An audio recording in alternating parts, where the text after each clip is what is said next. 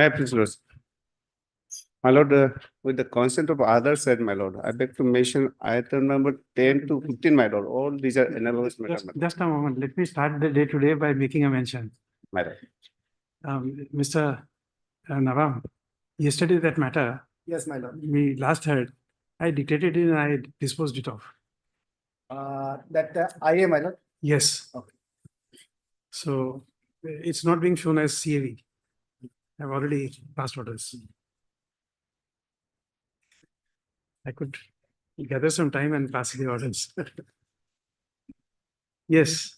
Now, my Lord, I beg to mention item number 10 to 12, 15, my Lord. 10 to 10 to 15. 10 to 15. Yes, my Lord.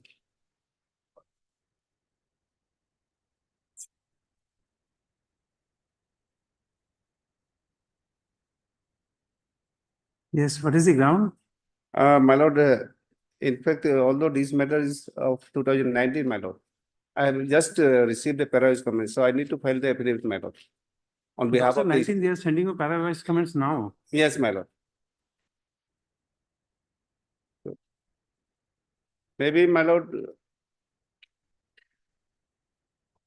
if the 26. No, not 26. My lord, I have some reservation, as your lordship rightly pointed out. The Secretary Land Management since 2019, my lord. My lord, is a pertaining to recovery of excess payment made to the beneficiaries, my lord. So this matter is pending since 2019. If they wants to file, let it file, my lord. Let this matter fix on 24 or 25, my lord. It hardly dispose of, my lord. In some cases, recovery notice has been suspended. Hmm? Recovery notice has been suspended in some cases. Somebody must be referring to Rafiq Masih. Is it not? So let it Yes. fix on 25th, my lord. In the 25th. meantime, we can file, my lord. Yes, my Lord. Okay. That's it. List on 25, 9, 2024 as also is represented. List on 25, 9, 2024 as prayed for Mr. T. D. Conduct under Standing Council for the Land Management Department. My Lord. Obliged. Obliged. My lord, I beg to mention item number, my lord, 4. My lord, of course, it is in admission hearing, my lord, due to certain, my lord, difficulties, my lord, I could not able to, my lord, come with the records, my lord. Item number, my lord, I've taken the consent of the other party also, my lord. Oh, Item number 4, my lord. I'm for the CBI. just a moment. This is a miscellaneous application. I don't know. In fact, it is Just a cancellation of moment. default bill.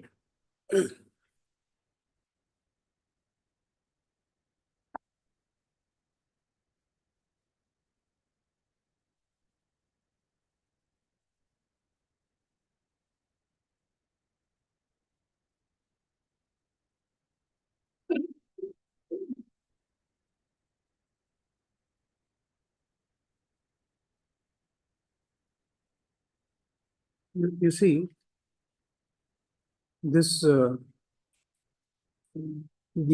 accused, My lord, he's on bail since when? and, 10/11/2023. 10/11/2023.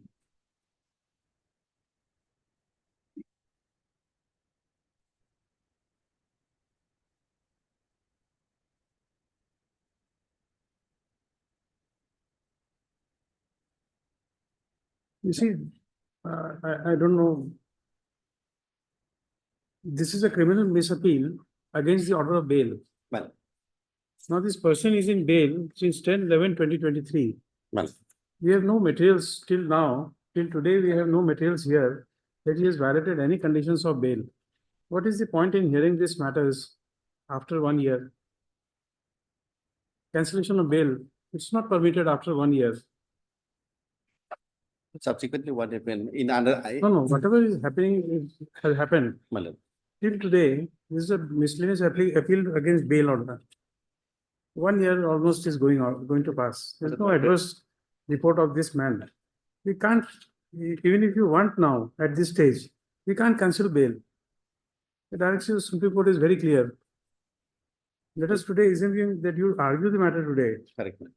Can I still cancel the bail? Malad, he was released recently, as per the order of the Honorable High No, Court. he may be Supreme the Court. worst man on the earth. But as per the Supreme Court guidelines now given on bail, Malad. after a year, even if you argue the matter today, please tell us, can I cancel bail? Malad, in fact, he was released on default bail. Default bail is more worse. Well- Even if you hear the matter today, you don't get any relief. Malad, matter may be fixed on 24, Malad. I'll come with record, Malad. See, I told you, if you bring anything now on earth, Malad. you can't change Yes, ma'am. change the situation. Sure. After 1 year, almost a year is going to over. Can I cancel the bail as per the Supreme Court guidelines? I can't. So even if I hear today or I don't hear you on the next day, matter is same, Yes, Malad. then However, Malad, just to go through the record, Malad. you see, whatever you bring, let us Yeah. say that everything is good in your record. Against the respondent, for each and every word you write, we accept it at its face value. Malad. We don't need a record. We are accepting whatever you say, we are accepting 100%. Not even 99%. We are accepting 100% of whatever you are saying. But please tell me, can we cancel bail now? Malad, there is one judgment, Malad. That judgment is also not available with me, Malad. There is one recent judgment of the Honorable Supreme Court, wherein the Malad default bail can be cancelled, Malad.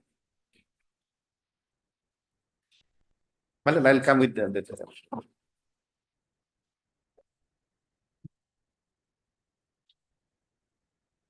The both sides are represented. The learned the DHI prays for an adjournment. Next, the learned counsel for the respondent submits that the petitioner is on bail since 10/11/2023. So we take note of this said statement. Next, the matter stands adjourned today. List after 2 weeks. Well. On a date to be fixed by the office. May I, Your Lordship? Your Lordship, I beg to mention item 20, Your Lordship. Here we are going to file our counter affidavit. So at least 3 weeks time may be given, Your Lordship. Item 20. 20. 22 matter. Yes, Your Lordship. Last chance. Yes, Your Lordship. Both sides are represented. On the prayer made by Ms. P. Pangul and a government advocate, one last opportunity is granted. 4 weeks time, Your Lordship. Granted to the state respondents to file affidavit in opposition.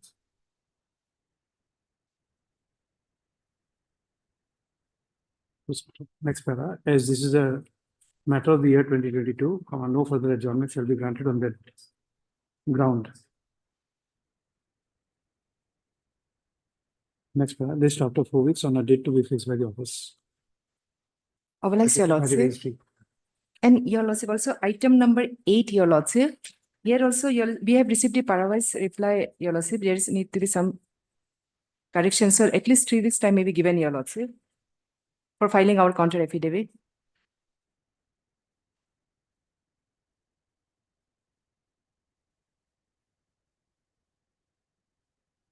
Okay, same order.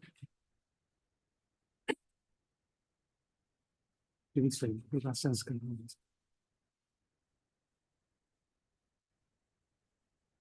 My Yes, lord, Your Lordship. I beg to mention item number 36, my lord. 36, my lord, the earlier this case was conducted with other counsel who has expired, my lord. In the meantime, my lord, we taken over the matter, my lord. Now it seems that my lord, LCR has come, my lord. Here in this case, my lord, paper book is required to be prepared, my lord. The paper book is required to be prepared, my lord, based on LCR, my lord. Paper book, my lord. Why? My lord, the certain the statement of the witnesses, my lord, that is some of it's not legible from the I did not notice that. my lord.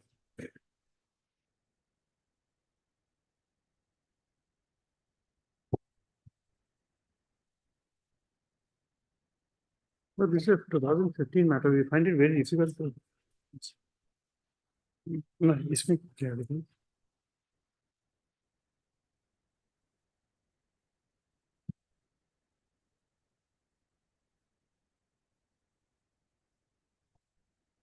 Because it did not come to my notice. That's why I'm asking you, because this examination of accused person is page 49, 53. Those statements are there. I did not find it not legible. Of course, TCR has not been seen by me.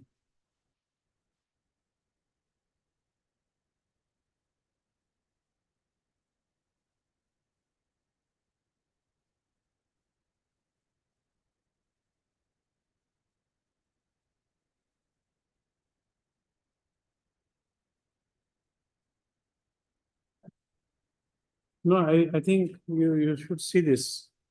This handwriting is better than typed. Only A thing is, typing would be, a typing would not be so legible as this handwriting is. handwriting is very good, man. Huh? Yes. Exceptionally good. Look at this handwriting, better than type.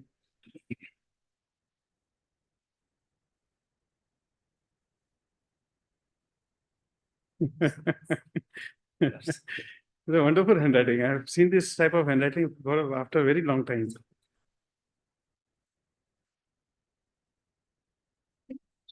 I think this officer should be commended. Judicial Magistrate First Class. Done a wonderful job.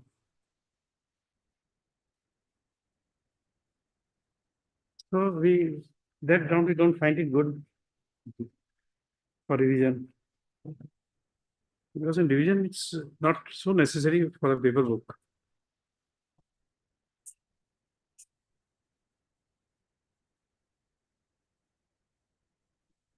There's a damage to some property.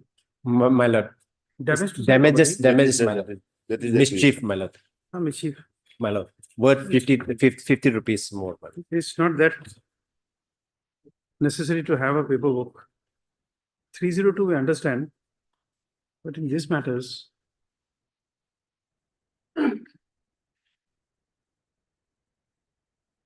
Dispute between two people. Dispute between two people. Yes, Some- my lord. Some logs were destroyed.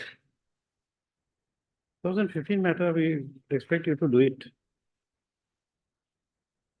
Otherwise also, my lord, can it be in the case next week, my lord? Yes. Next week is okay. Make it next Tuesday. Right. Both sides are represented on the prayer made by Mr. T. Tagum, learned counsel for the petitioner. We understand that John today based on. Okay. May I sign, my Declare. lord? Yes, My lord, I beg to mention item number 18 and 19, my lord. 18. And 19, my lord. Here, my lord, I am for the respondent number 1 and 3, my lord. The counter affidavit, my lord, is ready, my lord. I am filing that within this week, my lord. May I pray that with concern of other side, may I pray that it will be listed after a week, my lord. Okay, both sides are represented. Mr. L. Permit and counsel for Respondent number 1 and 3, my lord. respondent number 1 and 3 undertakes to file affidavit in opposition in course of this week. First of matter stands adjourned today, list after a week on a date to be fixed by the office. Obviously. My lord, Yes. item number 17, my lord. Yes. My lord, I'm respondent number 5, my lord, and my senior is, my lord, some personal problem, he not become, my lord. So, my Okay. lord, this matter may be least after 1 week, my lord, Mr. Ivo, 1 week. But I'm petitioner in the case.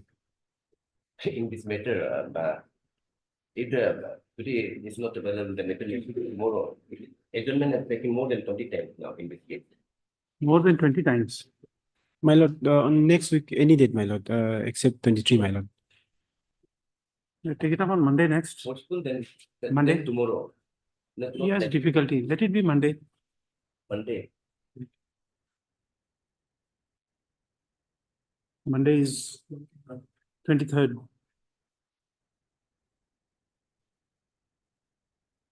My lord, 24, my lord, 24, my lord, then. Huh? 24. 24th is Tuesday.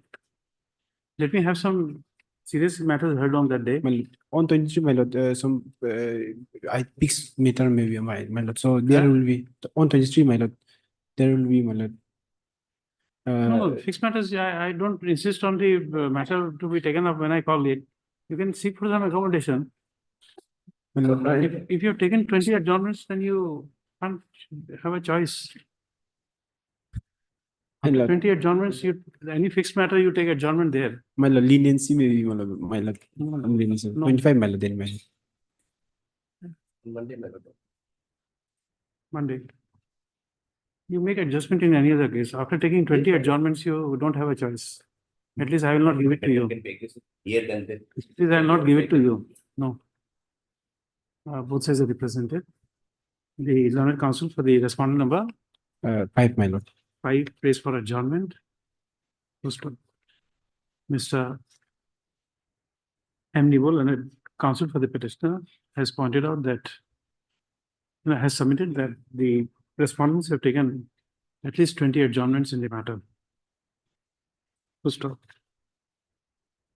Next para, as the learned counsel expresses that the counsel holding the brief is unable to make his submissions today, the matter stands reluctantly adjourned.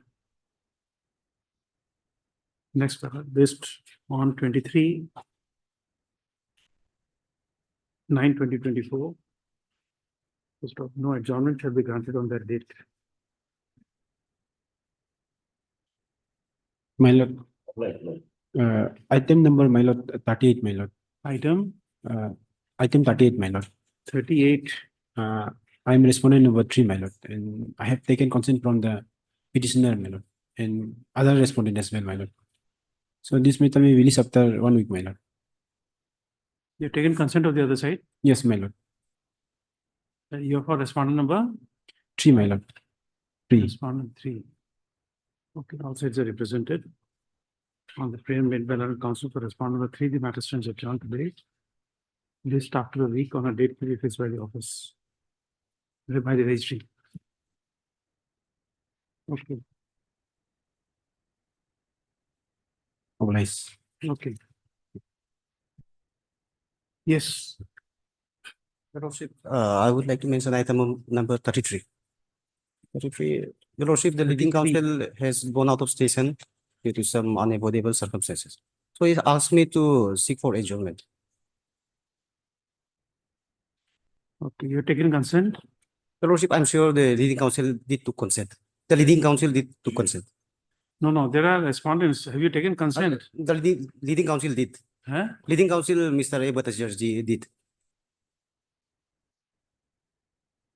UFO? I'm petitioner. You see, I'm asking you whether you've taken consent of the respondents. The leading counsel did. Leading counsel, Mr. A. Bhattacharjee did. Take to No, consent. no. Your Lordship, yes, Your Lordship. Okay. All sides are represented on the prayer made by counsel for the petitioner. The matter stands adjourned today. List after a week on a date to be fixed by the office.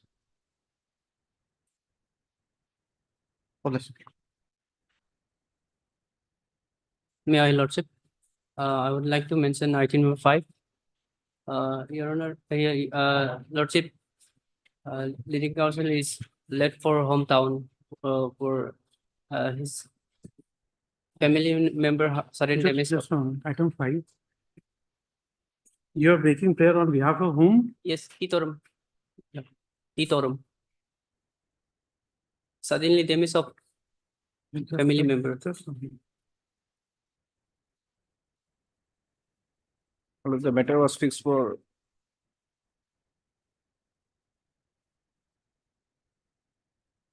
maintainability of the writ petition.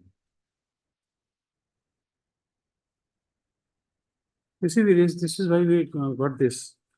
In this case, we raised the issue of maintainability. Yes. And then you take an adjournment. Yes. Lordship, I was directed to, No, wait, see, please try to understand. yes, Yesterday till about 6 o'clock, I was holding court. Correct. There was a matter which I heard yesterday evening only. I dictated and passed the order. So what time I would have spent, you don't know. Thereafter, all this bunch of files come to my residence. I briefly, what you call, just see the overview of the files and then come. But in these matters, when the issues of maintainability are raised, please try to see them. You don't have the courtesy to inform the court master a day earlier, because these are all fixed matters. You don't inform. You allow me to read the files, and then you in the morning very conveniently take an adjournment when these issues of maintainability are raised. Lordship, council is left for the hometown. No, because very of good. the- Yes, We are not restraining him, yes. but once we have read the file, we proceed to hear the matter on that. To take instructions tomorrow, we'll take it up. No further adjournment. In maintainability, we ask a question of maintainability, then you take an adjournment.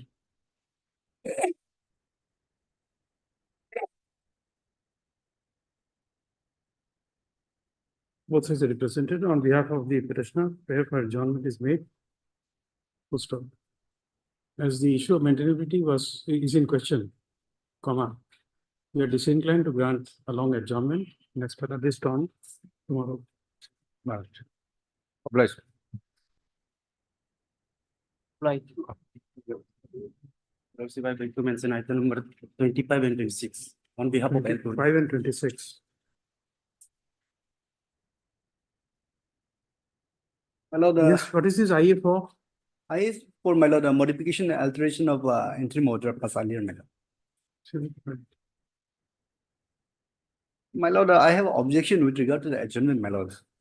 Just there's something here.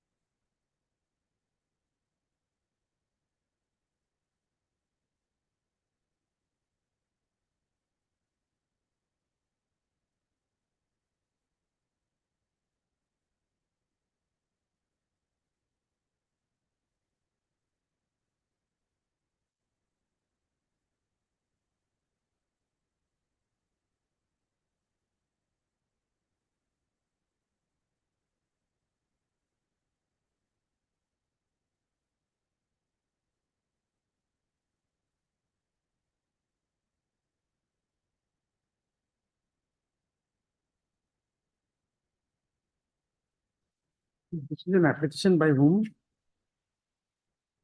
I is by respondent number 5, my lord. Respondent number 5. 5. Yeah, I am the Is it government just- quarter allowed, my lord. Just a moment.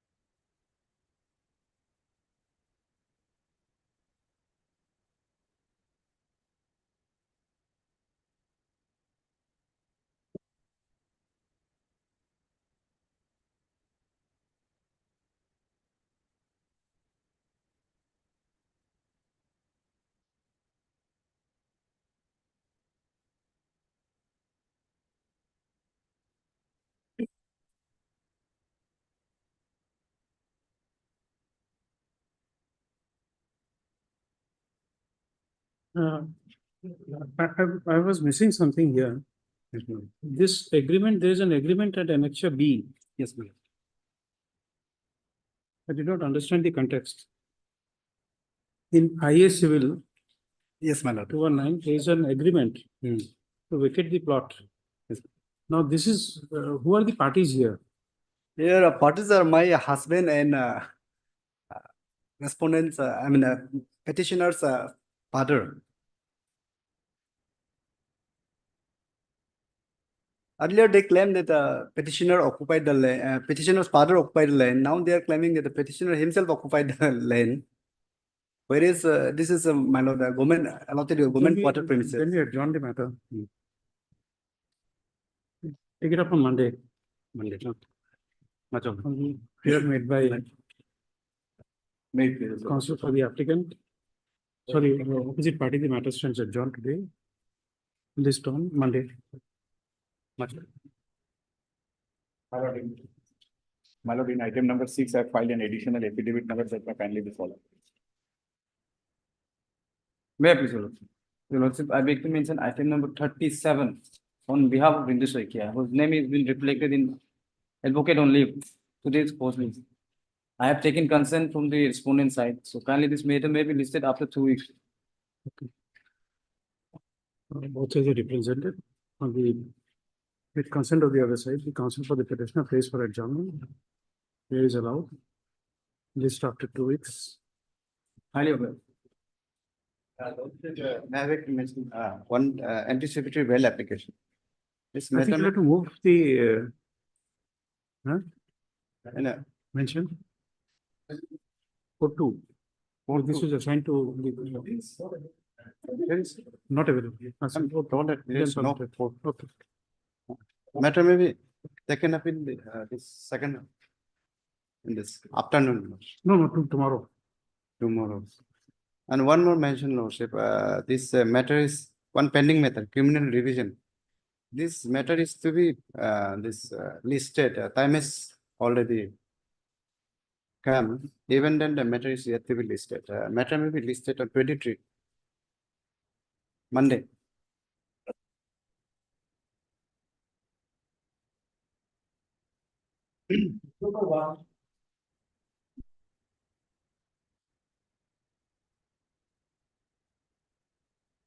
Yes. May I beg your lordship? Your lordship, this repetition, your lordship, I have very limited humble prayer, your lordship. The facts of the case, your lordship, is that I am a possessor of inherited plot of land, your lordship, in the Talia circle of Upper Subansiri district, your lordship. Now, What is the violation of this Civil Courts Act? your lordship may come to, Because this customary courts has not been disbanded, it's still there. is there, your lordship. Then What has happened, your lordship, is that the executive magistrate will have power to he, give a direction for Kabang. yes, they can give direction, your lordship. Yes. With that, there is no illegality, your lordship. there was direction from the deputy commissioner to the ADC to held the Kebang, Your Lordship. That was done, Your Lordship. Kebang was done. Lordship may come to page number 33, Your Lordship, my annexure H, Your Lordship. Page number? 33, Your Lordship.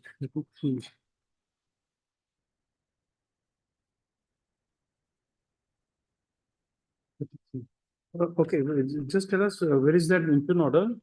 Impin order is, Your Lordship, at page number 36, Your Lordship. 30? 36, Your Lordship. The type copy is on the next page, Your Lordship, 37.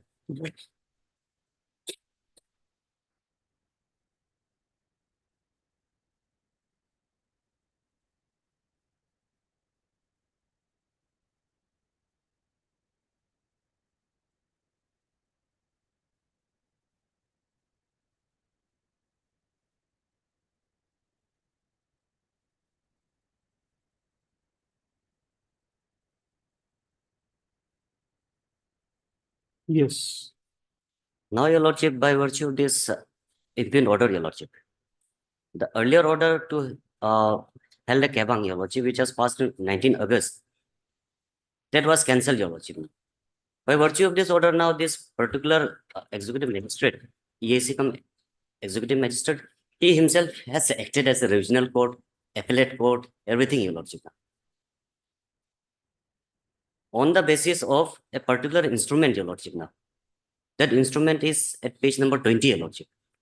28. 20, Your Lordship. 20. Yes, Your Lordship, 20. My annexure B, Your Lordship. This was a case settlement dated 23/5/2013, Your Lordship. Yes. Herein, Your Lordship, this case settlement, Your Lordship, I was never aware of this thing, and because of which I had filed my complaint dated 7/8/2024 before the deputy commissioner, and pursuant to which this Just- 19 August order was passed. Just a moment. This is the case settlement. Yes, Your Lordship. After that, what happened? After that, Your Lordship, in the year 2023, Your Lordship, when I visited my land, Your Lordship, I found that private respondent number 4 has encroached upon my land. He has installed crusher machine. He has been mining in my land and selling off all the materials to some contractor, Your Lordship. Then, Your Lordship, before the SP, Your Lordship, Upper Subansiri, I approached verbally, Your Lordship, and he directed the concerned OCPS Palia, Your Lordship, to make a field verification. I'm sorry, I'm not being able to follow. Page 20 is a settlement. Yes, Your Lordship. You agree to the settlement? or No, you Your don't? Lordship, no. You Lordship. don't agree to that settlement? And this settlement, Your Lordship, this impugn order, that cannot be passed an order against this instrument, Your Lordship. Any question with regard to this case settlement, Your Lordship, that can be brought before a competent court of civil court only, Your Lordship. As per the provision of Arunachal Pradesh Civil Courts Act, Your Lordship. Now, after this settled page 20, Yes, Your Lordship. you file a complaint at page 25, Yes, Your Lordship. correct? Yes, Your Lordship. And then, Your Lordship, the Deputy Commissioner, Your Lordship, in page number 27, Your Lordship. Page 27, Your Lordship. page 27. Yes, Your Lordship. Yes. Directed the additional Deputy Commissioner Kodak, while forwarding the complaint to take up the matter and dispose of the same, Your Lordship. This is 7 August 2024, Your Lordship.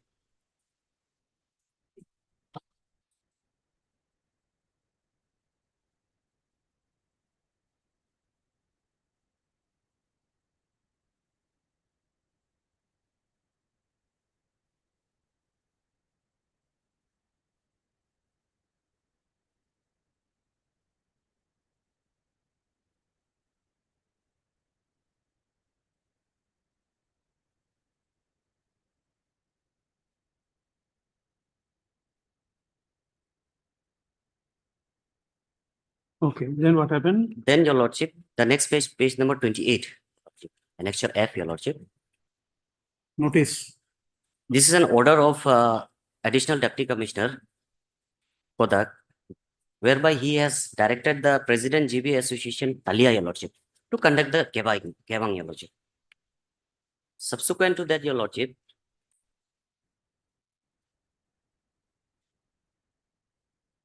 this is 19th August 2024.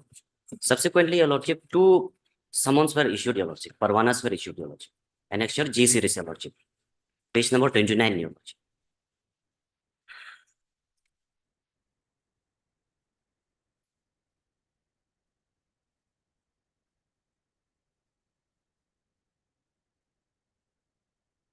Two Parvanas dated 21/8 and 3/9/24, Your Lordship. Thereafter, Your Lordship, the Kebang was held, Your Lordship, on 9 September 2024, wherein private respondent was present. I was present, and other members who were appointed, Your Lordship, they were also present. Thereafter, an agreement was made, Your Lordship, by this Kebang, Your Lordship.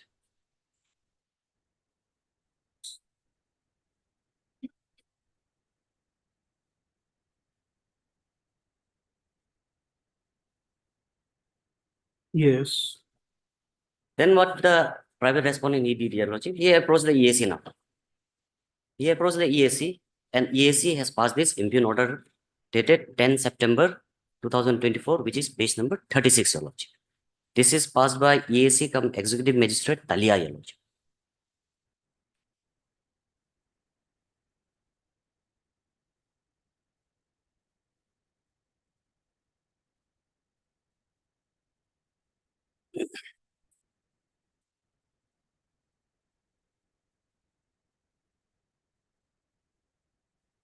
Yes. Now, my humble prayer before this honorable court is this, Your Lordship, this impugn order, we have already planned, Your Lordship, to approach civil court, Your Lordship, to challenge that instrument, that case settlement, Your Lordship, of 2013. The case settlement dated 23/5/2013, that only can be challenged in a court of civil court only, Your Lordship. That cannot be taken up by this executive magistrate, Your You know, Lordship. what is another perspective of this case you have presented to us? Lordship. Now, this, what you call this, second Kebang order, which is at which is this agreement, page 33. Lordship, You have accepted this, I am agreeing, Your Lordship, but the Correct. private respondent is not agreeing. This is the issue. then you have destroyed your entire case. No, Your Lordship. You have destroyed your entire case. I'll tell you why. Number one, there is a case settlement number 1 on 23/5/2013, Yes, Your Lordship. correct? Page 20. Yes, Your Lordship. Then there are some dispute between the two parties. Then comes the second agreement on 9/24. 9/9/2024. Yes, Your Lordship. In 9/9/24, you accept the first agreement. 9/9/24, Your Lordship.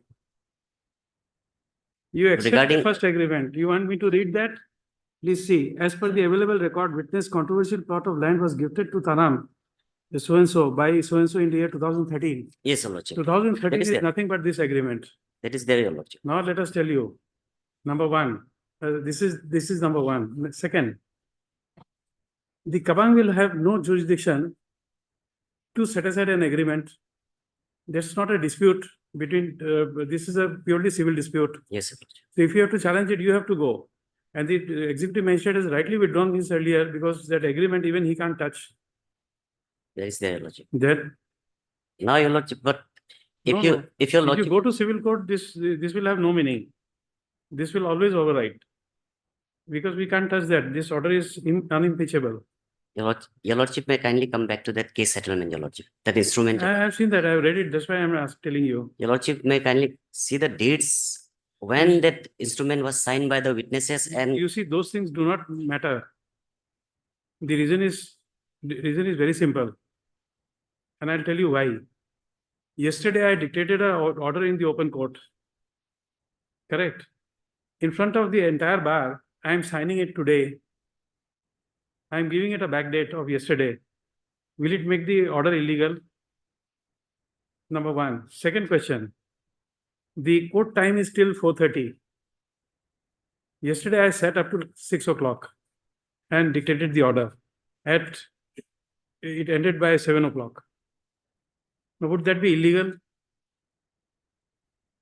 So when the parties consent and give a date of an agreement, it is the handwritten date which will prevail.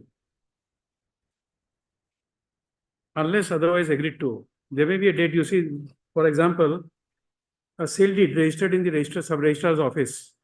You can have it on 1st January 2024, and you go to have it registered on 2nd January. Merely because you signed it on 2nd January doesn't make the agreement illegal.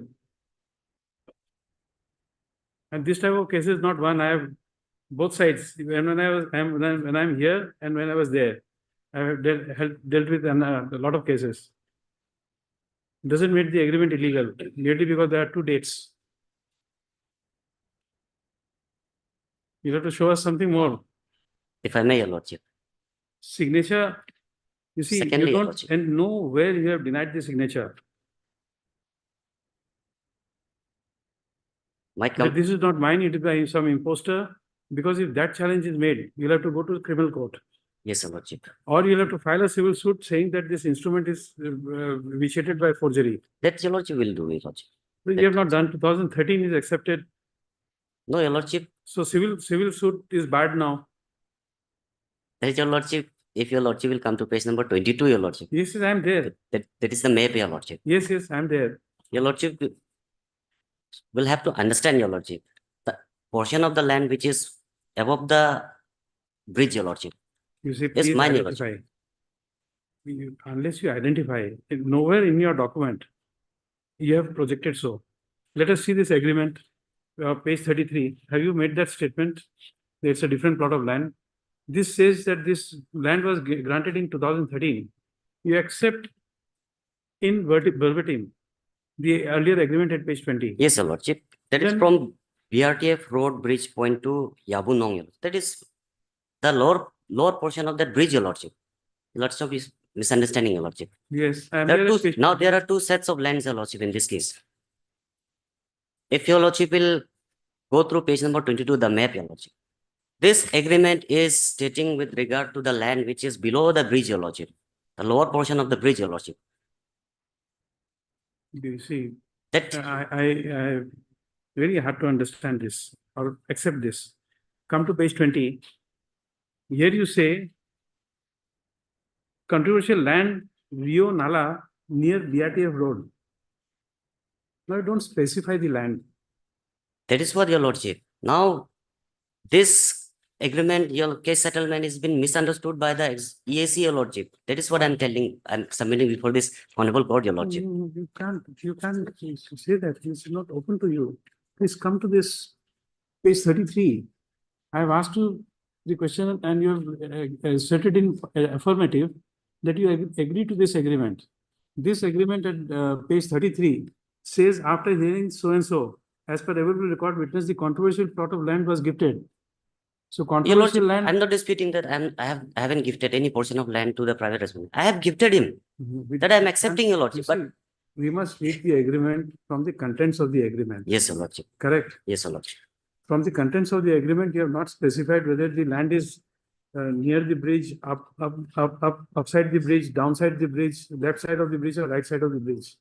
Your Lordship does. Therefore, this is something we can't read. Yes, Your Lordship.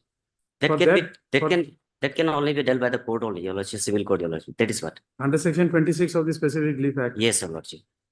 For rectification, we can't pass an order. That's why I said. Yes, it is Your Lordship. unimpeachable. Now for that also, Your Lordship, I cannot go to that civil court, Your Lordship, because of this impugn order, Your Lordship. There is an I impugn don't order know. standing. Your Lordship. Remedy, how you choose it is for you to advise. I can't advise. Yes, Your Lordship. Correct. But the fact is that once it can't be demonstrated, you see, please try to understand when you are saying this and when I am also interacting with you, there are many things going in the mind. Number one, please examine what you are saying in light of section 92 of the Evidence Act. The second part is that you see, a document, a disposition of which is entered in writing cannot be controverted by an oral evidence. 91, 92, and then read with 101 of the Evidence Act. Therefore, when you are asking us to examine this in light of the discrepancies in the boundary, Yes, Your Lordship. it is very hard to Yes, accept it because that you see, these things are part and parcel when we examine a civil dispute. Now, if in a disposition, the only way you can rectify it is when you go to a civil court Civil court, and use Order 7 Rule 3 Yes, Your Lordship. for the identification of land. Yes, Your Lordship. Therefore, we don't find anything here. But Your Lordship, I'm only agree with this given order, Your Lordship. Because No, you see, this order, but technically what happens, now let us ask you in a different way. Now, can there be two operative decree no, for the plain land? Therefore, when the court finds at any point of time that or this issue in dispute has already been decided by an earlier decree, then the second decree will not be enforceable in Yes. any way. yes, Your Lordship. So that second degree, even if it's there and not set aside, will only be a paper degree. There can't be a 2-degree operating. The first will always prevail. So even there you don't succeed. That's why, Your Lordship, what I'm saying, I'm submitting before the Honorable Court, Your Lordship. Now, this order has already stated that the case settlement is Once binding, there- Your Lordship, once there is in a case way. Settlement earlier, you see, let us ask you another way, a third way of asking it.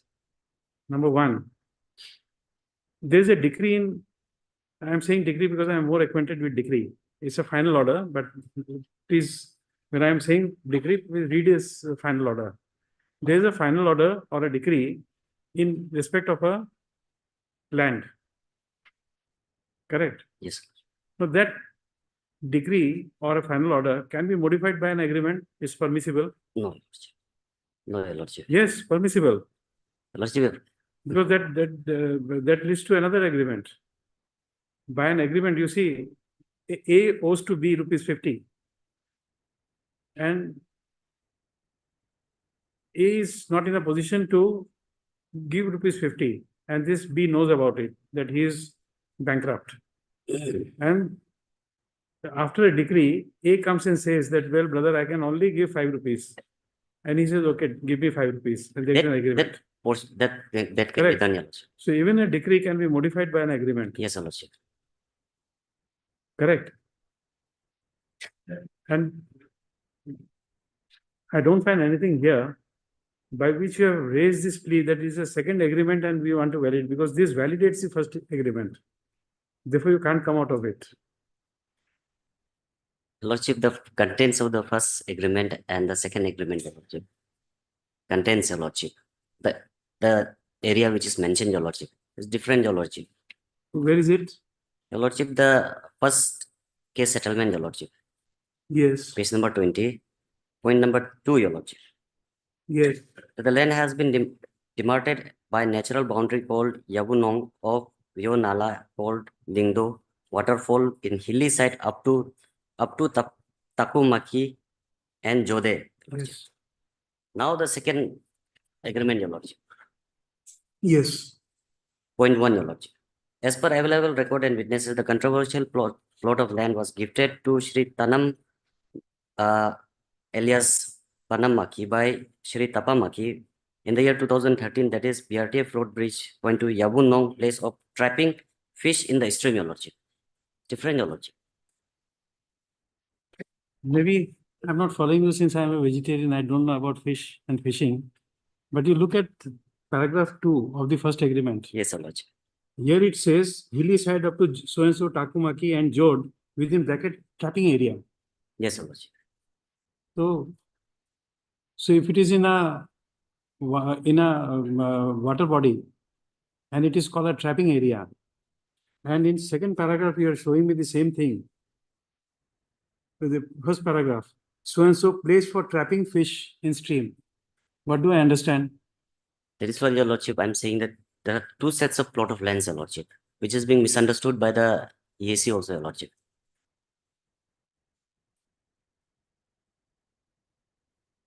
Trapping area, everything falls in place, except for your oral statement. I don't find anything to distinctively say that it is a misconstruction. You see, I fail to understand. Number one, in this second agreement, you agree to the first agreement.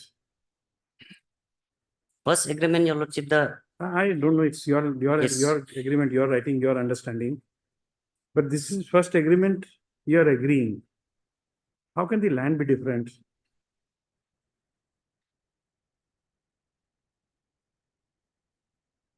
If you're saying so, you go and challenge it elsewhere, but in a writ to disturb this finding, it will be very, very difficult. And if I make some certain observations here, it will very adversely affect you. How do I read an agreement? In the agreement, there is no boundary. It merely says hilly terrain so-and-so trapping area. Second also says fish trapping area. And this description is given. Now, how will I say it is from chain age 1 to 2 or the other land was chain age 2 to 3? This is 100 meters, that is 200 meters. How do I give that finding in a writ petition? I must arrive at a finding that the executive magistrate has the deputy commissioner has committed a wrong. How do I arrive at a finding? Please write it for me. This paragraph, please write it for me in a writ petition. How should I say what is the dispute? You also presume that the other side is vehemently objecting to the misdescription of land. Now, please tell us how to write an order in a writ petition.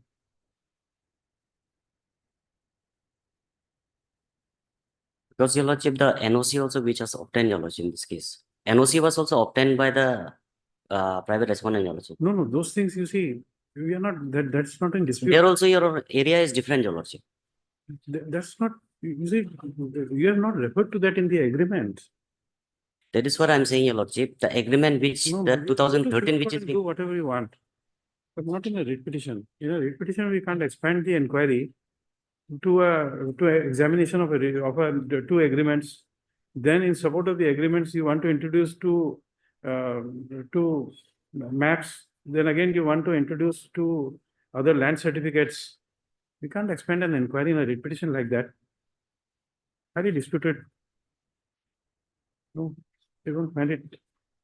It will be entertaining. It will lead us to a opening of a Pandora's box. Then we can't stop it. We can't lead it back. We give you liberty to move the civil court. Yes. If you are agreed by this order. And that will not be because you already inherently have a right. So we don't have to ask the respondent for that.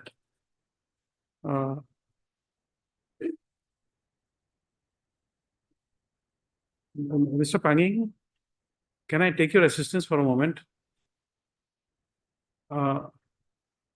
You see, there is a Kavang decision. This Kavang decision is otherwise enforceable. Now, is there a legal bar in any judicial pronouncements saying that after a Kavang decision, a civil suit cannot be filed? Is there a bar? I'm asking so. There's a Kavang decision. Village authority. Now, is there any judicial pronouncement saying that after a Kavang decision, a civil suit will not lie? There is one. There is. This honorable board is there. That the village authority also in charge of the particular representative and now let us report. Okay. They've been granted. Okay. Then we'll issue notice. We hear the other side and then pass orders. Okay.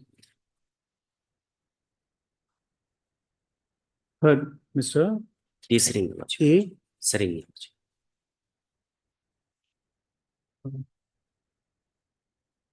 I didn't get it, T. please. Sering, Your Lordship. T. Tering, huh? TSER, T. Sering, learned counsel for the petitioner. And also Mr. I. Ram, learned government advocate appearing for the Wanted, three. respondent number 1 and 2. 1, 2, 3. Three, yes.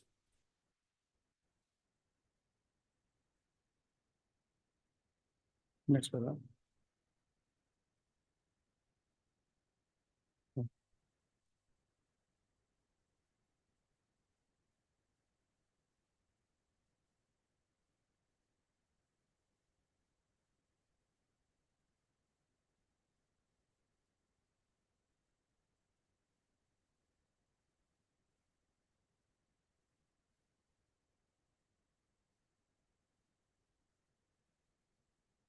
By filing this repetition under Article 226 of the Constitution of India, the petition is paid for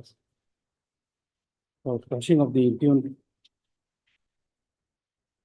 order dated 10/9/2024, passed by the additional deputy commissioner.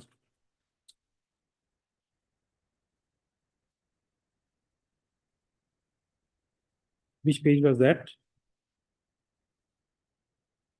Page number 36, Your Lordship. Huh? Page number 36. Passed by the EAC come executive magistrate, Taliha, TALIHA. Thereby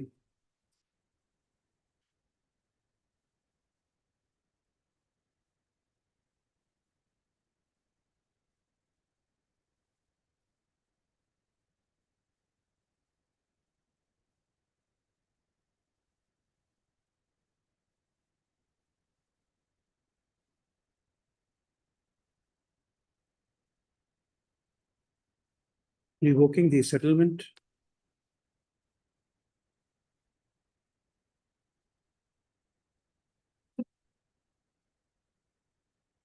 Revoking the previous order dated 19/8/2024.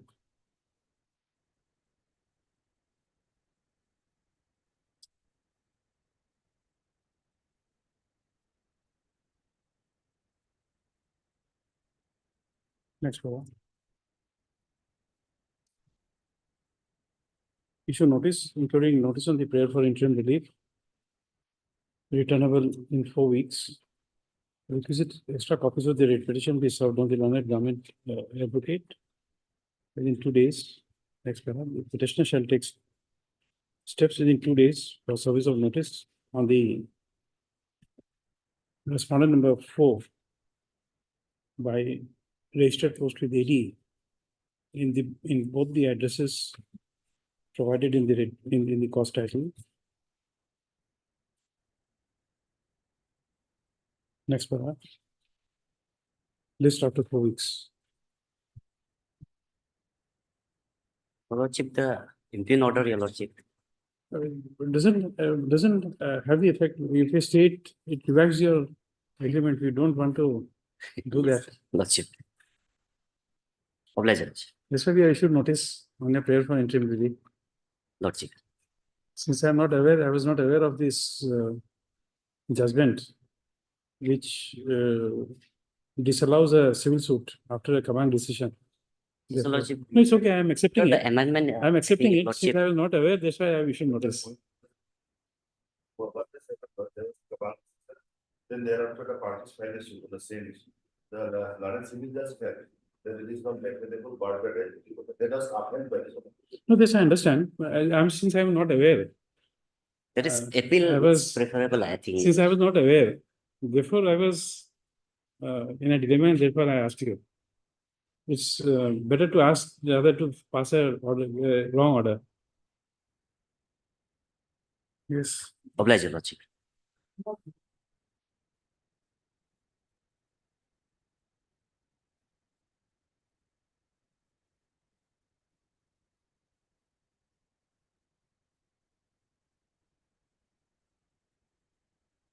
My lord, this is a transfer matter.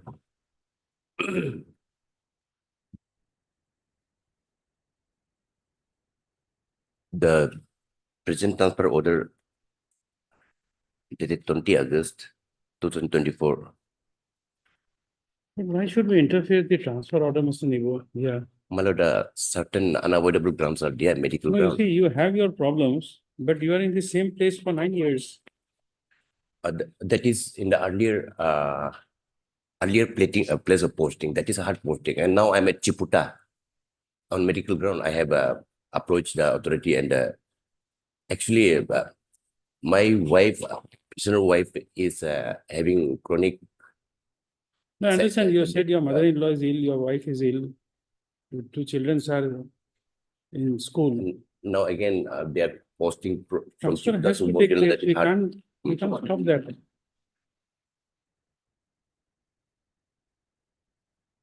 And not only my wife and my mother-in-law also is at the deathbed to whom We we are understand taking that, care. but we can't have exceptions.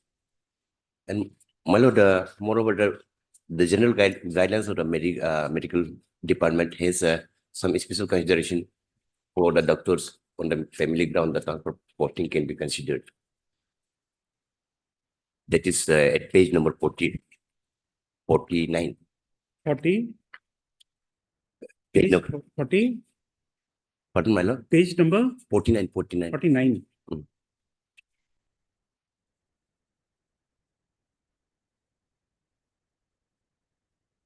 Point 8, 22. 2.2.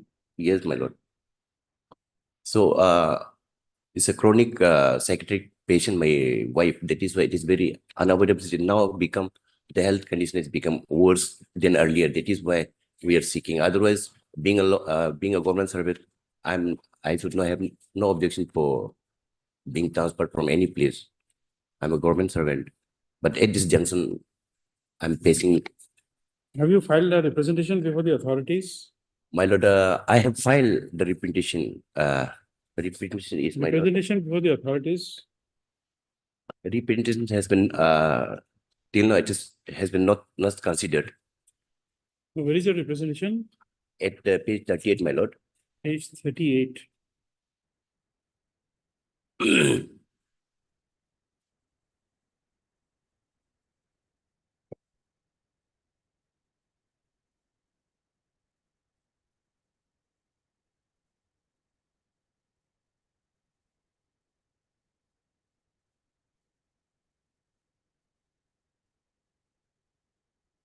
You take it up next week, you take it.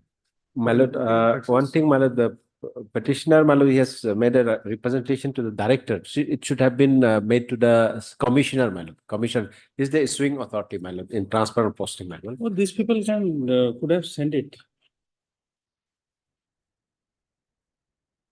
These people could have sent it. Your director could have sent it to the government. My lord, it is, my lord, Take instructions, we'll take it up on Wednesday. You have instructions on what has happened to this. my lord. And if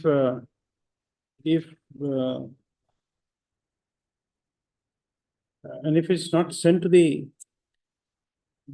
government, we permit him to do it today. Yes, my lord. Correct. Yes, my lord. We'll take it up next Wednesday. My lord. Wednesday, my lord. Wednesday. Next Wednesday. Yeah. You give a representation of the government because he says the director is not the authority to consider. Okay, my lord, I'm ready to resend to the commissioner. But And Mr. M. Nibul, and counsel for the petitioner, and Mr. T. Tagam, the standing counsel for the health department. Next one. The petitioner projects that his mother-in-law and wife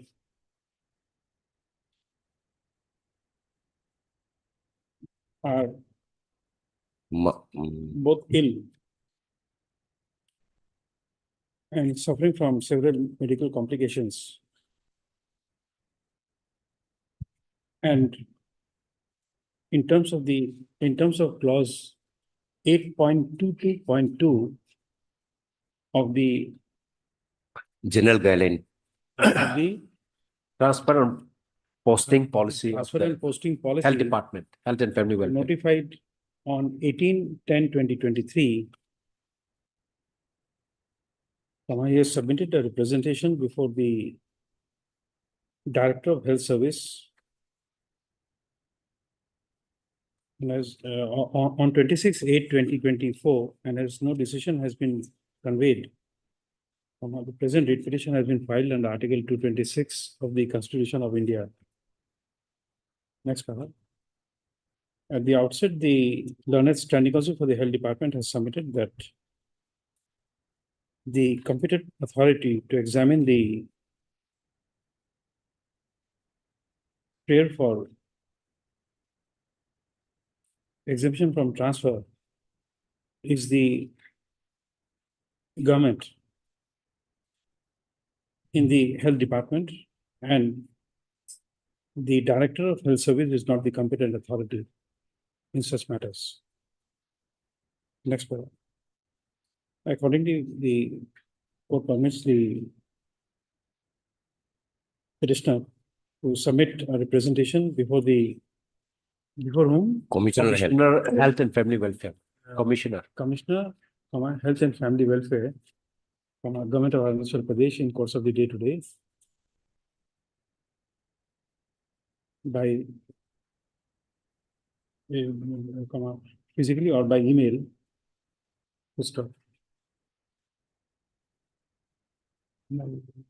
Representation with along with all medical testimonials. Email, physically or email by within 2 days. Within course of the day today. Next paragraph. The learned standing counsel for the Health Department shall obtain instructions in the matter. Next paragraph. This on Wednesday. Wednesday is 25. 25 in the motion column. Deeply. You also give an extra copy of the writ petition. It will be easier for him to obtain instructions. Extra copy of the writ petition, and you mail it or send it physically today. Obliged. Deeply. Yes, my lord.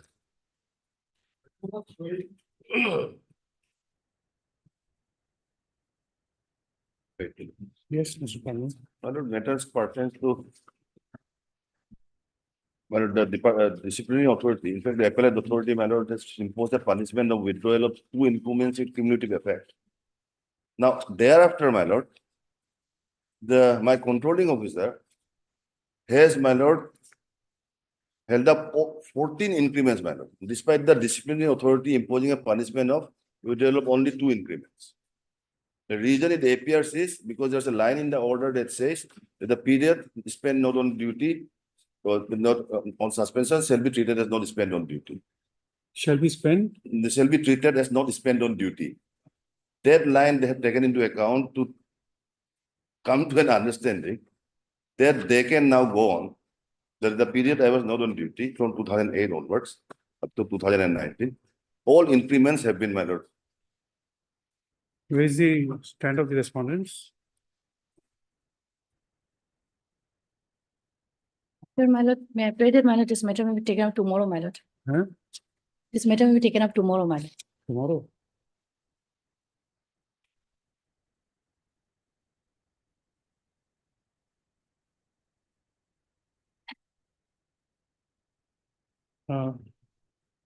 Can you do it in the last part of the second half today? My lord, tomorrow, my lord. Actually, my lord, AG is appearing, my lord. Nino Ratan, N Ratan is appearing, my lord. So, my lord. Because today, after so many adjournments, we hardly have any matters. And tomorrow, we don't know. Tomorrow is yet another day. Otherwise, can it be on Wednesday then? Okay, let it be tomorrow. Let us see Right. what happens. My lord, that line, my lord, period not spent on duty is for the purpose of, my lord, areas, my lord, FR 54. They're totally misunderstood. Okay. Also, they represented on the fair made by Ms. T. Wangmo, the net government advocate, list on tomorrow. Right. Yes. Okay.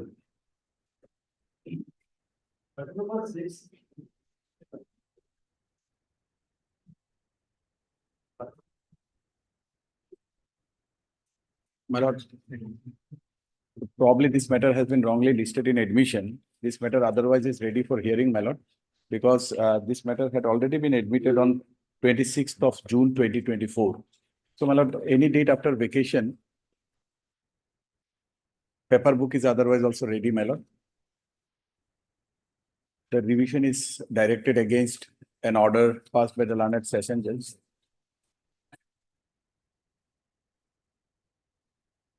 138 NI Act. Absolutely, my lord.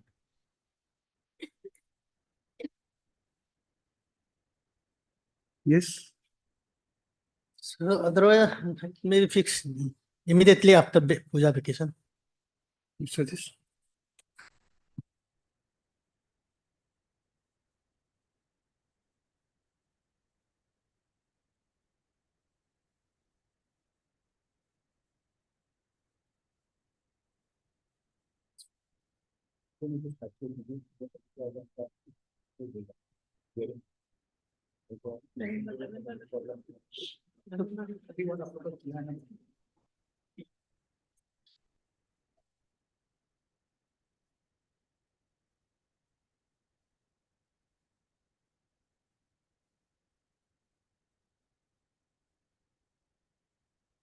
Both sides are represented. Mr. M. Biswas, learned counsel for the petitioner submits that case is wrongly listed for admission and it's otherwise ready for hearing. Full stop. As the paper book is ready, list this matter for hearing after the ensuing Durga Puja vacation on a date to be fixed by the office.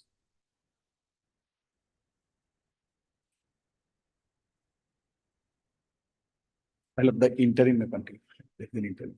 Okay, interim order passed at distance extended till the next date of listing. 29. Because you see, I am not fixing a date for a reason.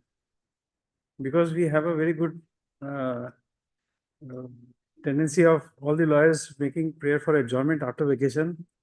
So after vacation, if you give a fixed date, it becomes very difficult for the registry to adjust and list the matters.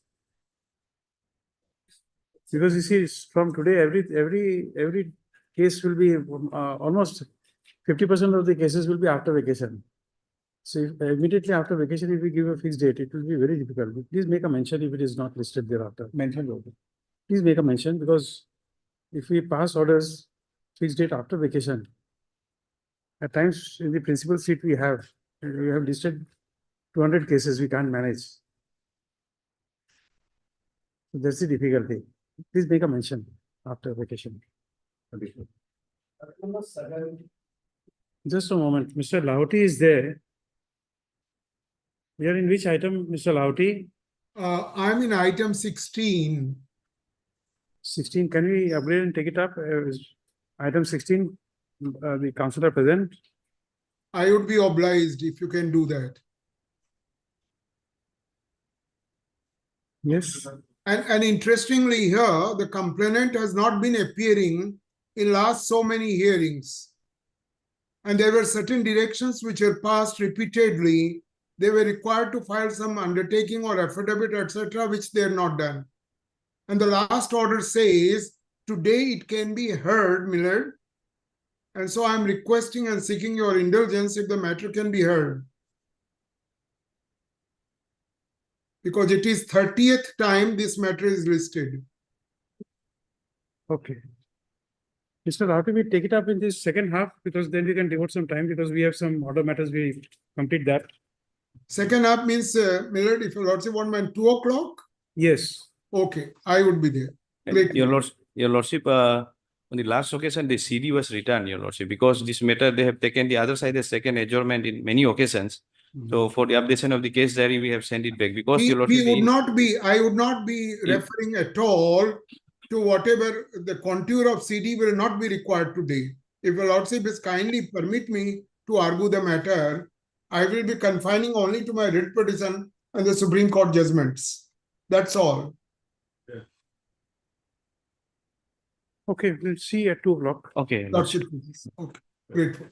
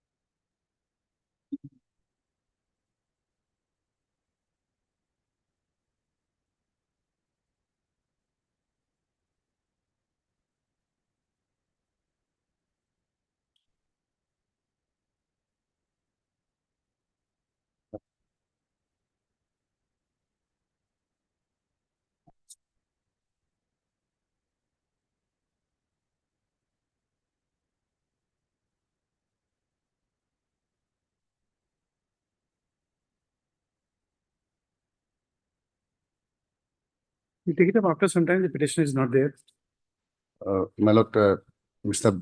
Vedanta was appearing, my lord. He is from, Mr. Vedanta was appearing for the petitioner, my lord.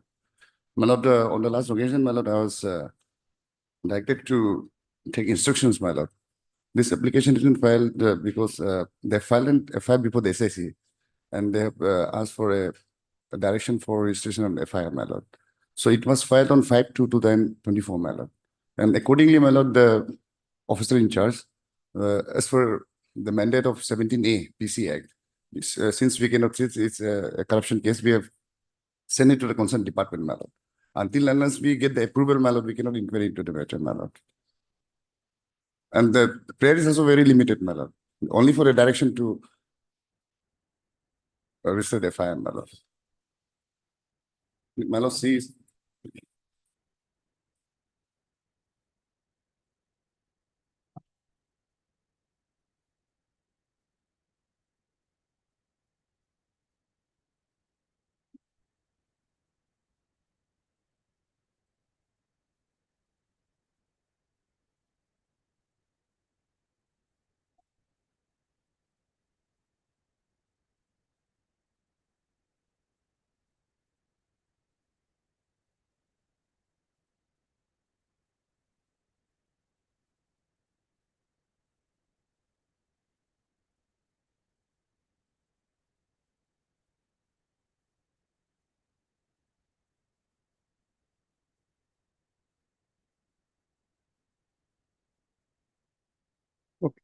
None appears in call for the petitioner. Next call, Mr. O. Padal, and it's standing person for the vigilance, representing respondent numbers 3 and 4.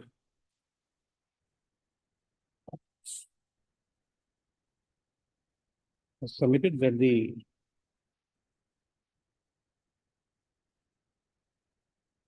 petitioner had lodged an FIR before the officer in charge, SIC,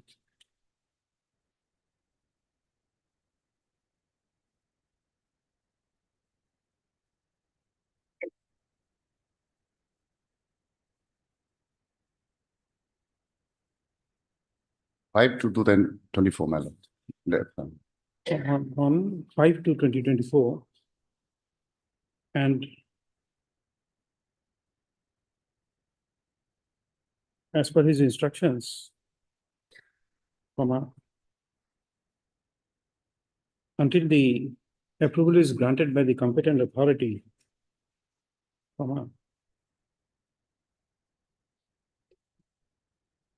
the preliminary inquiry cannot be carried out.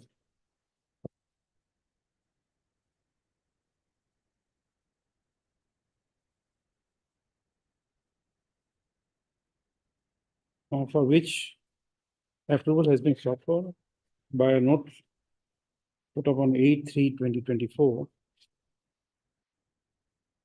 And he submits that the approval is awaited. My lord.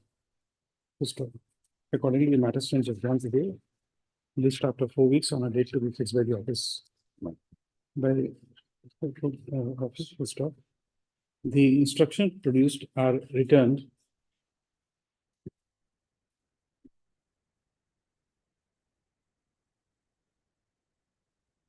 Full stop. The learned standing counsel for the respondent number 3 and 4 shall retain it or be produced on the next date if so required. My lord. And an updated status report be also provided to the court on the next date. My lord. I'm not keeping it because certain matters will not be there on record. My lord. Obliged, my lord.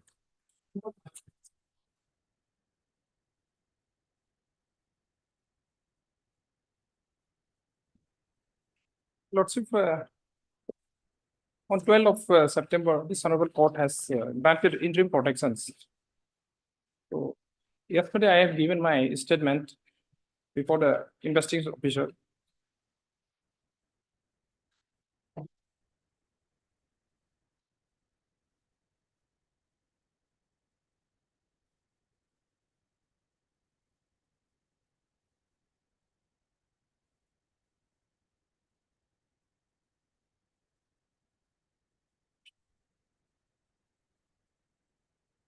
Yes. Yes, your lordship, we have received the case diary, your lordship. The case diary was furnished on 18th daytime, and the statement of the accused was recorded in the evening, your lordship. So the statement of the accused is not the part of the this case diary. So updated case diary may be called for, because your lordship, here the allegation is the present accused and the wife of the your lordship victim, they ran away along with some certain amount of money and gold. Allegation, it's allegation, and gold and certain ornaments. If your lordship, anything comes from the statement that they have the possession of gold or this ornament, then section 27 we have to take into consideration of the Evidence Act, so as to discover that it's stolen property, your lordship. So 161 statement is, your lordship, consideration 161 statement is indispensable, your lordship, at this stage. Okay. Both sides are represented. The learned counsel for the petitioner has submitted that an additional affidavit was filed in this matter on 19/9/2024. The same has been called for and tagged with the record. Mr. I forgot your name. T. Atta, your lordship. T. Atta. The APP submits that he has received the case diary on 18/9/2024, and it does not contain the statement of the petitioner. And accordingly, he prays that he may be permitted to send back the case diary and obtain the updated. Yes, case yes, diary. your lordship. Full stop. Next prayer. Prayer made by the learned APP is allowed. Next paragraph, the interim bail granted to the petitioner stands extended till the next date of listing. The interim clearance bail granted to the petitioner and it shall stand extended till the next date of listing. Next paragraph. The learned APP is permitted to send back the case diary and to obtain the updated case diary. List on. Your lordship, maybe on 25th, your lordship. 25th, Lordship, I will be out of station due to some medical issues. Yes, sir.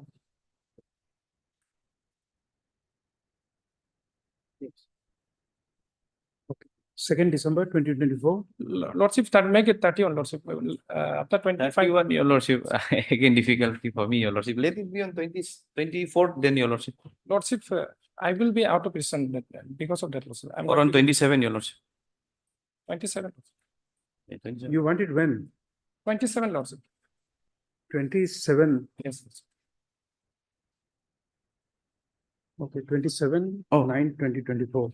You You make it 30 rather. Make it 33. Yes, Okay, Lordship. Okay, that 30, will your be- lordship. That will be appropriate, Lordship. 30/9/2024. Okay, So deeply clear. obliged. Interim may be. It is already Oh, concluded. much Deeply obliged.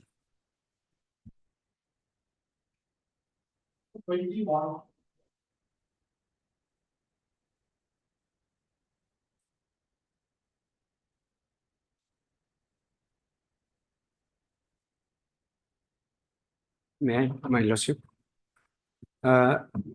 Lordship, some more time may be given to take a fresh step on respondent number 2. My lord, I am appearing on behalf of respondent number 2. I have already received the paper book. So matter may be keep for here admission hearing.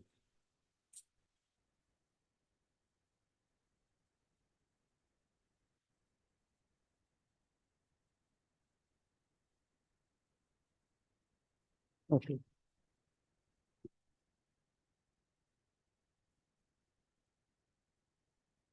The petitioner, the state as well as the respondent number 2 are all represented. Accordingly, the matter is ready for admission. Next para. List after a week for in the admission column. Obligement. Deeply obliged.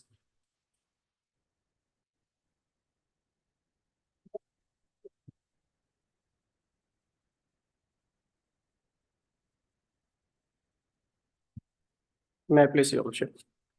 Your lordship, in item number 22, your lordship, I filed my counter affidavit, your lordship. You have filed. Yes, your lordship.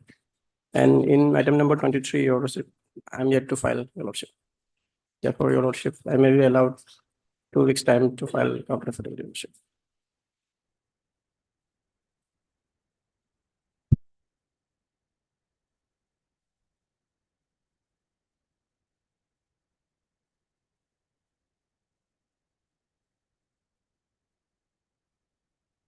You filed in CRP 50. Yes, your lordship. There you have filed They have filed in CRP 50 your lordship. 50, huh?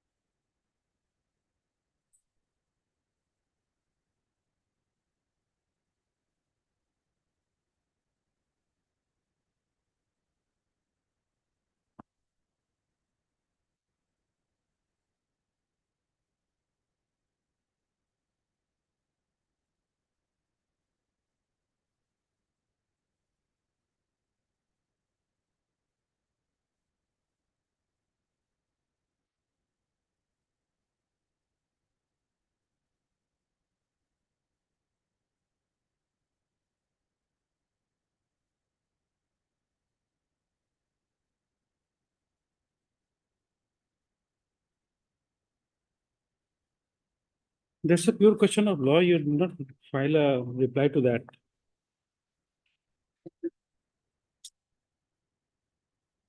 In the first order, what was the preliminary issue?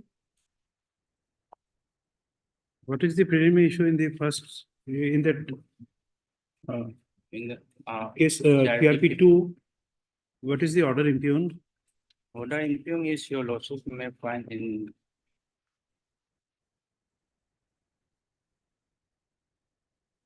page 121.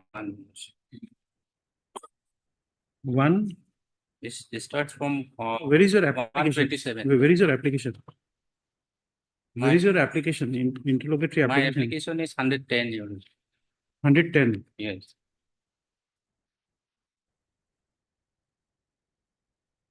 No, this is 110, page CRP 2. What is the order under challenge? Where is your petition? In CRP 2. CRP 2, my lord, we have not filed any petition. The preliminary issues were framed. What is the preliminary issue? Yeah, lordship may find in issues. You are the plaintiff or the defendant? I am the defendant, your lordship. Okay. What is the preliminary issue? Three issues were. Where is that? Page number 71. Page 7. Page number? 71, Your Lordship. Huh? 71, Your Lordship. Order copy of the learned court below. 71.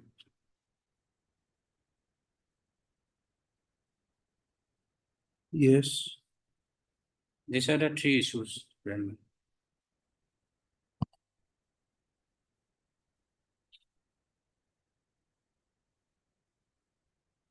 Here, my lord, two suits were filed. One by plaintiff in CRP number 1 alone. Where is the plaint? Plain is, Your Lordship, is page 41. Page 41. This is the first suit. This is starting page 31. Your Lordship. Just a moment. I'll just take a break and come back. Page 50. I'll take a break and come.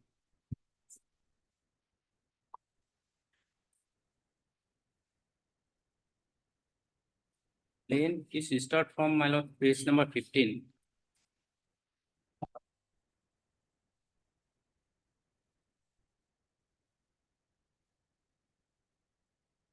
Just a moment.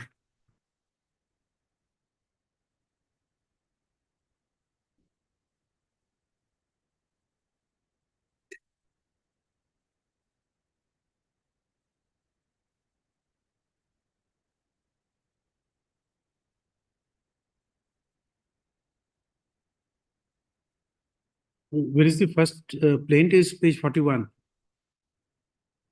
First suit is page 41. First suit is page 40.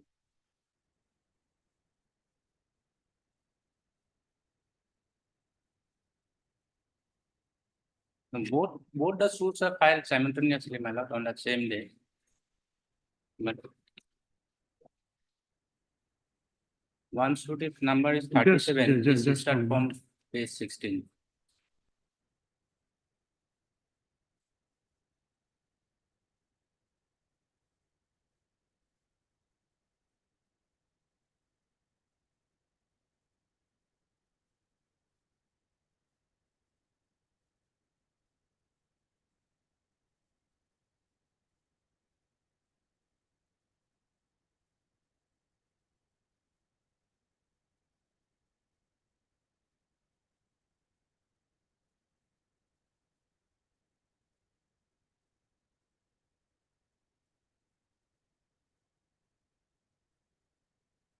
You are in this plaint. You are.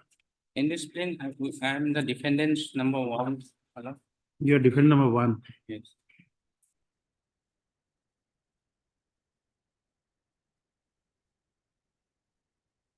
Where is the second plaint? Second plane is, my lord, is page 16.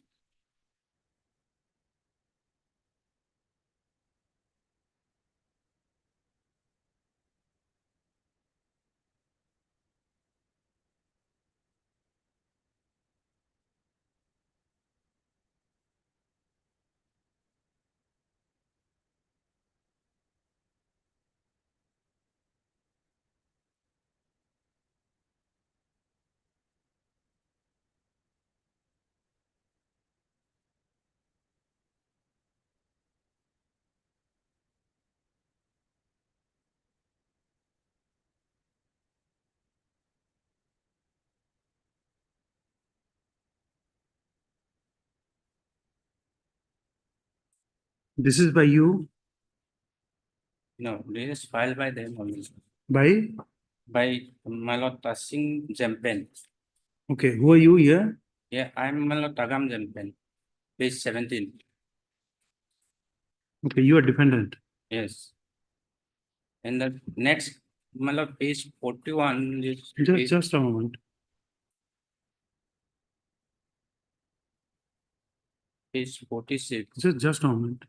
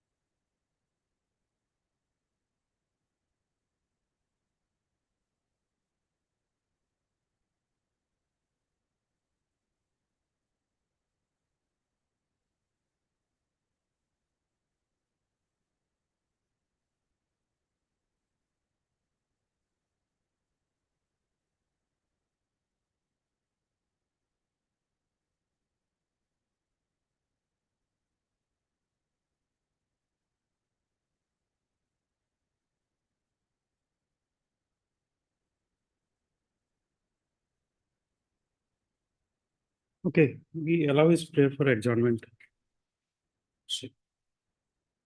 How much time you need? Yes, How much time you need? 2 weeks, Your Lordship. 2 weeks. Okay. Separate orders, huh? Separate orders. In CRP 50, so both sides are, all sides are represented. So list the matter for, as pleadings are completed, list the matter for admission hearing after 2 weeks. In CRP 2 of 2024, you say all sides are represented. The learned counsel for the respondent number 1. Praise foreign is granted 10 days time to file affidavit in opposition in the matter. Next list after 2 weeks, along with CRP 50 AP of 2023. There is an interim order. Okay, interim order passed today stands extended to the next date of listing. Apply.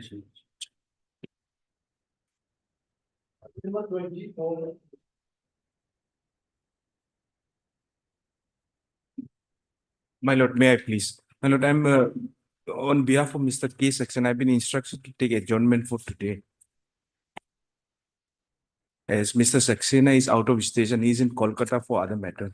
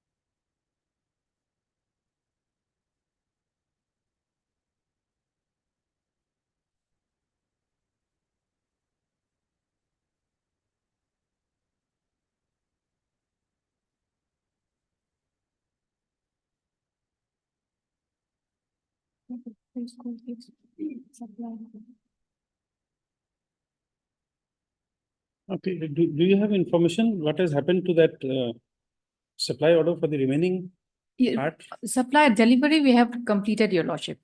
Delivery of the kit, Your Lordship, we have done. Its payment also we have made, Your Lordship, actually.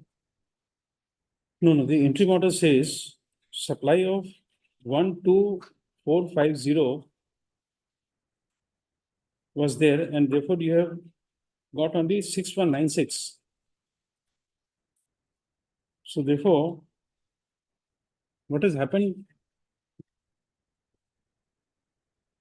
to those the remaining procurement? That was a stay. Entire Lordship supply has been completed on 13/3/2023, Your Lordship, before filing of this writ petition, your lordship. We have stated in our affidavit, paragraph 14, your lordship. Page 7, page 7, paragraph 14.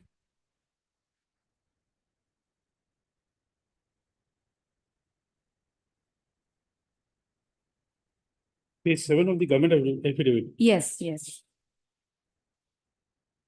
Respondent number 2 and 3. Paragraph number? Paragraph 14, your lordship. Paragraph.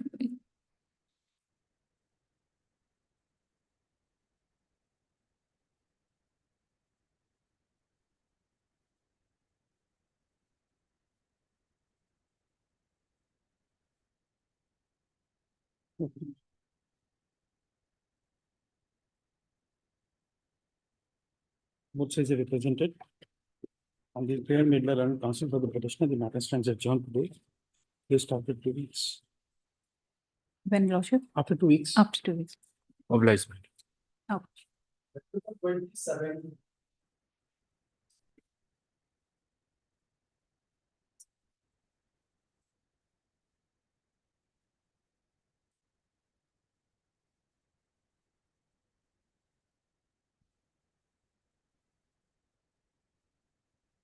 Your lordship, we have received your counter affidavit yesterday night.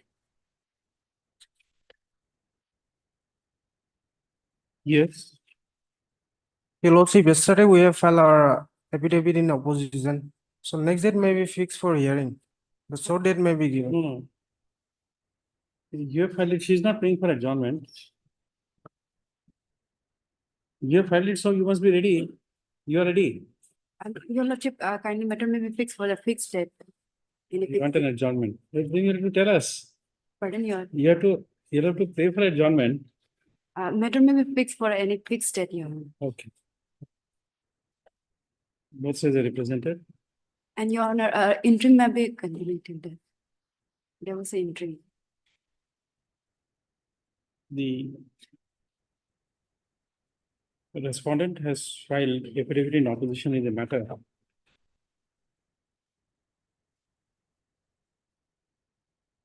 The learned counsel for the petitioner prays for an adjournment where is allowed. List after 2 weeks on a date to be fixed by the office. Interim order passed earlier stands extended to the next date of listing. Obliged.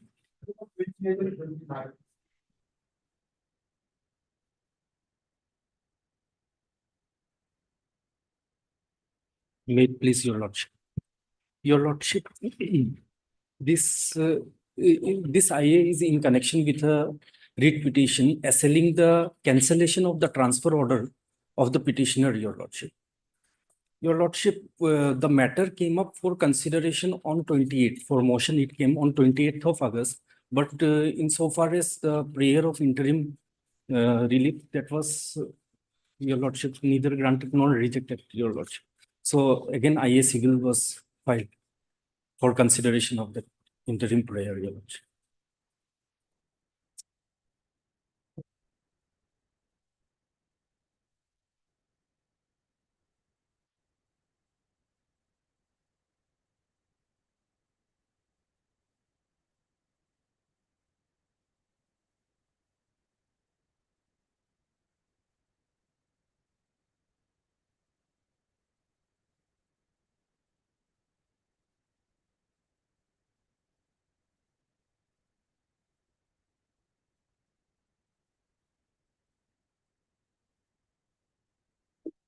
Yes, where is the impugned order? Yeah. Where is the order which you have impugned in the writ petition? Impugned order is at page number, your lordship, 35, your lordship. 35 of the writ petition, your lordship.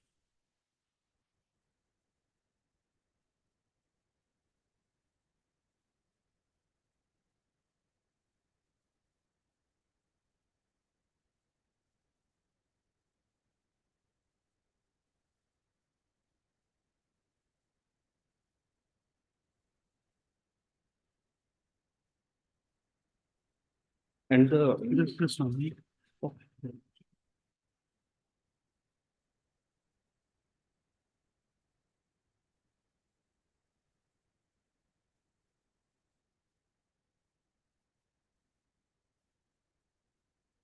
Page number Page number 35 is the impugned order, your lordship. 35, your lordship. 5. Yes, your lordship.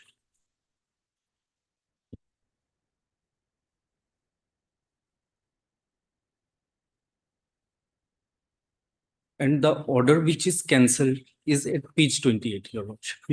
Page 28 is the actual transfer order. 22-0. 28, your lordship. 28.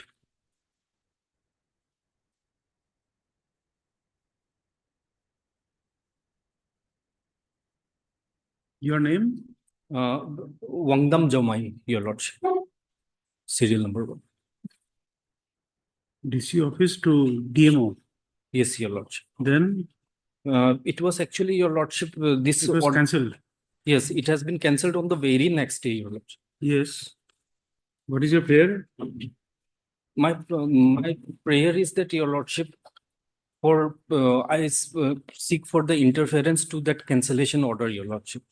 Your lordship, the brief fact which I would like to put place here is, your lordship, I have first since transfer is the prerogative of the government, so I have made the representation citing my medical ground that I'm at the fag end of retirement, and right now I am suffering from MTB. So let me post it at a same place, but where soft duty is there. So that's why I prayed. My representation is page 25, your lordship. What is your illness? MTB, your lordship. This is called tuberculosis, laryngeal and pulmonary tuberculosis, your lordship. Where Medical is- document is at 26, your lordship. Where is the medical document? 26, your lordship. 26. Yes, lordship. This is the prescription which I got. Apollo.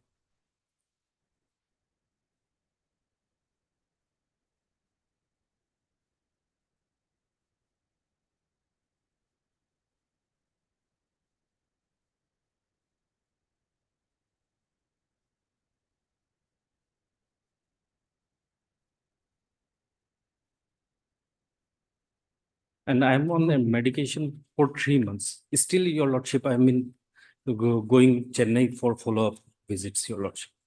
So citing those grounds, your lordship, I made the representation, and that was allowed also by that transfer order.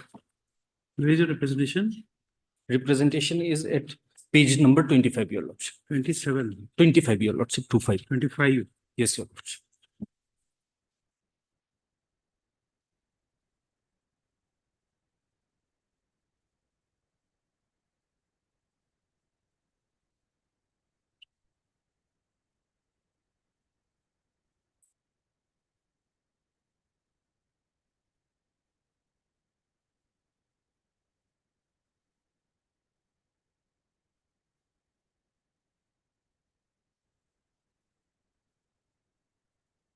Yes, Mr. Tagum. And Ms. Mabu, what do you have to say? My lordship, What do you have to say on this interim My lordship, prayer? I'll say that his joining report was not accepted by the DMO. My lordship. For the smooth functioning of the office, his transfer order was cancelled. His joining letter was not accepted by the health department, DMO. My lord, basically, he's the staff of Deputy Commissioner, my lord, not a medical department, my lord, staff of medical department. Now, my lord, in this case, my lord, the posting is just, it is not a transfer assessment. It is the only arrangement, my lord. It's within the same compound, only shifting of table only, my lord. Now here, what happened, this private respondent, my lord, now here in DMO office, my lord, there are certain, the program, my lord, which required daily updation, my lord. The program, my lord. In that case, the person has to be regular, and now he has to be intact, regular with the work, man. Acquainted with work. Now this with the private respondent, he has already been entrusted, man. In the meantime, if it's shifted, man, that entire program, the functioning will be jeopardized, man. That's why, my lord, only it is shifting of the table only, my lord. We need the better efficient person who can handle the, my lord. That's why, my lord, in the greater interest of the functioning, my lord, this private respondent has been entrusted, my lord. He's working, man. It's same of, only same compound, only shifting of table only, man. And things that DMO office, the work is big, hectic, my lord. Required daily application. Where is the original transfer order? Original transfer order is at page 28, your lordship. 28. Yes, your lordship.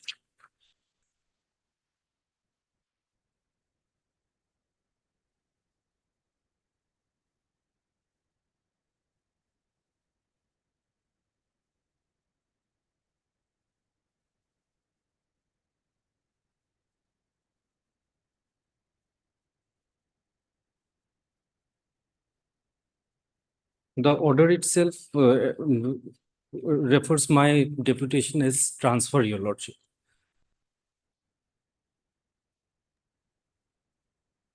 And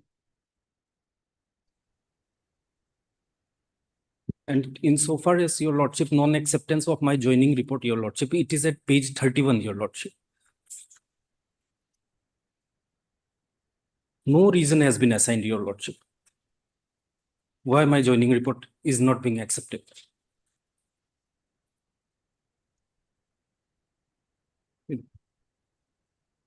The authority where I transferred to, that authority has written this letter to the authority which has transferred me. At page 30. Where is the cancellation order? Pardon? Page 35. Page 30.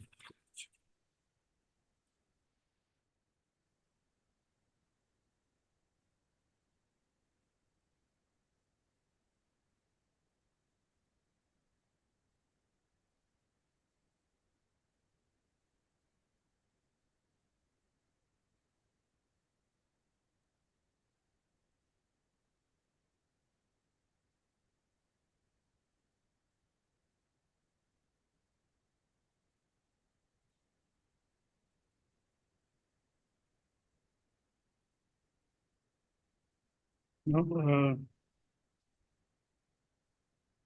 as a government, you please tell us this staff of various department, if they are required to be transferred within the district, under which provision the deputy commissioner would have power in the state. How does the state exercise power through the deputy commissioner for inter-district transfer?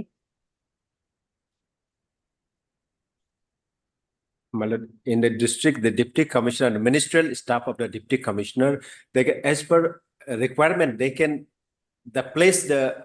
Listen, but which is the law? Where will I find it?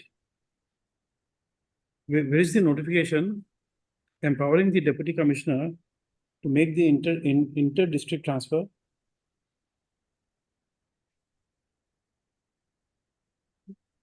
My lord, that notification will have to obtain, but I'm not sure whether there's, but this is always a disposal of the deputy commissioner, my lord, within their periphery, my lord. But so far, inter-district is concerned. You have a district ministerial staff service of deputy rules commissioner. here.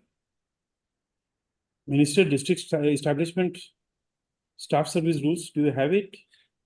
Yes, my lord. There's the staff selection board we have, my lord. No, That no. rules. Because if the deputy commissioner exercises power, he must do so under some law. My lord. Because normally, if he does so, there should be a district ministerial establishment service rules. Right. Because transfer is a incidence of service, My lord. and therefore this transfer must be done in exercise of some power. My lord. They wanted to have the source of that power.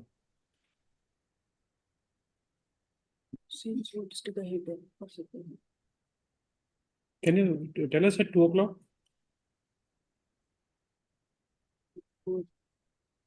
This. I think somebody in the government will know it. You can ask the senior government advocate, he will be knowing it, I think. Our additional advocate general, Mr. My lordship, Yeah, can ma'am. this matter be taken up tomorrow? So I can take instruction from senior government advocate.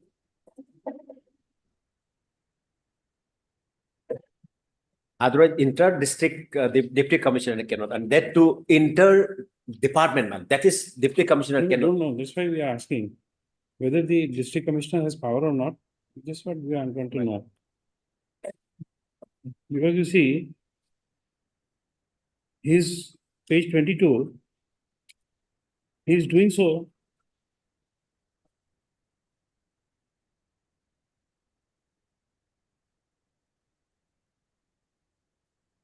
Because you see, he is transferring a person from BDO.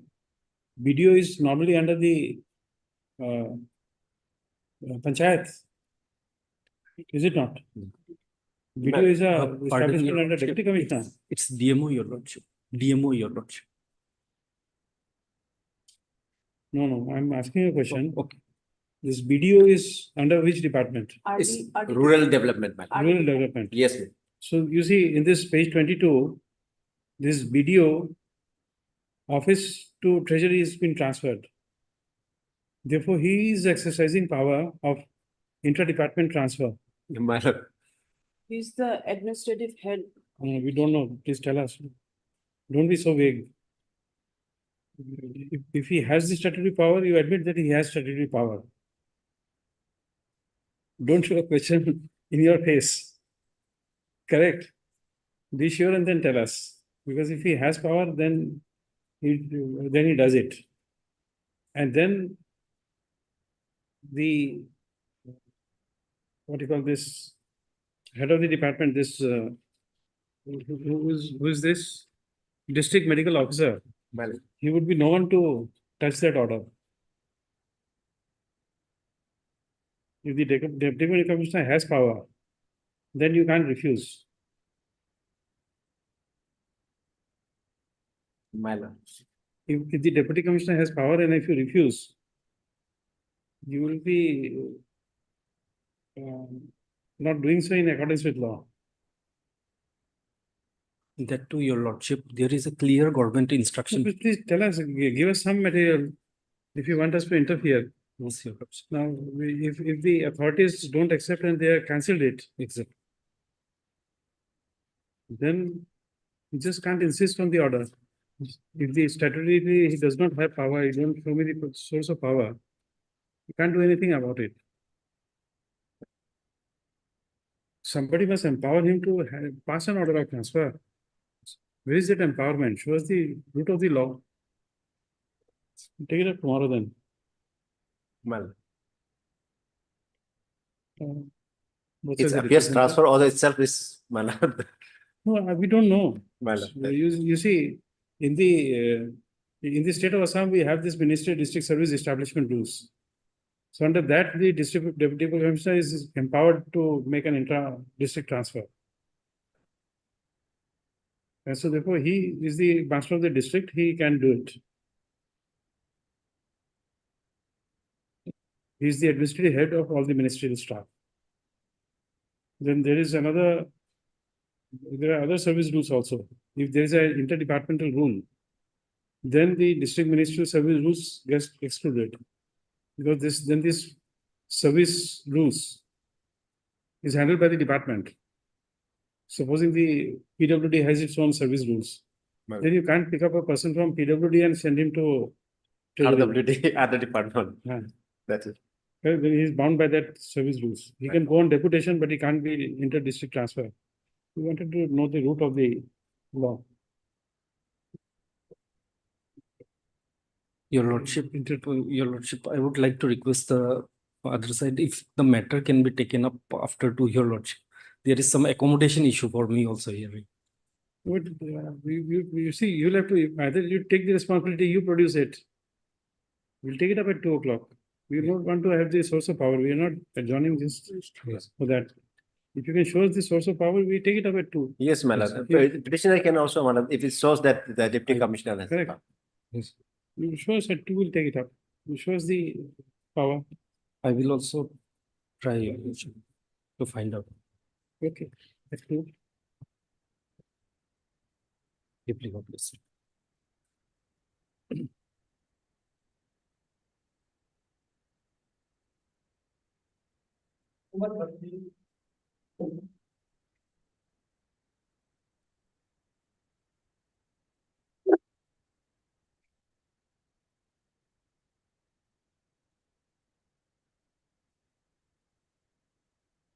May it please your lordships.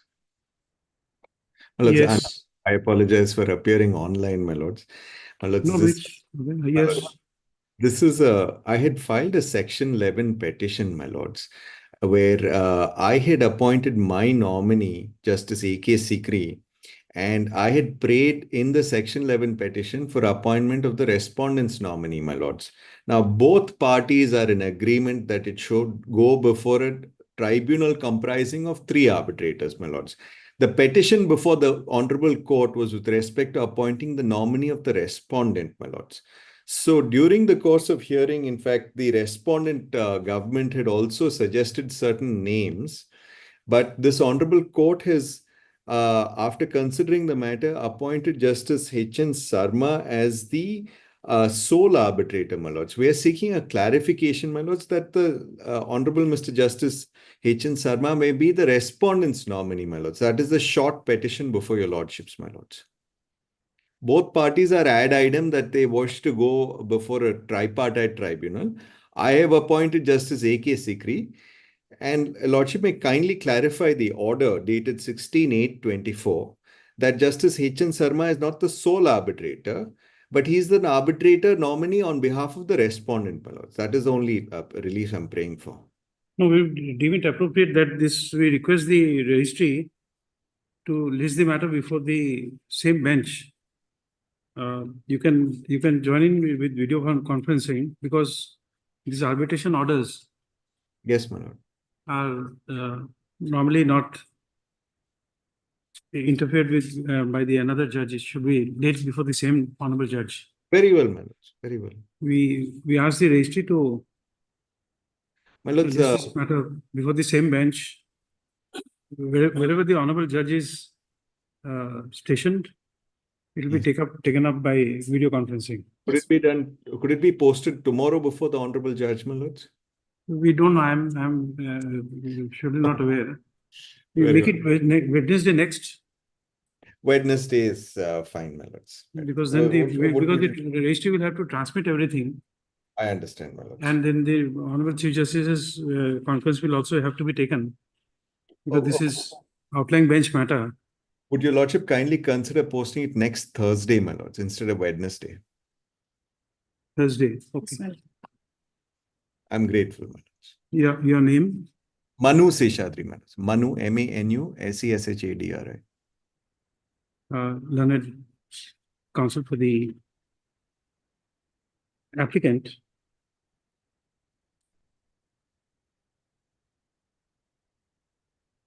Also heard Ms. T.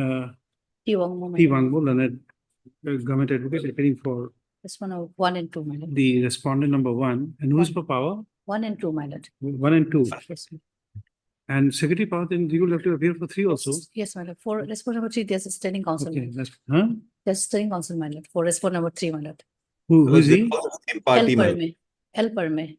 And Mr. L. Perme, learned counsel appearing for respondent number 3. Next paragraph. The learned counsel for the applicant has submitted that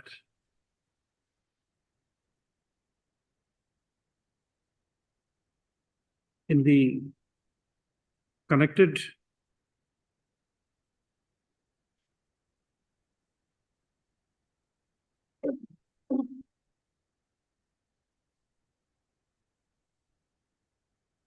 arbitration petition 2 AP of 2024,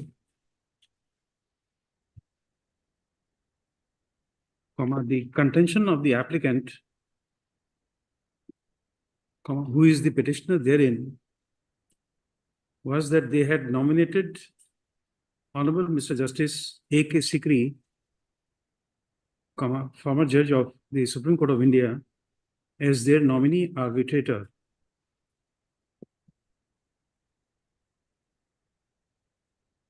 Full stop. As the respondents had failed to appoint their nominee arbitrator, the applicants had moved this court, and this court had appointed this court by order dated 16/8/2024,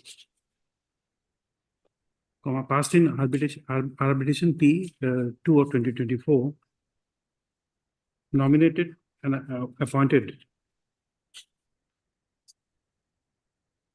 arbitral tribunal consisting of one honorable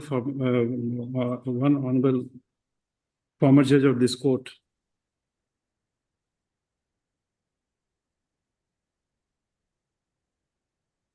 as the sole arbitrator.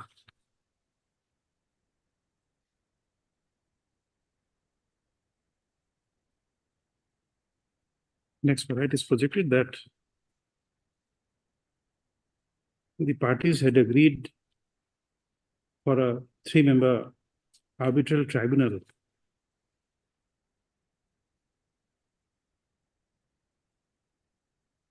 and accordingly this application has been made with a prayer to clarify or modify the order dated 16/8/2024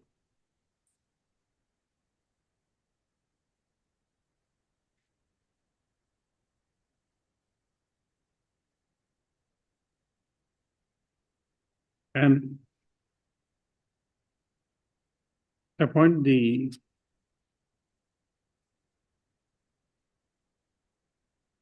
sole arbitrator as the nominee arbitrator on behalf of the respondents. Next paragraph.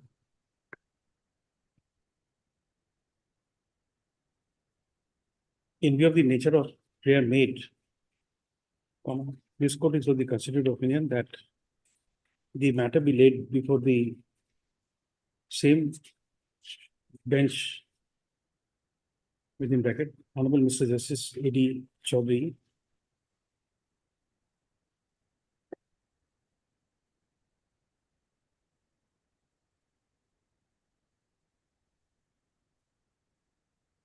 for which the registry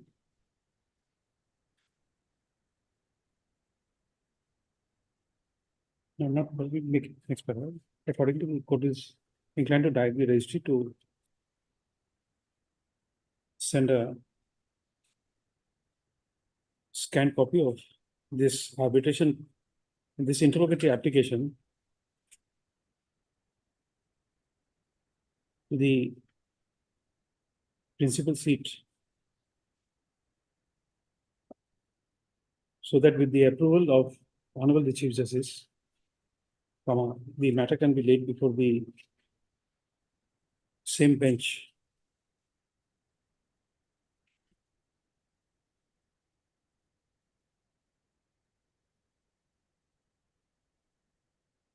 Let's stop. Next paragraph. The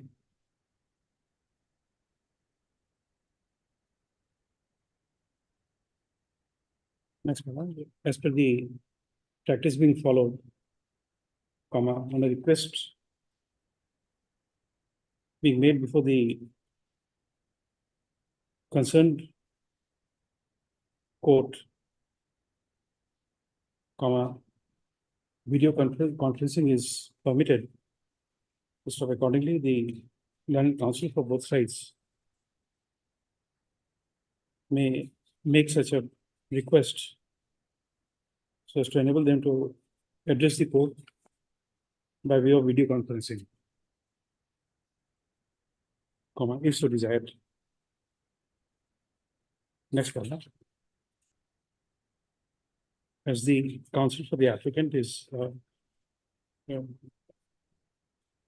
outstation counsel,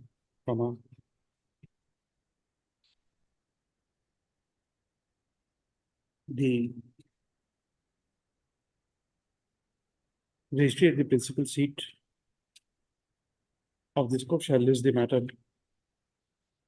with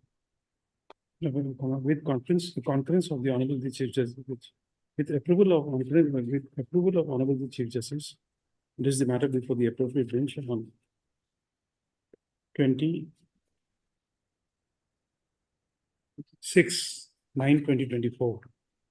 The first word also will be for Chief Justice, it will be approval. 26/9, my lord. 9. I'm 26-9. 26-9. grateful, my lord. Okay.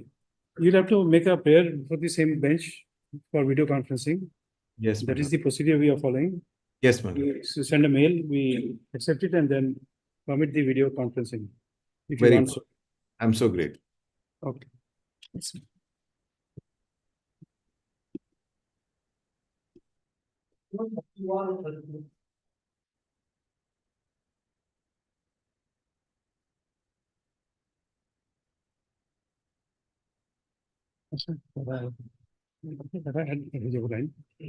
along with the scanned copy of the arbitration petition 2 and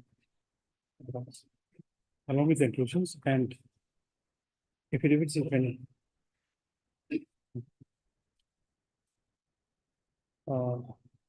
Yes, Ramu is not there. Please tell her, Ms. Ramu, that the talks to be sent in the last case Lordship, would also be along with the main petition and affidavits. Lordship. Main petition. जाएगा. Yes. My lord, here the IA internal applications. No, my lord, the Arunachal Pradesh local Prohibited Depiction Act 2023. Here, my lord, petition is not to disclose the fact of the materials that obtain the interim orders. Today, I am challenging that the interim orders, which is passed on the 6/8/2024. Now, my lord, here is that the petitioner has already resignations, their primary membership of the political party. Their resignation letter has been also accepted by the respondent number 5. This is the President District President of the Bharatiya Janata Party, yes, my lord. So, my lord, please see the annexures which challenge is 15, annexure 1. No, this is just a moment. This is a disqualification of a Gram Panchayat. Yes, yes, my lord. Do you have any appellate provision? No. My lord? Against the order of disqualification. Yes, ma'am. In the act, whether there is a provision for appeal? Yes, my lord. Actually, that my lord, that learned the deputy commissioners has already disqualified that Understand, but that if they there are disqualification, where does where does a person challenge it? Yeah. In a writ petition or there is an appellate provision? A writ petition, my lord. In a writ petition. Writ petition. Okay. Yes, then please. Yes, then. Then, my lord, please see that this annexures ones that I selected the interim orders. Interim orders of this passed by this honorable court, my lord. Yes. Annexures 1 phase 15, my lord. Yes. My lord, stand up that here, page 19 of the paragraph 4, prima facie, operational part of this interim orders. Okay, which page? Page 19, my lord. 19. Yes, page 19, paragraph 3, the prima facie. This court is viewed that section under sections 3 subclause 1 of the Act 2019, the 2003, the elected member of the Panchayat Raj institutions has disqualified firstly when the member voluntarily give up this membership of the political party. Where is the act? You have a copy of that act? Line. Volume 8. Volume AP code, volume 8. 8. Volume 8. Volume 8.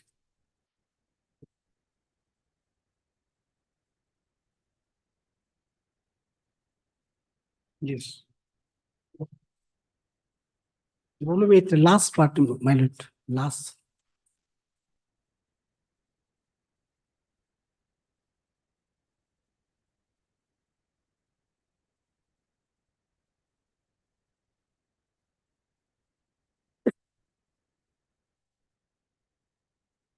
Arunachal Pradesh local authorities.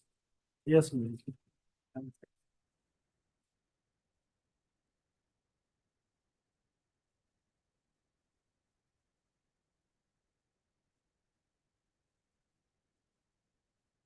Provision of defection 176. Yes, Yes. last September, my lord. Lordship, Lordship, I received this IA last evening. I'm seriously disputing the application. May I be allowed to file objection?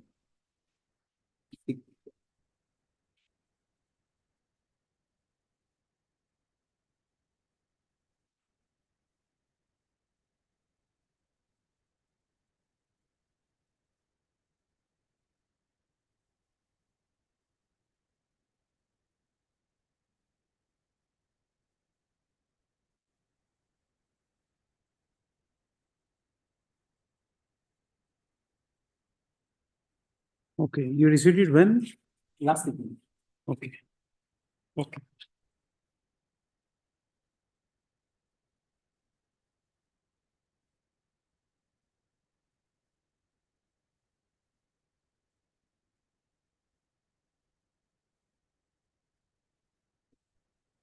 Yes, then what has happened?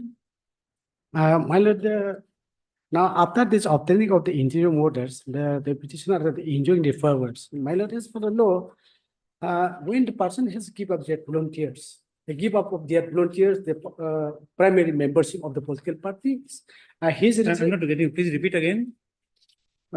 My lord, when elected member of that parties give up their membership voluntarily, he have no right to any stand for that, hold that force, my lord.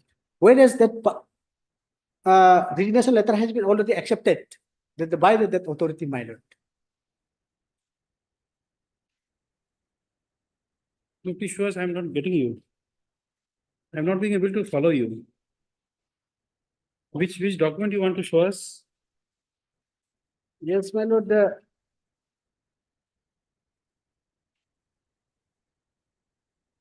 You said that the petitioner has misled the court. Yeah. You are saying that the petitioner has misled the court. Yes, yes. No, where is that misled? Yes, man. My place is the annexures, page 34. This is resignation letters. 34 of the writ petition. 34 is the your my lord resignation 34 of letter. writ petition. Resignation letter of the petitioners. 34 of writ petition or IA? IAML. The writ petition not to disclose this resignation letter, man.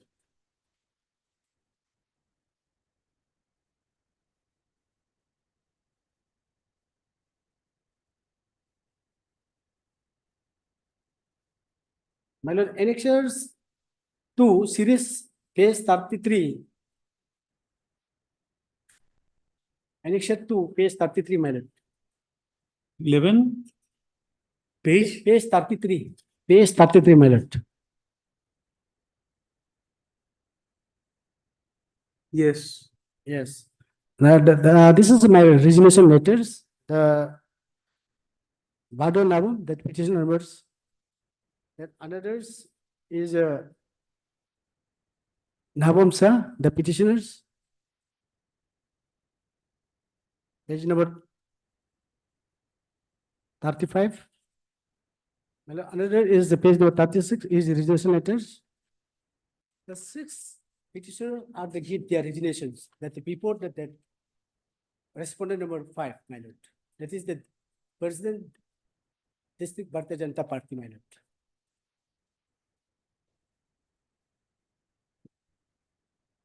Well, their resignation has been also accepted, my lord. I am sorry to make annexures, my lord. This is a resignation letter accepted by the respondents.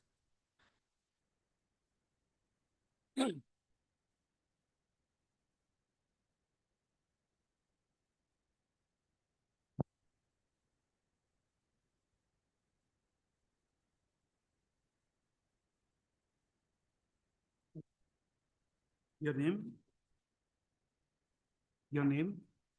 P. my lord. P? P. Bui. P. Bui. B-U-I Bui.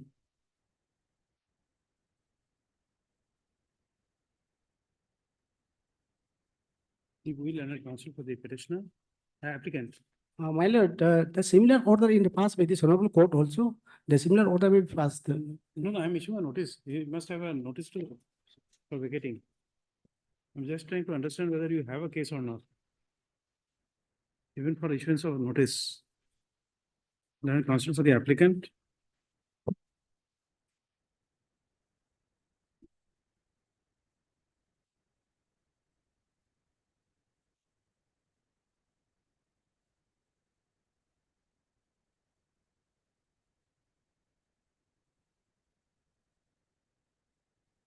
Applicants. And Mr. Arkoyu. R. Arkoyu. Spelling? AOYU. Koyu Learned Counsel for the opposite party numbers 1 to 11. Yes. No, 1 to 11.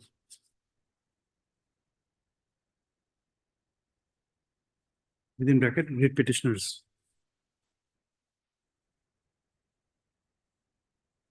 Next, brother. This interlocutory application has been filed with a prayer for vacating the interim stay order dated 16/8/2024, passed in WPC, in the connected WPC 334 AP of 2024.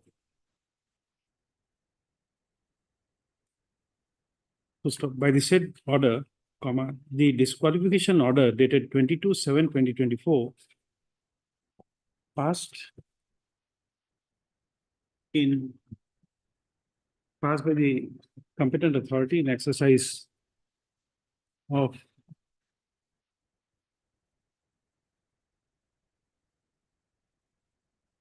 powers under the Arunachal Pradesh local authorities within bracket prohibition of defection bracket closed act, 2003. This stayed.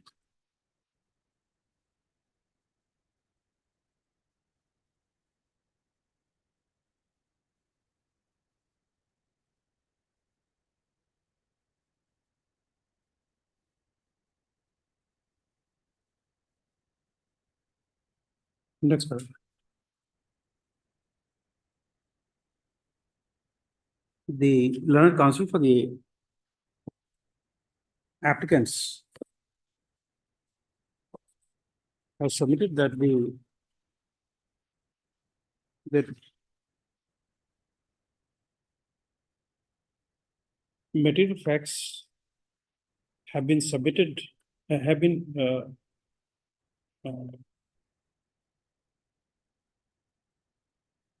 suppressed in the writ petition to obtain an interim order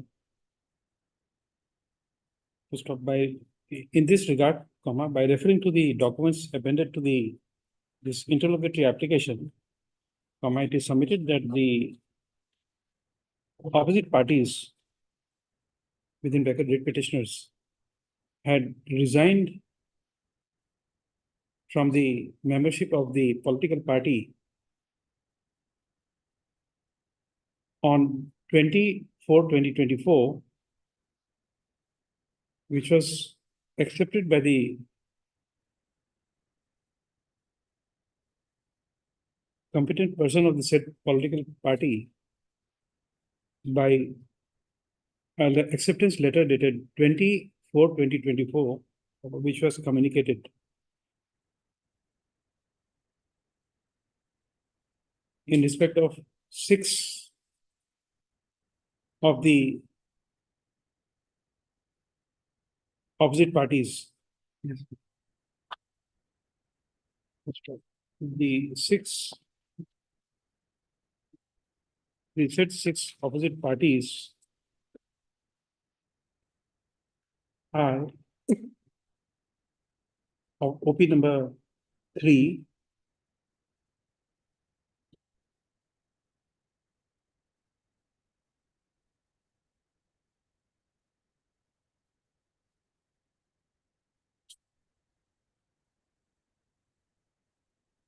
seven, 8, 9, 10, and 11 respectively.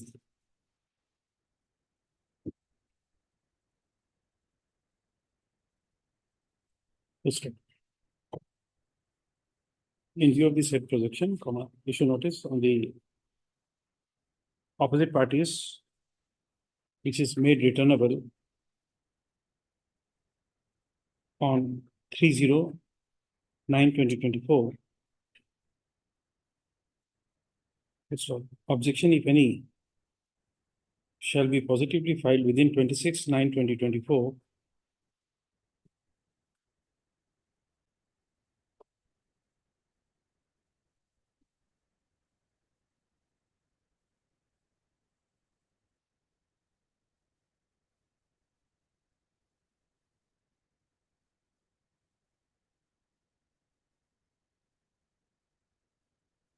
Next part, next paragraph.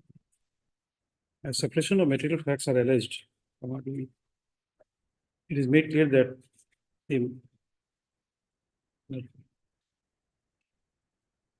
no adjournment shall be granted on the next date to the opposite parties on the next date of listing. Next paragraph, list on 30/9/2024. You take this, if you want to file it, file by an affidavit. What's going to be? Interim order maybe. Okay, interim order passed today stands extended up to 30/9/2024.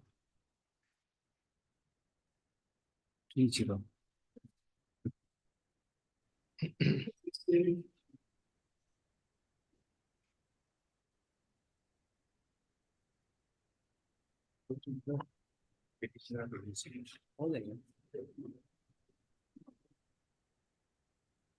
There was one more matter I wanted clarification. You got the law?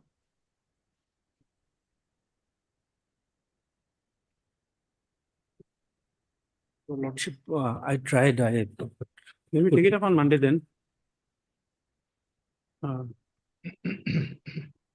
Is it- Huh? No, this matter. 28 and 29. 28, 29. The both sides are represented.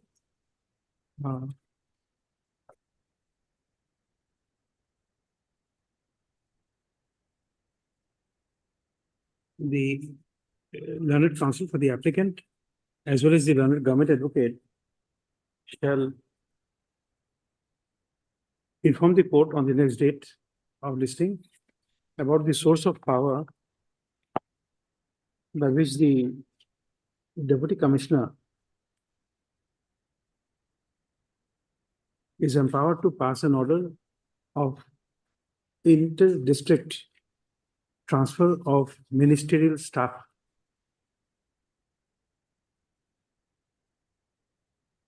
Sorry, inter-district and interdepartmental transfer of ministerial staff.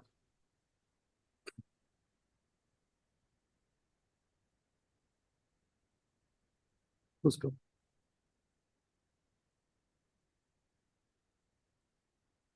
Next paragraph.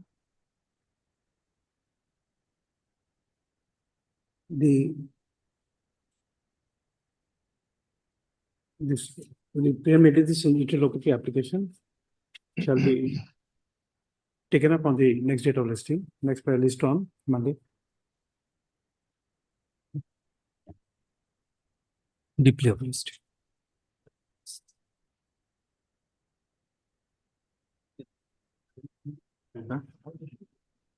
My lord, may I please? My lord, I am one of the associate counsel, respondent associate counsel.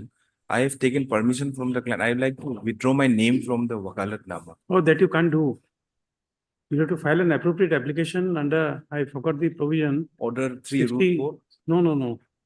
Order, rule 62, 63 or 64 of the Guwahati High Court rules, chapter 5. Because you'll have to give a notice to your client and then only we can excuse you. Because once you have appeared, You can't recuse yourself unless you are disengaged or you give notice to your client for being disengaged.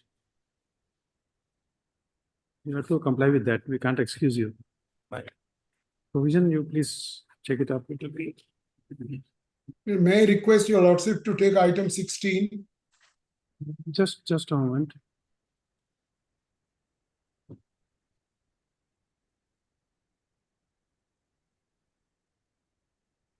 '67. So unless you do that, we can't excuse you. Yes, you want us to take which item? Lord, I'm appearing in item 16. Same Yes. item, same item, same. Yes. Now in item 16, kindly appreciate three things first. 30 adjournments or 30 times the matter was listed. And it is an FIR of February, April 2021. We had moved in 482 of the question petition made because the ultimate sentence in 418 and 423 is 2 years or additionally the 3 years or even fine.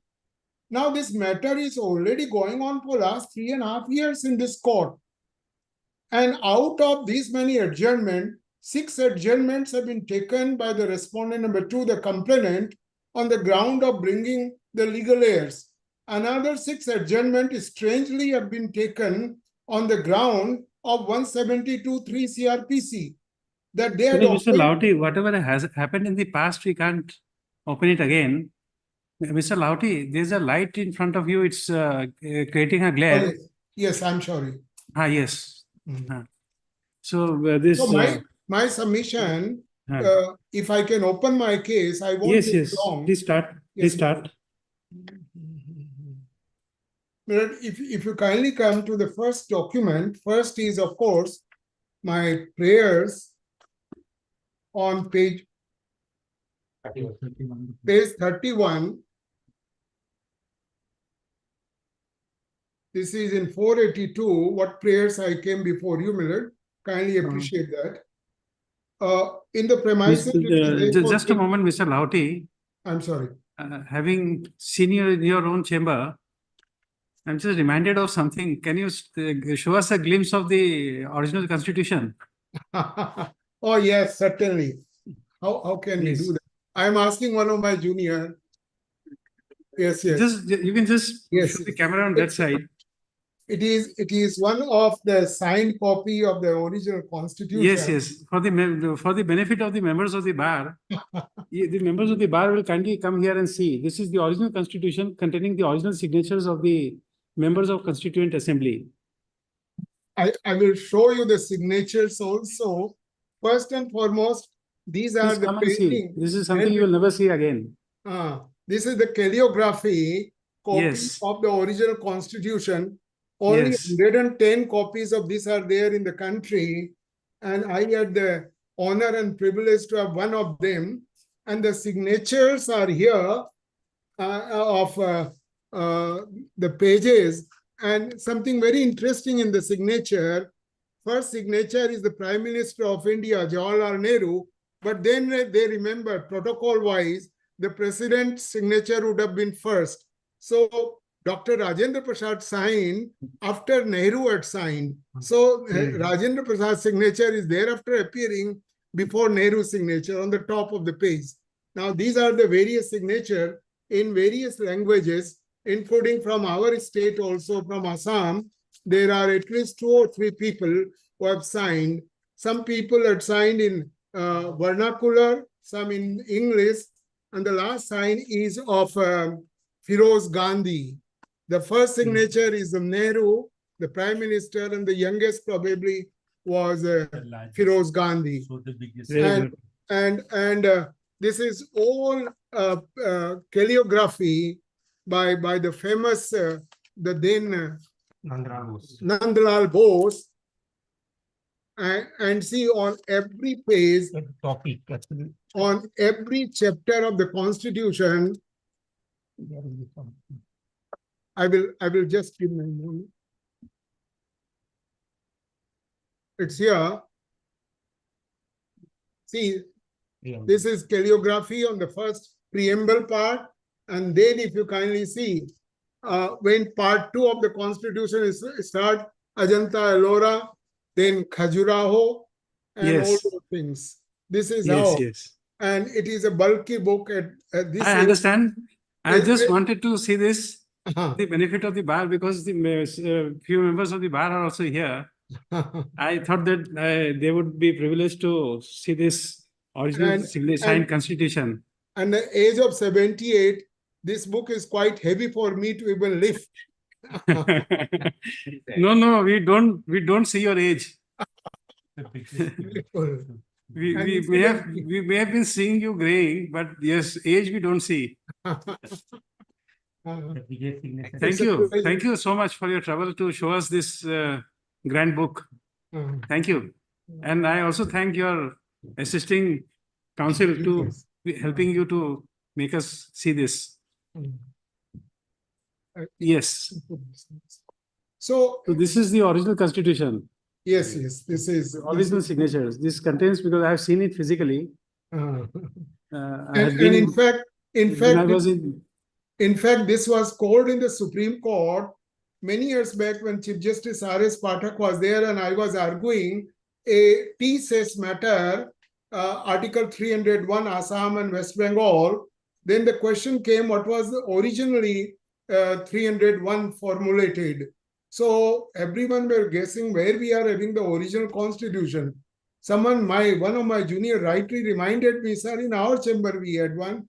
So I got myself excused in the lunch hour, and immediately after lunch recess was over, I took it to show to Chief Justice Pathak's 5 judges bench that yes, this is original Article 301.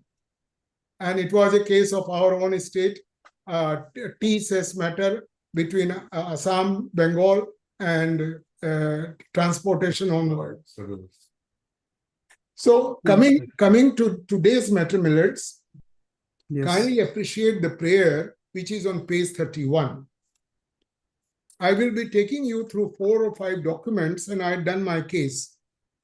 The prayer, if you kindly see, and 482, what we are requesting you to set aside or quench the FIR dated 22 or 23 April 2021, registered at Chogam PS, case number so-and-so under, kindly mark the sections, which is very pertinent.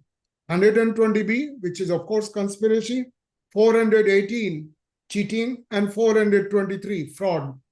Now 418, the maximum sentence, if imprisonment is there, maximum sentence is 3 years or fine. The most important and significant work is or fine. Even 1 day sentence is not required under 418. Then 423 is 2 years or fine. Now these are the 2 sections. Kindly, I need not have to travel to any other page. I can start my case and I finish my case in another 30 seconds, which is if 418 and 423 carries to case maximum to 3 years, and kindly see the date of the FIR. FIR is 22nd or 23rd April 2021. It is more than 3.5 years today. What right or authority under any criminal jurisprudence today, I can be requested to face a trial or face any FIR or a complaint of any nature if the offenses are these only. But what had happened is, kindly turn the page and see page 32. And what is the punishment in 3(1) P of the Scheduled Caste, Scheduled Tribe Prevention of Atrocities? I'm coming to, it is 5 years. Kindly see page 32. Section 3(1) is incorporated where the sentence is not less than 6 months, but which may extend to 5 years. So 6 months is the minimum sentence. And I am before you today after 3.5 years. In 482 inherent powers of this court. And maximum sentence is 5 years. And 3.5 years is gone. What is the stage of the matter and what the matter is? Is it a criminal matter of any substance? Now that is what I am going to unfold you and tell you. Now kindly see the FIR. So as I said, if this case can be argued and closed in this one page, one sentence, the date of the FIR, the kind of the occurrences or what might be called the provisions of this IPC. Now kindly see the FIR, which your lordship will get on page 45. Now the contour of the case before going to the pages is this.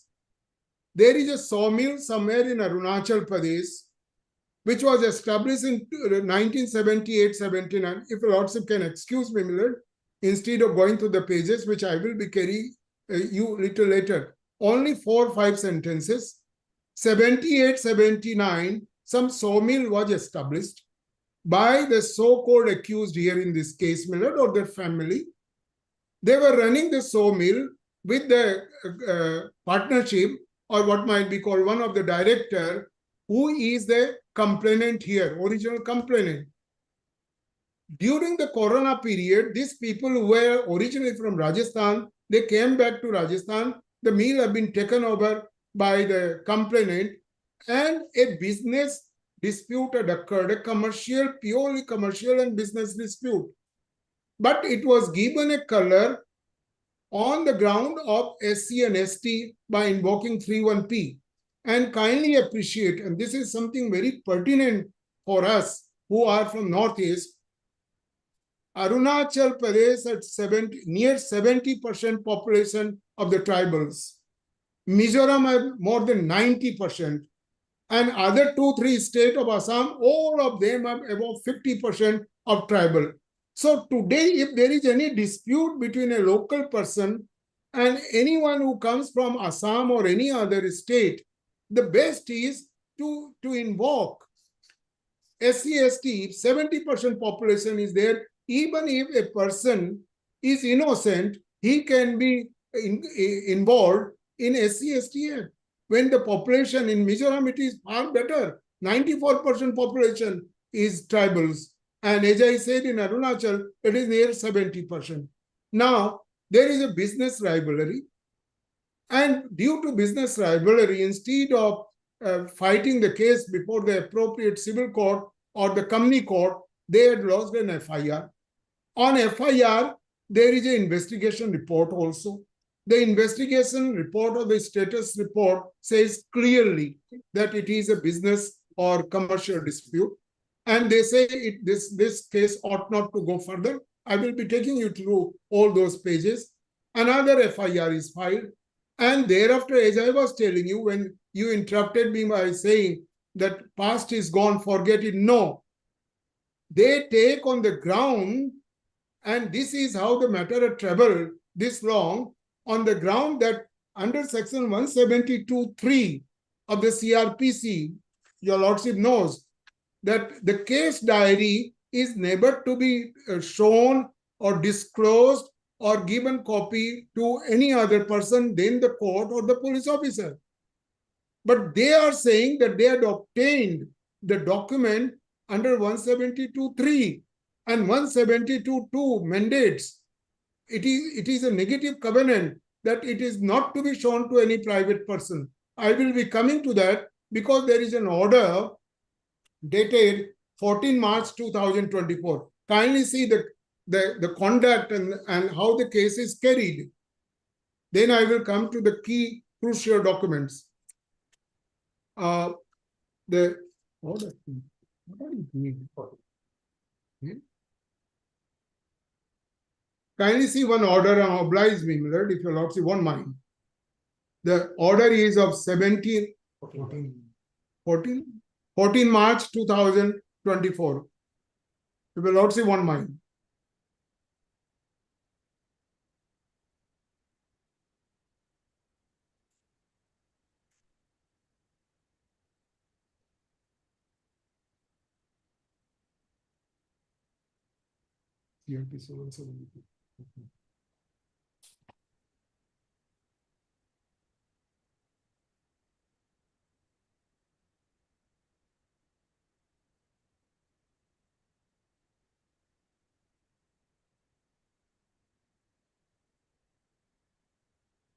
Your Lordship is on FIR or on this order of 4th March?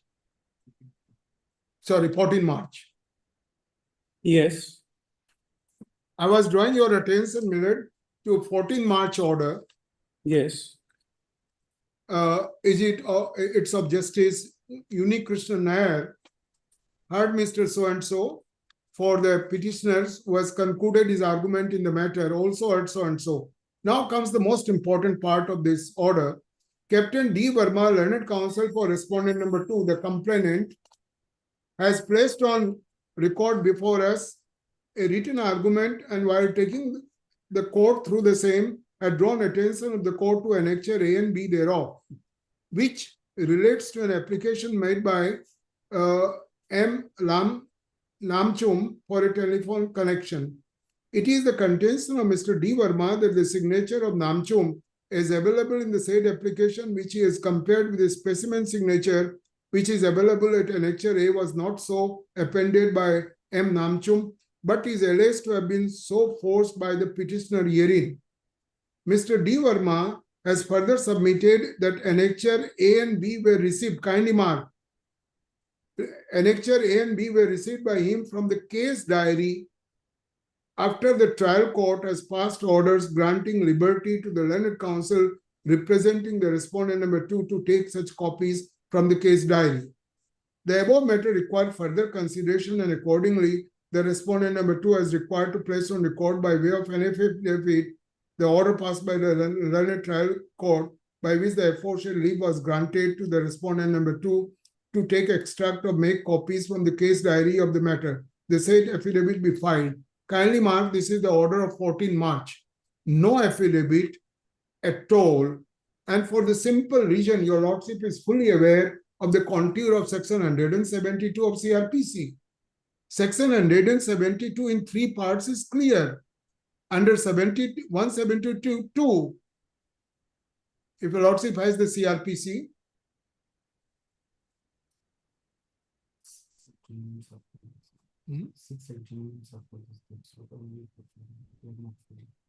kindly appreciate 172, diary of proceeding in investigation. We are not concerned with either 1 or 1A or 1B. Kindly see 2 and 3. Any criminal court may send for the police diaries of a case under inquiry or trial in such court and may use such diaries not as evidence in the case but as in aid of such inquiry or trial. Neither, this is the negative covenant, neither the accused nor his agent shall be entitled to call for such diaries, nor shall he or they be entitled to see them merely because they are referred to by the court. But if they are used by the police officer who made them and refresh his memory, or if the court uses them from the purpose of contradicting such police officer, the provision of section 161 or 145, as the case may be, of the Indian Evidence Act shall apply. So the mandate is under no circumstances the case diary can be shown. And here is a complainant who says they had obtained by an order of the concerned judge the copies of this annexure A and B. And thereafter they are evading. The direction of the court was file an affidavit and enclosed therewith how and what orders were passed by the Sessions Court permitting them to have the case diary or the copies of this annexure A and B. Now, this is one of the part, and adjournment have been sought more than 6 times, and the matter is dragging. And after 3.5 years, where the maximum sentence is 6 months or fine. Now, it is not only an harassment to the 2 petitioners, it is to the lawyer who is arguing before you. Every time out of 30 minutes. In fact, I came to this High Court twice, and I told the presiding or the administrative judge then, I'm not going to come to this High Court. I come, matter is adjourned because the respondent number 2. That's okay, Mr. Lahoti, because since we are hearing, you can enter into the merit. Yes. Now kindly come. What has happened in the past is over. If the Terse is there. Now, in any case, kindly come on the merit. Page 77, I was taking a minute. This is the key. I'm sorry, 45. Page 45 is the FIR. Yes. There are two FIRs. First is 45. On this is dated 25th February 2021. Kindly permit me to read it as quickly as possible. FIR reporting extortion of tribal lady using nefarious means and atrocities committed by Rajendra Kumar Lahoti and Anand Lahoti, Dumduma, Assam under the SC/ST Act as well as relevant section of the IPC in order to illegally usurp control of my company. The very first para indicates the business part of it. Company and sawmill and veneer mill through a methodical extortion racket and force me to leave this business and hand over possession to them. This is to inform that I am a single tribal lady and that I, along with my father and the owner and controller of Chogam Saw and Veneer Mill for the last 10 years, I was staying in Delhi as my father is old and ailing and was seeking treatment there. In March 2020, Yes. in March 2020, I moved to Chogam and stayed there as there was a nationwide lockdown in the country due to ongoing COVID-19 pandemic. I am the only woman entrepreneur in the entire region in the field of veneer production, and Rajendra Kumar Lahoti had launched a sinister campaign to oust me from my business, properties and company by involving all sorts of illegal and nefarious practices, including extortion, mental torture and threat, which are criminal acts, and the assistance of the law is required to bring the aforesaid criminal to justice. Today at 13 hours, two unidentified miscreants aged 20 wearing COVID-19 mask came to me on a bike when I was walking outside my house and threatened me of the dire consequences in the Hindi language that I should move back to Delhi immediately and hand over the Chogam mill, meaning Chogam Saw and veneer mill, back to Lahoti, or else would shoot me and kill me. The exact words used by them in Hindi were "Wapas Delhi chale jao" or "Veneer mill Lahoti saab ko wapas do," etc. I made a phone call on your phone number exactly 1717 to inform you about this incident.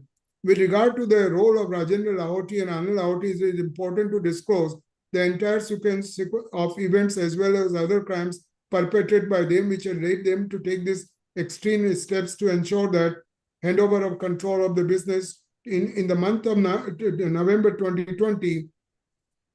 After inquiring from my employees, I came to know that Rajendra Kumar Lahoti, along with his son, were usurping money to the tune of crores of rupees per year from my saw and veneer mill. This was a clear crime of cheating and criminal breach of trust.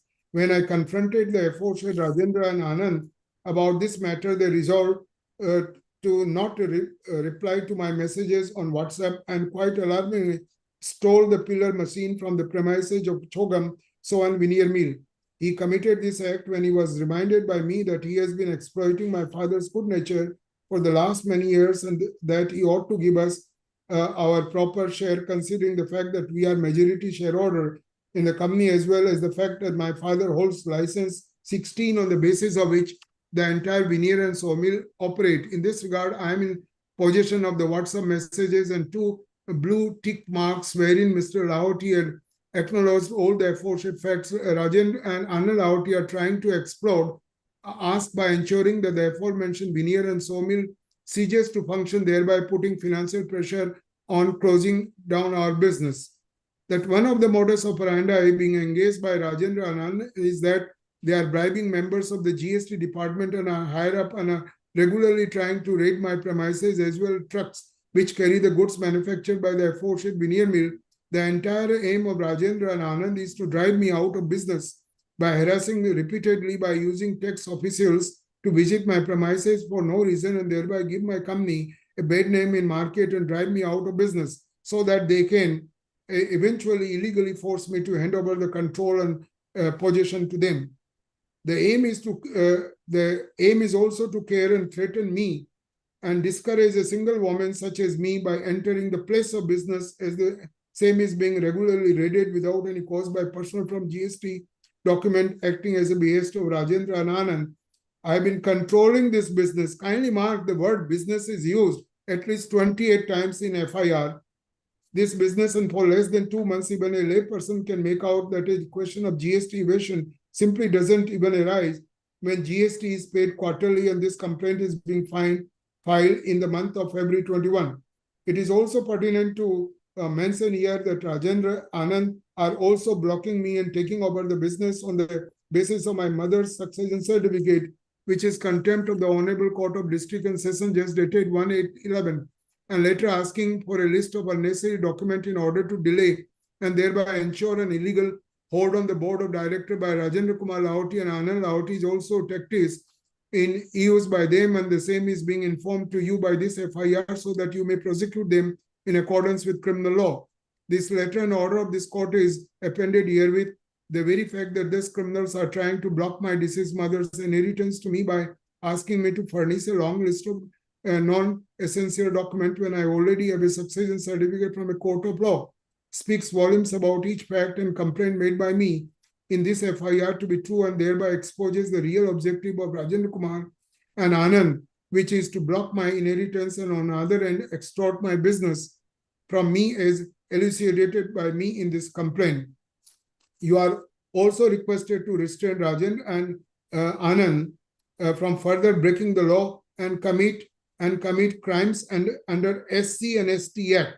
Only a reference of the act is here, as they are engaging in a defamation campaign against me and also trying to influence numerous government agencies in order to put me out of business. Rajendra Anand have tried to file frivolous and vexatious complaint in various forums when actually they are trying to do each illegally extort my business and force me to hand over the position. Even a layperson can make out that the entire objective of Rajendra Kumar and Anand Lahoti is to bribe the in order to extort the stop in business and financial functioning. And the same is in the next page. I need not have to read that.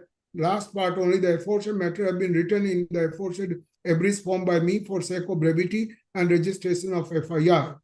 Now, kindly see on page 88, there is an order. Of course, the order starts from page 86 of the Sessions Judge Millard in this matter, and I did not bother you by reading 86 and 87, which are the submission of the respective counsel who appeared before him. Kindly see 88, the last para.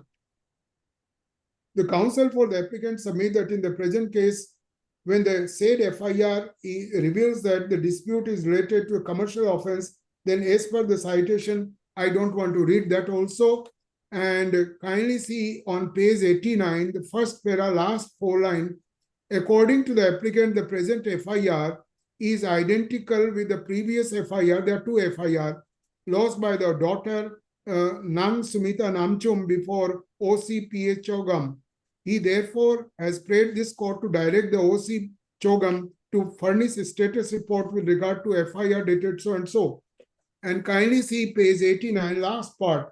This court, after hearing both the counsel, this is the operating part, and having gone through the documents along with the citation submitted by the counsel of the applicant, is of the view that IO of this present case should be called with a direction to the OCPS Chogam to submit his status report with regard to FIR said to have been lost by Nang Sumita Namchum, daughter of the present informant, to find out if the said FIR is identical with the present FIR.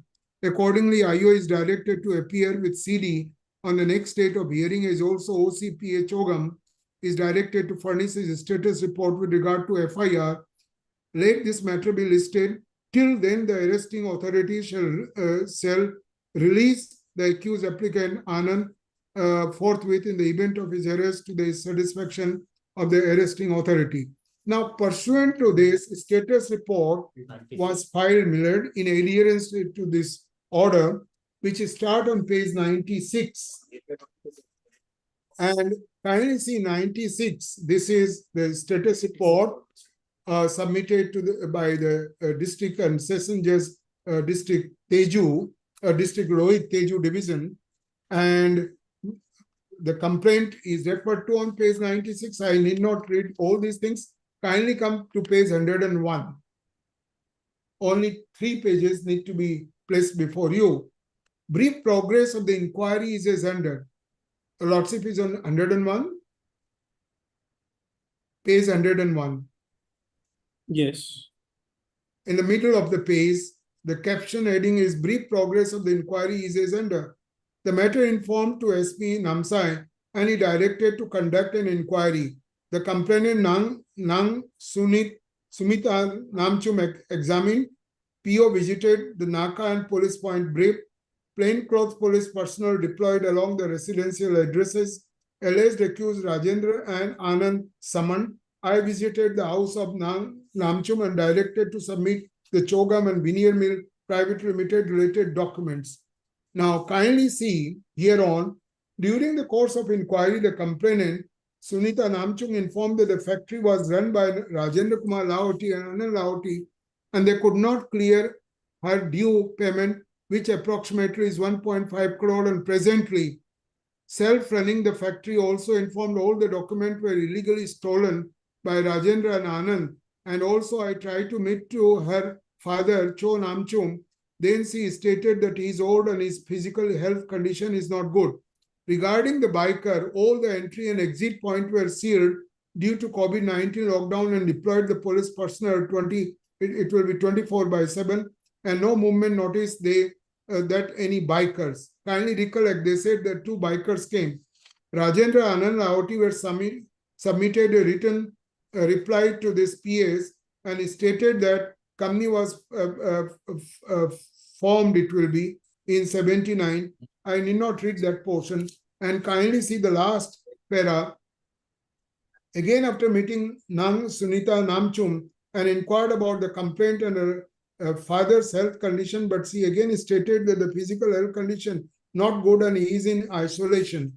I informed her that the matter of your both parties should be settled amicably as it is purely a business dispute or file appropriate authority. And last para, during the preliminary inquiry, it is learned that the company was formed in 79, namely Chogam So and Veneer Mills, as per the company law and memorandum of association. At the present director of company Cho Meu Namchum and Sri Rajendra and Anand Lahoti and its business dispute over the ownership of the sawmill and the power and function in both the parties. It is submitted to your further consideration. This is the status report which was submitted, Millard, to the Sessions Court. And then after kindly come to the order which was passed after the status report and kindly come straight to page 109. And the relevant portion, it starts on 109, narrates all these factual and the relevant statutory provisions on page 110 is the contour of 31P. And what the Supreme Court, what was the approach of Supreme Court, your Lordship will find in 111 and 112. I'm not bothering you by reading all those things and kindly come to 113 first, which also can be skipped because it is only refers to what is called commercial offenses, and 116, page 116 and 117. These are the only 2 pages for our purposes. He submitted that the accused applicant has appeared. Now this is important because to show that both the accused has appeared twice before the concerned investigating officers. He submitted that the accused applicant has appeared at PH. You are reading which page? No. I'm on 116, top of the page. 11? Page 116. 115. Okay. 116, Miller. 116 to show that Yes. they appeared, both the accused. With this, he submitted that the accused applicant has appeared at PH Chogam after having obtained the interim bail and has given his statement to the concerned OC. Therefore, he submitted the attendance of the accused must have been entered in the GD. This court, after hearing the counsel IU and also after having gone through the document, specifically para 2 of the FIR, which the PP and the counsel of the informant has relied upon to submit that vexatious case have been instituted against the informant who is from an ST category by the accused applicant, is of opinion that when the Ministry of Corporate Affairs, which is considered as public authority, has initiated action against the informant, by removing, because it is a corporate dispute and the Ministry of Corporate Affairs is the competent authority, Millard, has initiated action against the informant by removing him from the company. Then the said corporate must have found the said message mailed to them as a genuine one and accordingly must have adopted certain laid down procedure to remove the informant from the company. It is further opined by this court that the said Ministry of Corporate Affairs should not have removed the informant from the company if the said message sent to the said corporate was done fraudulently and illegally.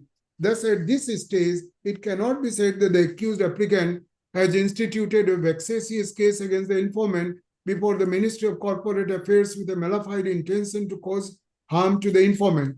With this court is of opinion that the present IO should have in fact have made an inquiry at least for a week before the criminal case is registered against the accused applicant, since the present case has been arisen out of business-related dispute. This court therefore is of opinion the applicant in this present case is entitled to get the protection given under section 438 CRPC.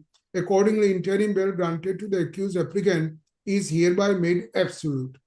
Now, these are, Millard, the 3 or 4 documents which reflects the actual facts and whether this offense at all is under SC/ST or even in the IPC when it is a business rivalry between the two set of the director, which is under consideration by the Ministry of Corporate Affairs. Yes. Now, kindly see, Millard, you are fully aware, and not only you, Millard, most of the judges anywhere in any court are fully aware by the locus classicus judgment of Bhajanlal, Millard, of 1992 Supreme Court, Millard. And I will be drawing your lordship attention, though we had submitted a set of list of books, list of cases, Millard, case law, and in that also Bhajanlal is extracted in, but one of the judgment. Only kindly take a note, Millard. The citation is 1992 Supplementary 1 SCC, 1992 Supplementary 1 SCC 335. State of Haryana versus Bhajanlal, 1992 Supplementary 1 SCC 335 at page 378, paragraph 102. In fact, we had extracted and given in a compilation which we handed over to this court. Your lordship will have on page 42. If your lordship has the compilation volume, list of the judgment which we are given, and in that, Millard, I had extracted what is the core contour of Bhajanlal, and which is on page 42, which is another judgment of Supreme Court. It is Niharika Infrastructure versus the State of Maharashtra of Justice M.R. Shah. Lordship has that? Yes. It is a list of books. It is item 4. And in this Niharika judgment, which starts on page 35, 42, page 42, Millard. Page 42, paragraph 7.3. Running page 42. Yes. 7.3. Then comes the celebrated decision of this court in the case of Bhajanlal. In the said decision, this court considered the denial of scope, the details, of the scope of the High Court power under 482 and 226 of the Constitution to quash the FIR and referred to several judicial precedent and held that the High Court should not embark upon an inquiry into the merits of the merits and demerits of the allegation and quash the proceeding without allowing the investigating agency to complete its task. At the same time, this court identified the following cases in which FIR and complaint can be quashed. Kindly mark and oblige me by referring to only 2 of them. There are 7 areas which had been carved out or dictated by the Supreme Court where 482 need to be excised. And kindly see, number 2 and number 7. Number 2, where the allegation in the first information report and other material, if any, accompanied the FIR do not disclose a cognizable offense justifying an investigation by a police officer under 156(1) of the CRPC, except under the order of a magistrate within a purview of section 152(2) of the code. And kindly mark, the two offenses here are both non-cognizable. Non-cognizable and bailable, both 418, 423. And kindly now come to what the principal Supreme Court laid down in clause 7, where a criminal proceeding is manifestly attended with mala fide, and or where the proceeding is malicious, instituted with an ulterior motive for wreaking vengeance on the accused and with a view to spite him due to private and personal grudge. My respectful submission before you, this 7, the principle number 7 or the guideline which is issued by the Supreme Court in Bhajanlal in toto applies to the present case. It is a malicious institution for personal grudge when it is mala fide laws and when the proceeding is manifestly not criminal by whatever stretch of imagination. Then kindly see the 3 other judgments which we had given in the context of how SC/ST Act is to be read, which is so stringent an act. And the first judgment itself in our compilation is, I will be placing only 4 judgments before you, Miller, though the list runs to some 10, 12 judgments, I need not.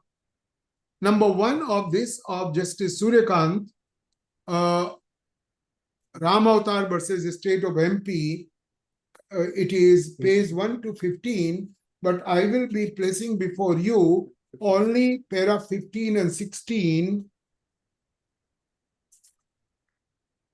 where the law is laid down or the principle were enunciated. Kindly come to page, running page 10, paragraph 15.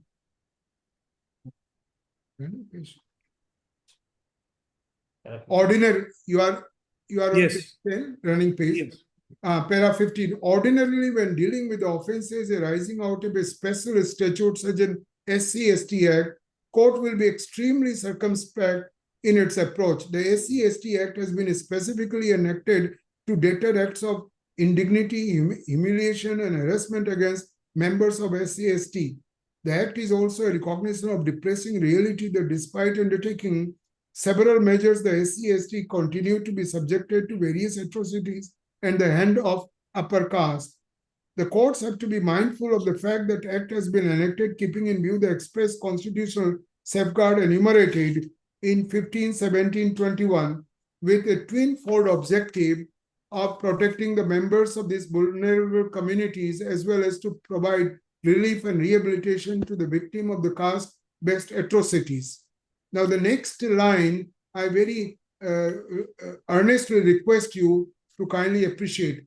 On the other hand, where it appears that the court that the offense in question, although covered under SCA, is primarily private or civil in nature. Kindly see, Millard, the very first line of paragraph 16. On the other hand, where it appears to the court that the offense in question, although covered in SC/ST Act, is primarily private or civil in nature, or where the alleged offense has not been committed on account of caste of the victim, or when the continuation of a legal proceeding would be an abuse of the process of law, the court can exercise the power to quash the proceedings.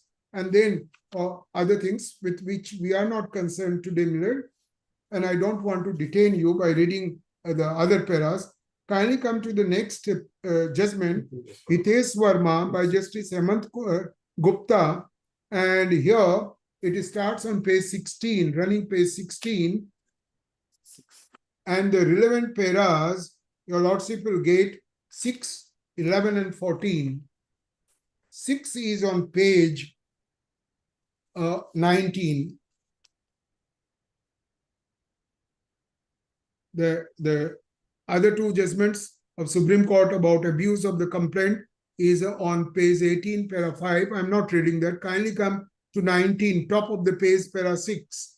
The learned counsel for appellant argued that the dispute led to property, kindly mark, property are pending before the civil court, and here it is pending before Ministry of Corporate Affairs. There it was a private property, here it is a corporate dispute before Ministry of Corporate, are pending before civil court, and the present FIR have been filed on patently false ground by respondent 2 only to harass the appellant and to abuse of the process of law. It is argued that the allegation labeled in FIR and the subsequent report submitted by police after investigation doesn't disclose any offense under the Act, does not disclose any offense under the Act. Furthermore, it is argued that the report neither discloses the caste of the informant nor the allegations are that they were made in public view. Also, the offending words are not purported to be made for the reason that the informant is a person belonging to the scheduled caste. So, scheduled caste nowhere comes in picture, but for the fact that 70% of the people of Arunachal are from the tribes. Now, then kindly come, Miller. Serial number 6 is the judgment of Justice Dinesh Maheshwari. Page 79, it starts.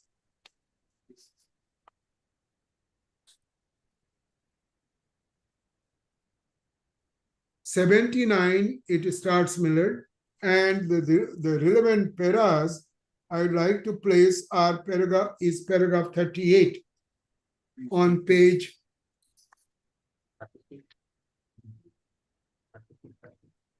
36 running page 86 and 87, Miller.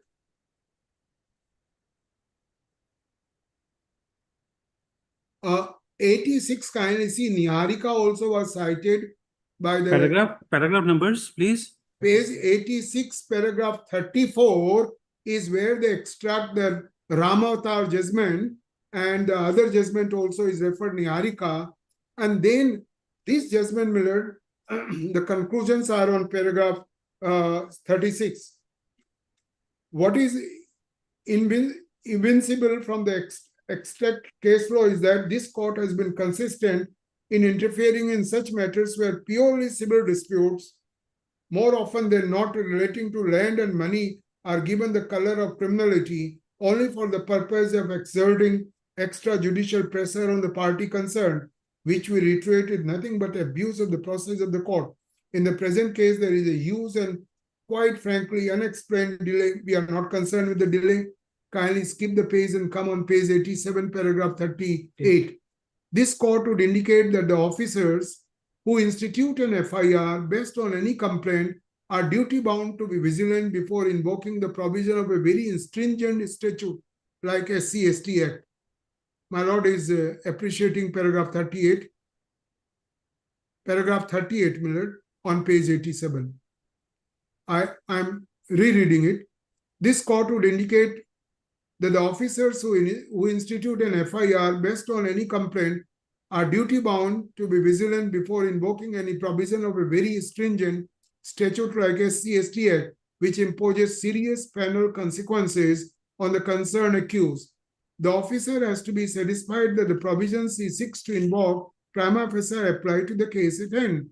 We clarify that our remarks in no manner are to dilute the applicability of a special stringent statute, but only to remind the police not to mechanically apply the law, Dior's reference to the factual position. And for this reason, 482, etc., and 39. And finally, Miller, I will be referring to serial number 7, the judgment of Justice Krishna Murari, page 88 to 90, Miller, the running pages. Justice Emma Shah and Krishna Murari. Para 2 and 3. 2 and 3. Huh? Para 2 gives the background, Miller, and the sections are of SC/ST are extracted, Miller, referred to there, and then kindly come, Miller, paragraph 3 on page 89. We have heard Mr. Nagamuthu, learned senior counsel for the appellant, original accused and the respondent appearing in person. We have also gone through the complaint and considered the allegation in the complaint made against the accused. Having considered the allegation in the complaint and the material on record, it appears that the initiation of criminal proceeding by the respondent against the appellant, original accused for the offense under the provision of SC/ST Act, is nothing but an abuse of process of law and court, and also provision of SC/ST Act in 1989.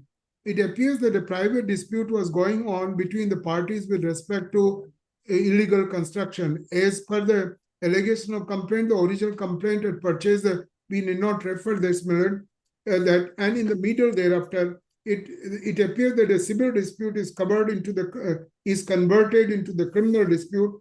And finally, the last 5 lines from the aforesaid, last 7 lines, from the aforesaid, it seems that a private civil dispute within the parties is converted into the criminal proceedings.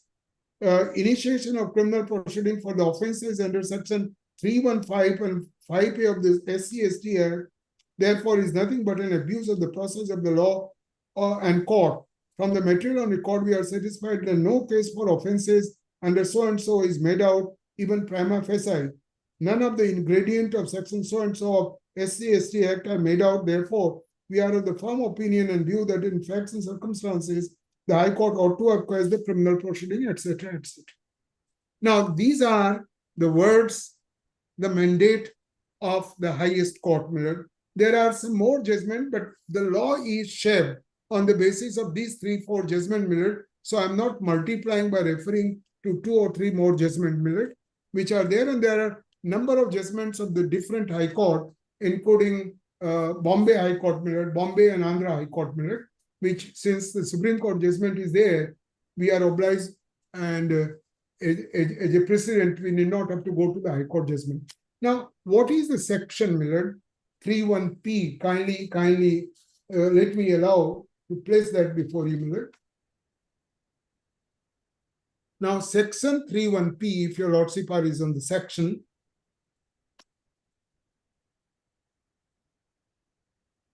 just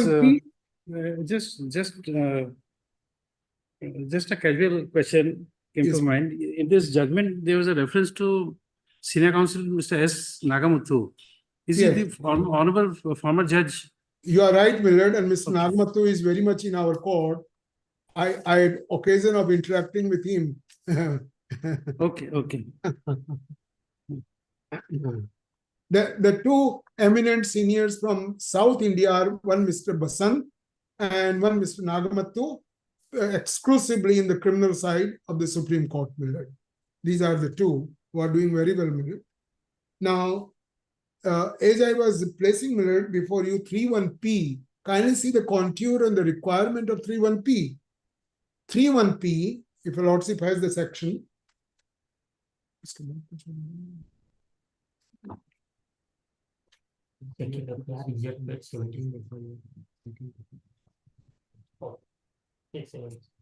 Now, 31P, institute false, malicious, or vexatious suit, or criminal, or other legal proceeding against a member of a scheduled caste or a scheduled tribe. Now, kindly mark, first requirement is institute. And what thereafter? False, malicious, and vexatious suit.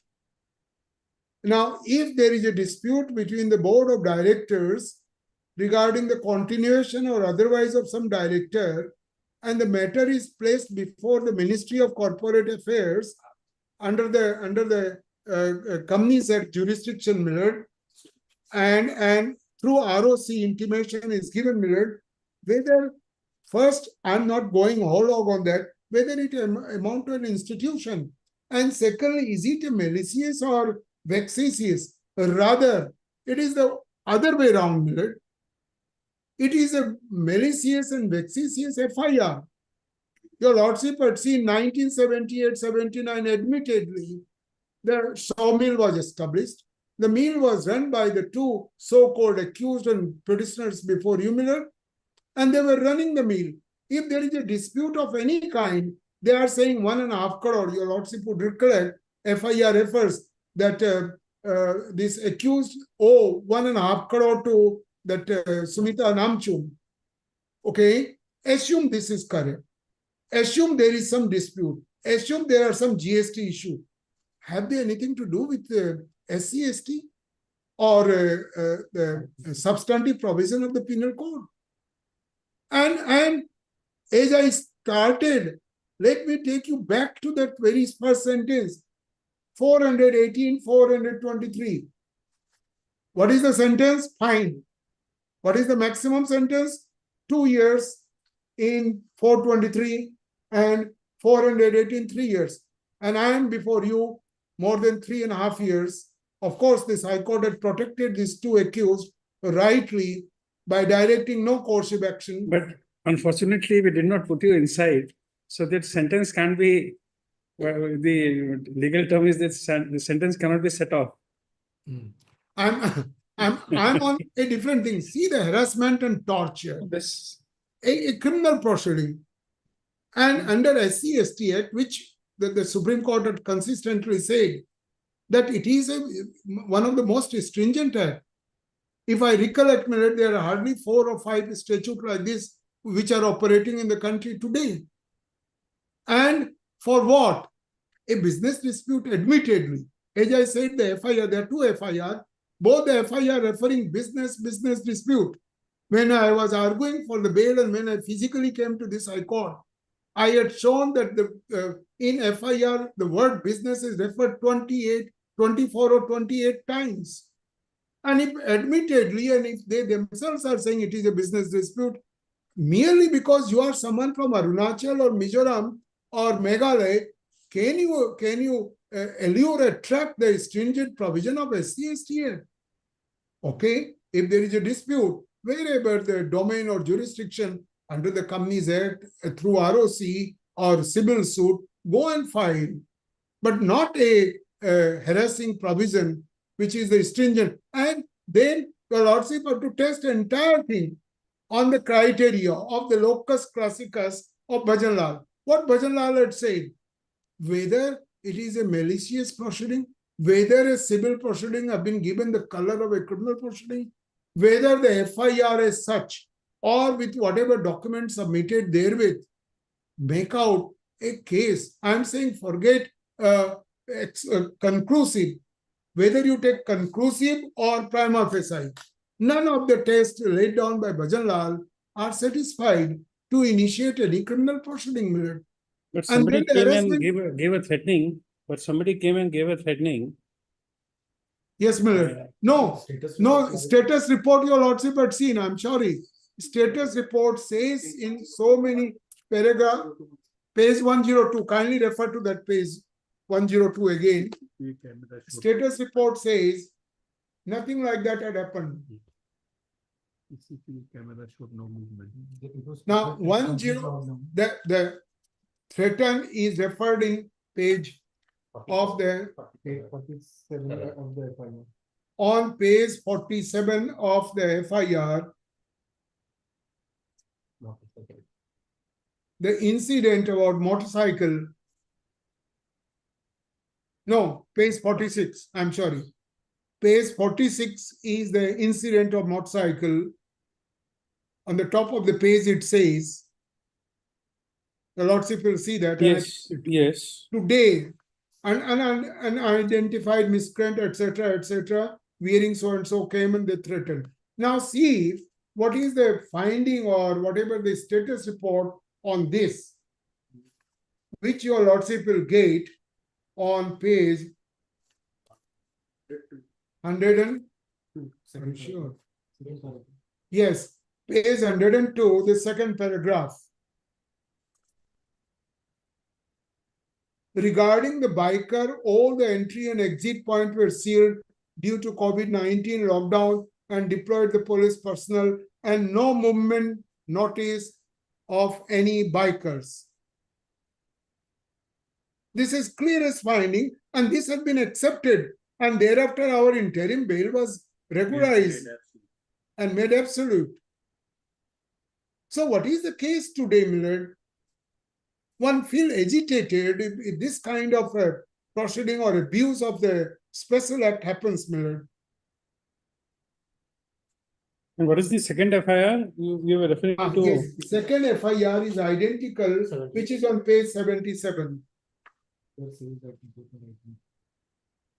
Page 77, Millard. The first one was by daughter, and this is one by the father. And father was not, had not come in picture when the status report, for status report, he was requested to be interviewed. Page 77, Millard. Just a moment, this first FIR is page 45. Yes, Millard. Page 45 to 49 is the first FIR dated 25th February 2021. The other FIR is page? And the other 77. FIR is page 77 to 81, dated 22nd April 2021.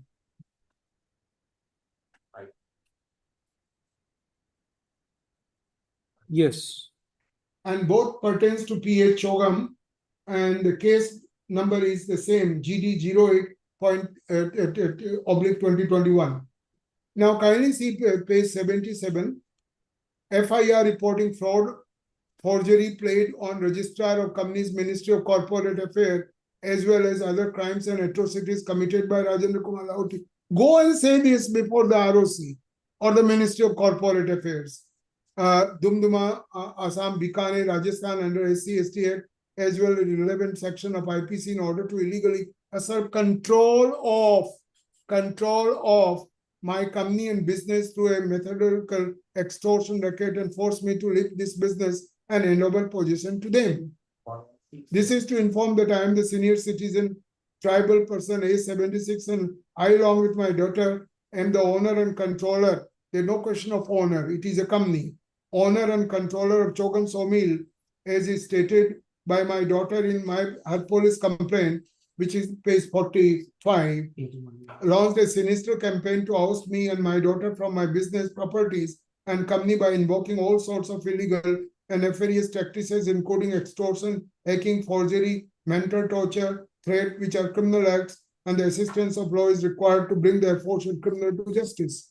To date, about the same thing, Millard was informed by my office that Anand, along with his father Rajendra Lahoti, on 10/4/2000 fraudulently sent an email from an email account without my consent or knowledge to the board of directors of Chogam, which is a company of which my daughter and me are 58% majority shareholder. The email apparently held a resignation on my side from the company. Copies procured from the official website of Ministry of Corporate Affairs. The criminal acts are perpetrated by the aforesaid serial criminals. Now, this is another very serious thing. How they can say serial criminals? As on 12/4/2011 was holding a shareholders meeting to inform my daughter Sunita Namchum and another person as director in my company. The objective of the criminal Rajendra and Anand Lahoti was to play a fraud not only on me, but also on the registrar of companies into making them believe that I have resigned from my own company on the day I was appointing my daughter as a director. This was done with the objective that I will be unable to upload documents to the website of MCA affirming my daughter as a director of the company and thereby maintain control of my own company by having a majority on the board of directors. Apart from attracting numerous sections of IPC, IT, taking away the rights of the tribals and usurping them illegally are serious crime on their own punishable exclusively by SC/ST Act. I would like to further state that considering it is only the criminal Rajendra and Anand who shall be the beneficiaries of this criminal act perpetrated by them, you shall swiftly apprehend these criminals at the earliest so that they do not continue committing crimes openly in this manner. The entire aim of Rajendra and Anand is to drive me out of my business by using the tactics mentioned in my daughter's previous complaint, hacking my email and illegally make me resign from my own company, openly file the illegal resignation at the registrar of companies and drive me out of business so that they can eventually illegally force me to hand over control and position of them. received on so and so, registered so and. You are also requested to restrain Rajendra and Anand from further breaking the law and commit crimes under the SC/ST Act, as they are also engaging in a defamation campaign against me and also trying to influence numerous government agencies in order to put me out of business. Rajendra and Anand had tried to file frivolous and vexatious complaint in various forums, when actually all they are trying to do is illegally extort my own business and force me to hand over possession to them. Even a lay person can make out that the entire objective of Rajendra is to illegally serve a control of my business, to extort and stop the business and financial functioning of the daughter and me. I need not read any further, Millard. One thing kindly mark, they are both talking of usurping the business. And they both are referring that it is an affair pertaining to the ROC or Ministry of Corporate Affairs. And SC/ST Act, they just on the side, because this is the stringent act, they try to Millard, bring in. And apart from this, Millard, there is nothing in this FIR. And as your lordship had seen on page 116, the court, the Sessions Court had said both the FIR are on identical term. I did not refer to that. I had earlier read that 116 on the top of the page, it says both the FIRs are identical. Identical in the sense that they are confessing or admitting that these are business disputes. And the one most important thing which is not on the record is the mill is today in the control of the respondent number 2. The sawmill is in the possession, control, and being operated by Sumita Namchum, the daughter, the father having expired. Because of this SC/ST complaint and FIR, Millard, these original promoters of the mill who in Corona period came to Bikaner had not, once they had gone only to record, to appear, to place themselves before the IO, and thereafter they dare not to go to Arunachal Pradesh at all. So today what is the position? The business is with them, the sawmill is with them, they are running it. It is not a case at all, even after recording this FIR as back as in 2021. If they are operating, how one can say that someone is trying or someone had usurped and taken over their business and their properties? They have not been appearing. Okay. These are my respectful submission. I'm grateful and I am obliged. As I said at the beginning, I am not concerned with the case diary. It is the question of maintainability of this FIR and whether inherent powers of this High Court need to be exercised under the extraordinary situation and 482 of CRPC. Yes. My Lord, with your lordship's permission, my lord, and permission of my senior, my lord, I am assisting Mr. Lahoti. One aspect, my lord, against that order of granting bail, my lord, the respondent has approached Honorable High Court, and the Honorable High Court has stayed that order, my lord. Perhaps my senior will indicate that these facts, my lord. Perhaps the order we have annexed in the criminal petition, my lord. I did not get you. Please repeat again. My lord, against the order of granting interim bail, my lord, my lord, the anticipatory bail, my lord, the respondent had filed a criminal petition before Honorable High Court, and the Honorable High Court was pleased to stay that order, my lord. That's on factual aspect of it. My lord. Therefore, we had come for under 482 before your lordship knows, because your lordship knows this is the stringent act, my lord, and my lord, bail under the SC/ST Act is generally not granted. That position has also been diluted to a great extent. My senior would address on this, perhaps Yes, that factual. What Mr. Dubey was referring is the order of Guwahati High Court, probably principal bench, Millard, dated 21. Kindly take a note, Millard, 21st September 2021, by Justice Parthajoti Saikia, Millard, Now, his lordship, my lord, by that order of 21/9/2021, have recorded in the last para, after hearing the learned counsel for both the parties, this court is of the opinion that the impugned order means the grant of the bail, is prima facie illegal. Therefore, till the returnable date, the impugned order passed by learned court of sessions at Teju Lower District shall remain stayed. Interestingly, this order is Parthijoti Saikia Millard sitting in Guwahati, principal bench, is 21/9/2021, and the very same Justice Saikia Millard on 2nd June 2022. Kindly mark, when he was sitting in this bench, Arunachal bench, Millard, I hope I am clear. Yes, please proceed. There are two orders of Justice Parthijoti Saikia, one which Rakesh Dubey had referred, Millard, which is dated, kindly mark, the date is 21/9/2021.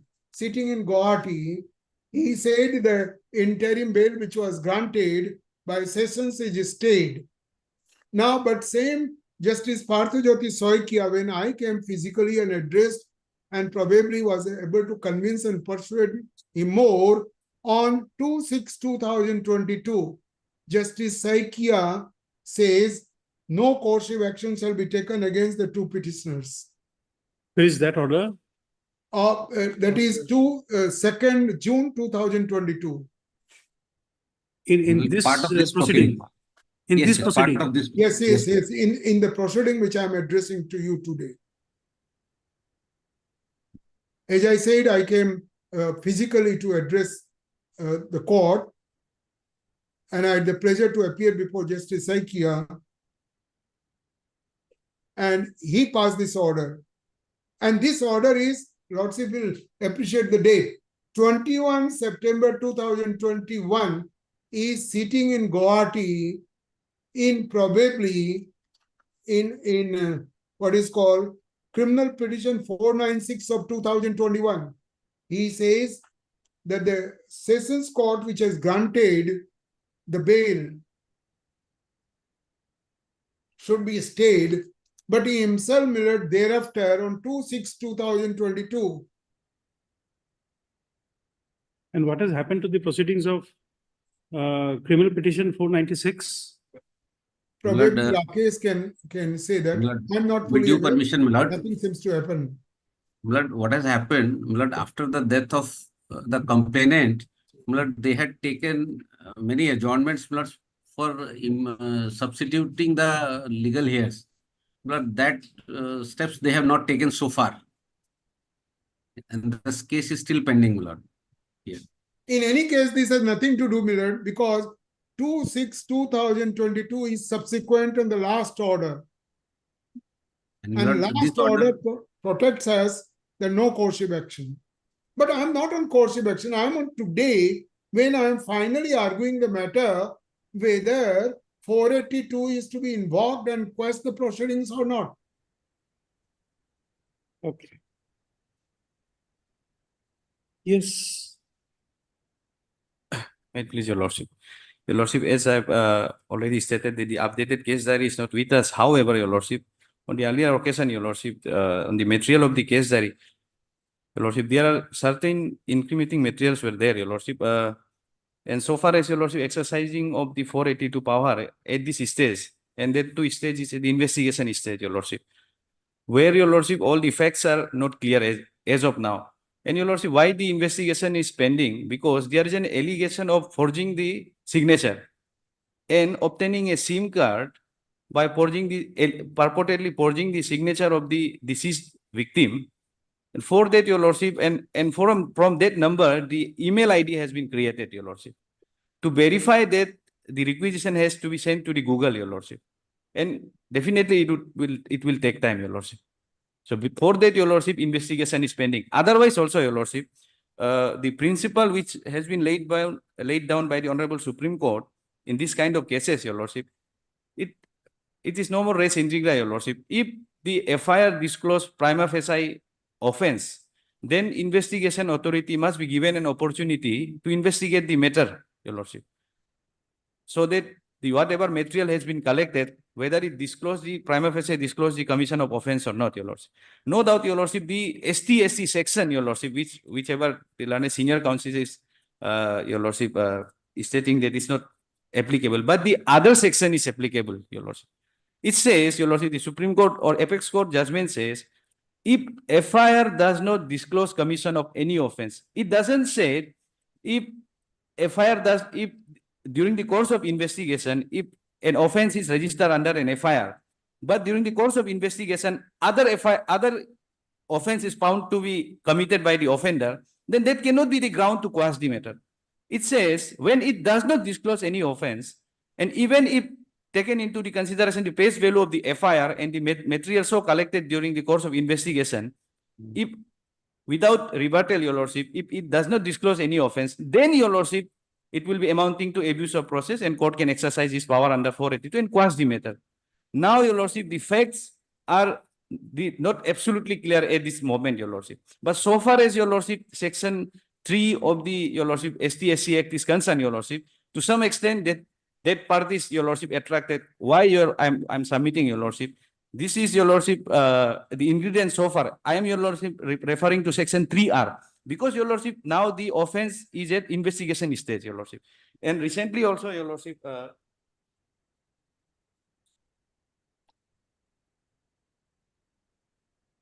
Your Lordship will find the Section 3R intentionally insult or intimidate with intent to humiliate a member of a scheduled caste or scheduled tribe in any place within public view, Your Lordship. Your Lordship, on the basis of the charge sheet, Your Lordship, I've earlier also on many occasions I've gone through the charge sheet. There was a statement from one of the public member. Before him, one of the accused has stated that a tribal women won't be able to run this kind of business.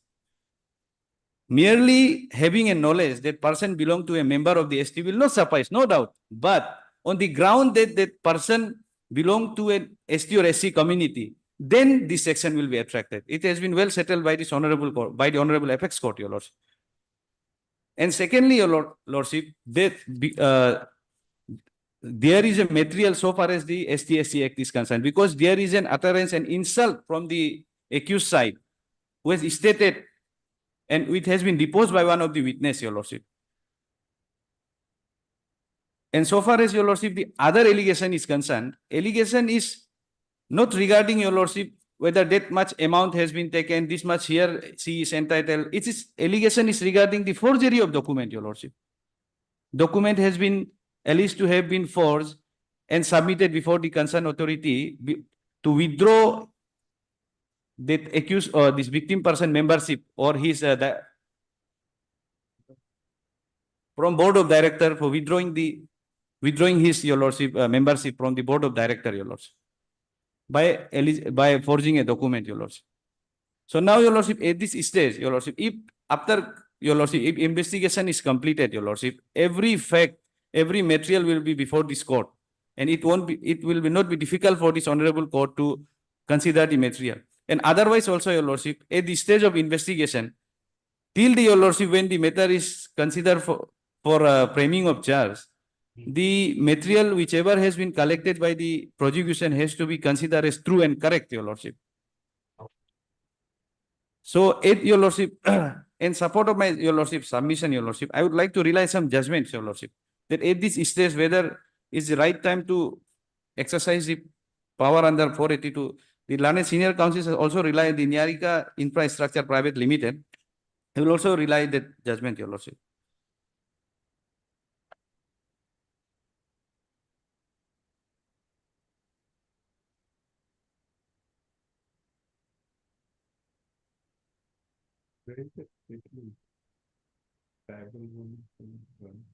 Incidentally, where is that statement that Statement regarding travel? Yes, Your Lordship, that is, Your Lordship, there in the case diary, Your Lordship. Now the case diary, as I already submitted before, Your Lordship, that the updated case diary is not with us today, because in the meantime, in many occasions, your lordship, adjournment has been taken and investigation has to be progressed, your lordship, because there was a direction, no coercive action against the accused. However, there is no any stay on the investigation. So there was a statement, your lordship. The witness is saying something which is an improvement of the FIR. In the FIR, it doesn't say that these two people confronted and this statement was made. That is, your lordship, the FIR was No, that let us- subsequent by the. no, Let us say, I'm just thinking aloud. Okay. My examples are always horrible. Okay, it's okay. This is one of the more horrible examples. You see, for some reason, I meet Mr. Mo outside the courtroom. I'm going home, he is there, I meet him. And I tell him that so and so, that lawyer was horrible in arguing. Correct?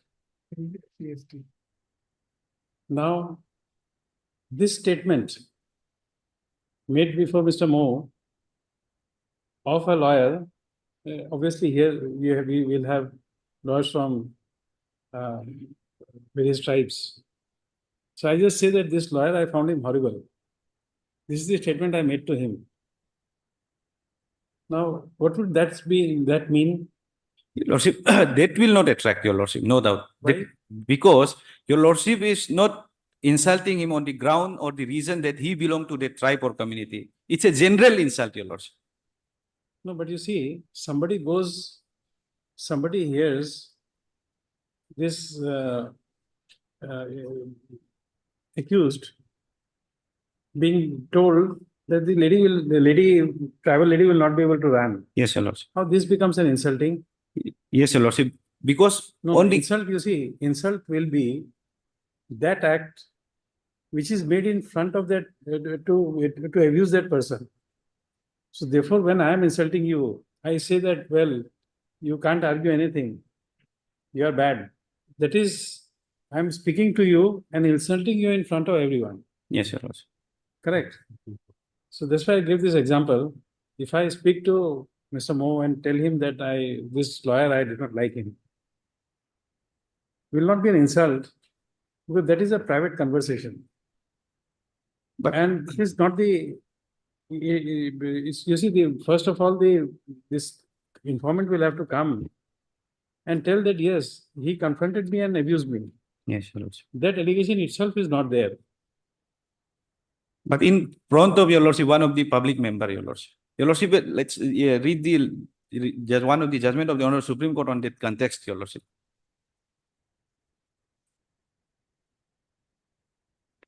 May I give an example? Just let him complete and then we'll have you again. No, Let him only complete his part. only one example, Millard.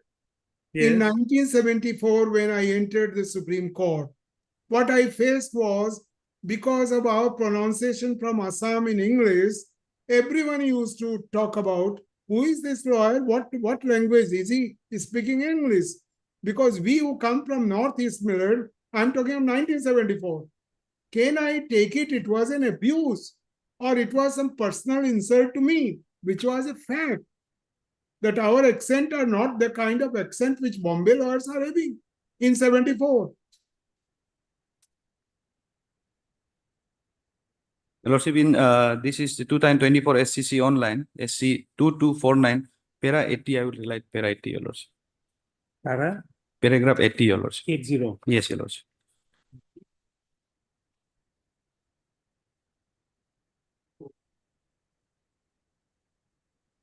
Yes.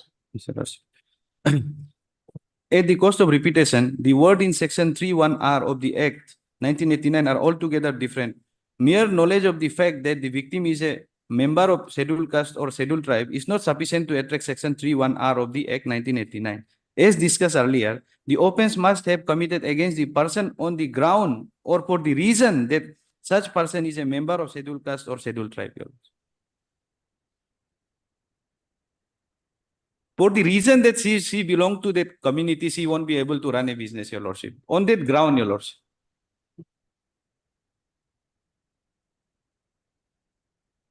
And your lordship, the second is, your lordship, regarding your lordship, public regarding it should be made before the public. If it is uttered before the family member, that will not suffice, but it should be uttered before the member of public, your lordship. This is reported in 2023 SCC online, SC 668, your lordship. I will rely, your lordship, para 17, your lordship. Just a moment. Okay.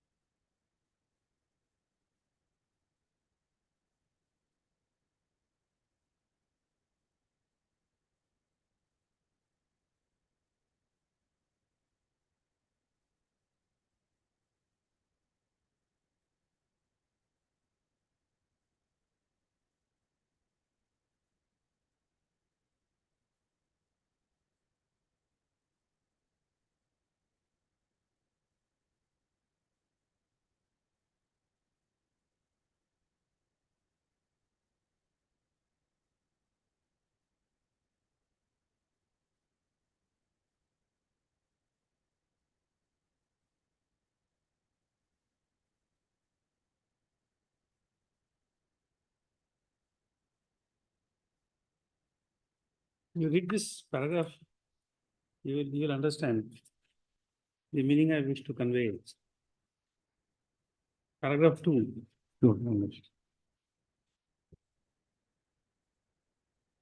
I read pretty fast, so therefore I have skipped few pages, read paragraph 2, and then I have seen the conclusion. Ultimately, with that sort of allegation, Yes, your lordship. the Supreme Court even granted bail to the Yes, your lordship. appellant. But your lordship, that is for the purpose of bail. But so far as your lordship, regarding the quashment, your lordship, these are the subject matter to be tried during the trial, your lordship.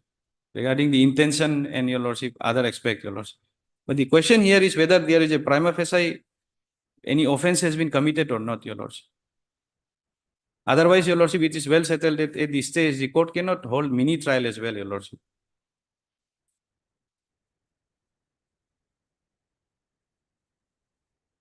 So you see, we'll have to show from the FIR that these two people had met and interacted. The informant and the accused.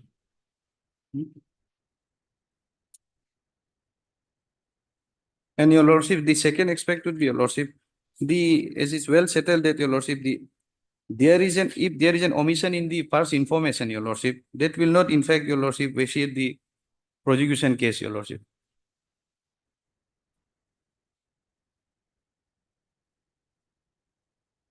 And your lordship, moreover, the FIR is not. Just a moment.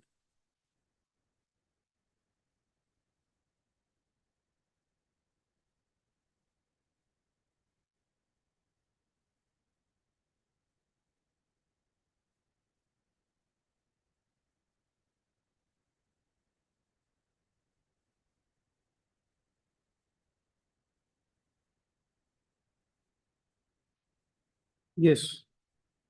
And your lordship, so far as the FIR is concerned, as your lordship is well aware, it's well settled that the FIR is not the encyclopedia of entire fact. It is just an initial statement to set criminal process into motion. And now the criminal process has been set into motion. Investigation has been carried out. And this is not a case that the FIR does not disclose commission of any offense. No doubt initially in the FIR it says that because of some allegation being, since they belong to the ST and SC, they have been subjected to certain prosecution and all other cases and all. For that, your lordship, they have been, there is an allegation to that the FIR should be registered under SC. But during the course of investigation, it was found that there was an utterance from the one of the co-accused that, your lordship, only on the ground and for the reason that she belongs to that member, she won't be able to run the business, your lordship. Now, whether that is subjected to insult or not, that are to be tried that has to be considered during the trial, your lordship. And the other second aspect, your lordship, so far as the forgery and other aspects are concerned, your lordship, these are offense. It's offense, your lordship, is well aware. The crime never dies, your lordship. Once offense has been committed, your lordship, whether the punishment is for 5 years, 5 months, or 2 months, that doesn't matter, your lordship. Because, your lordship, it is well settled. The court is not only to see that no innocent person be punished, but court is also to see that guilty person does not escape, your lordship. And this is 482 application, your lordship.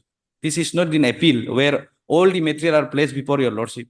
And your lordship, so far as the judgment of Ram Avatar case is concerned, that matter was considered after post-conviction, your lordship. Post-conviction, your lordship, the court has all the record, all the material, your lordship.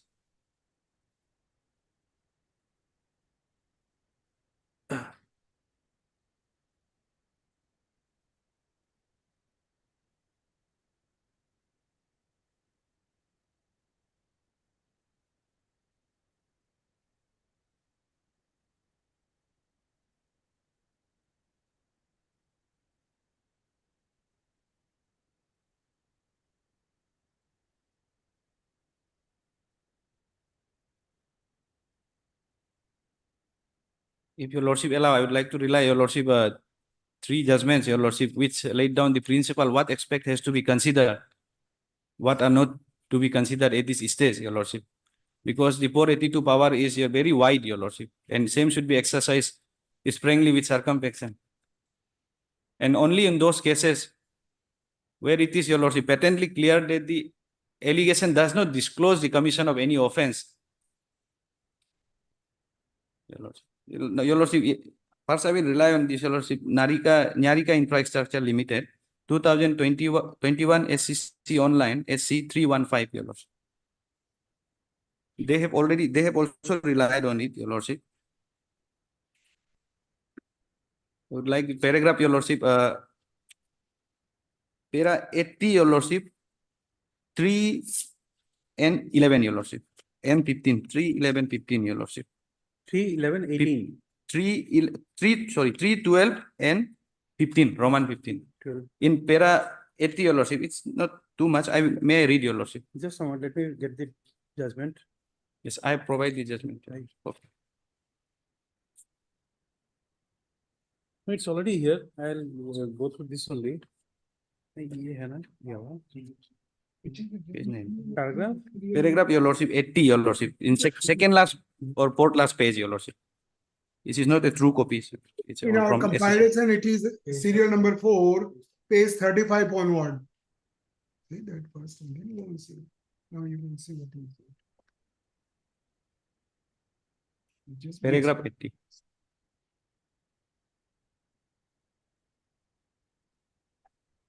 Must have seen something.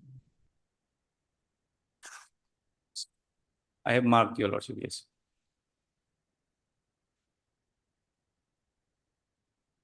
Which paragraph is it?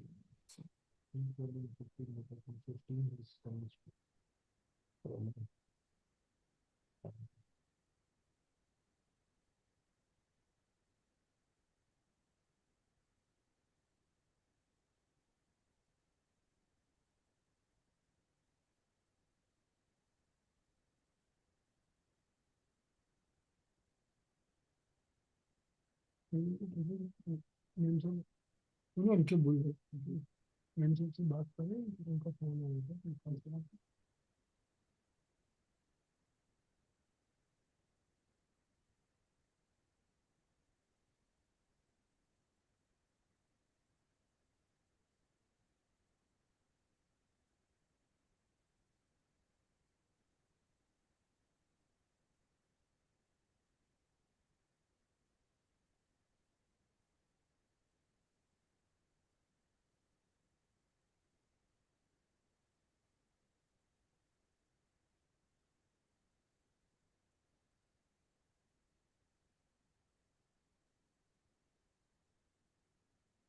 Yes, your lordship, I will directly rely the Roman 3 of 80, para.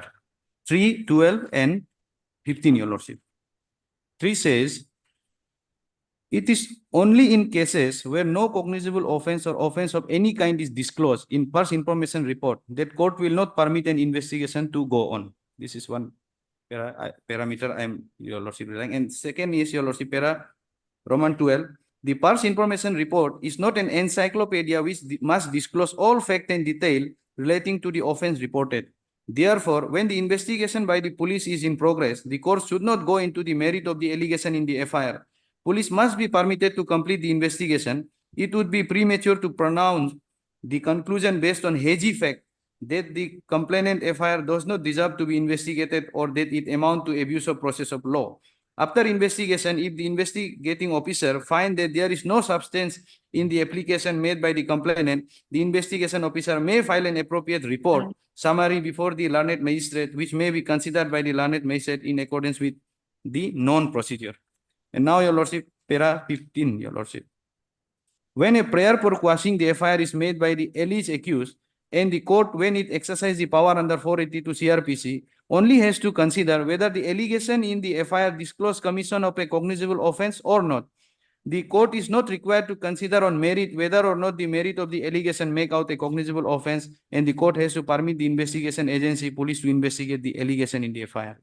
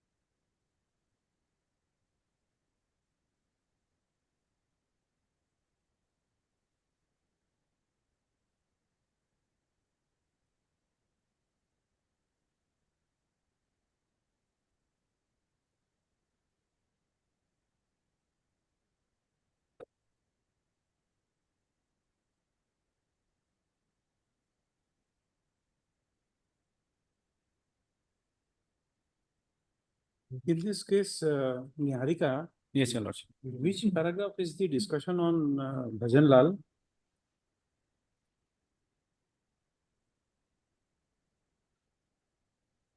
Mr. Lauti, in this judgment of Niharika, yes, where is the discussion on Bhajan Lal? Your lordship, I will find out, your lordship. Page number, running page 42, paragraph 7.3. 7.2.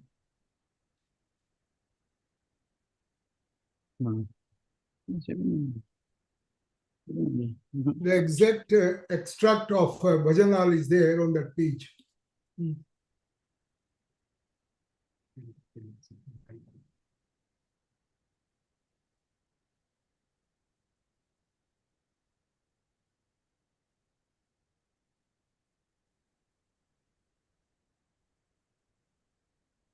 R.K. Kapoor.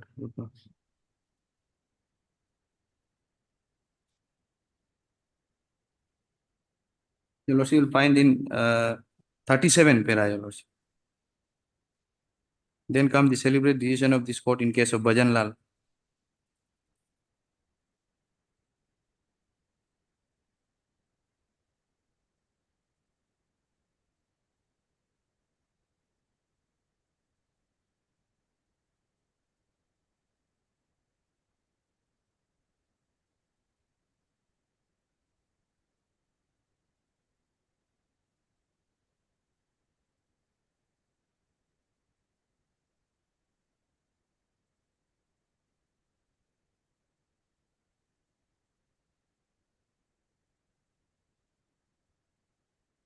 In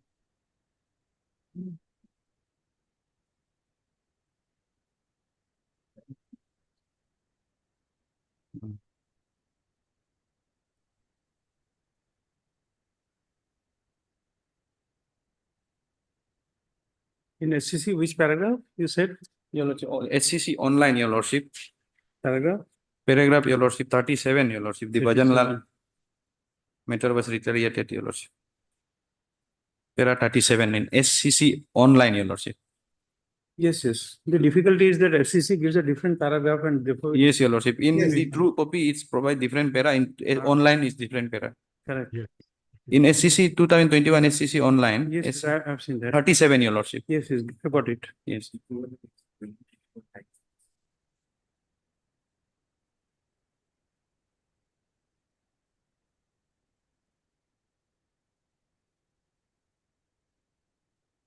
Yes.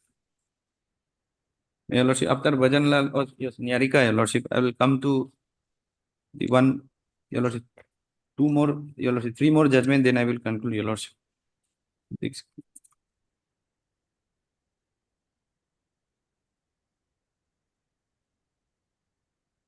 Your Lordship, it's 2023 SCC online, SC 379, Central Bureau of Investigation versus Aryan Singh, etc., Your Lordship. Para 9 to 12, Your Lordship.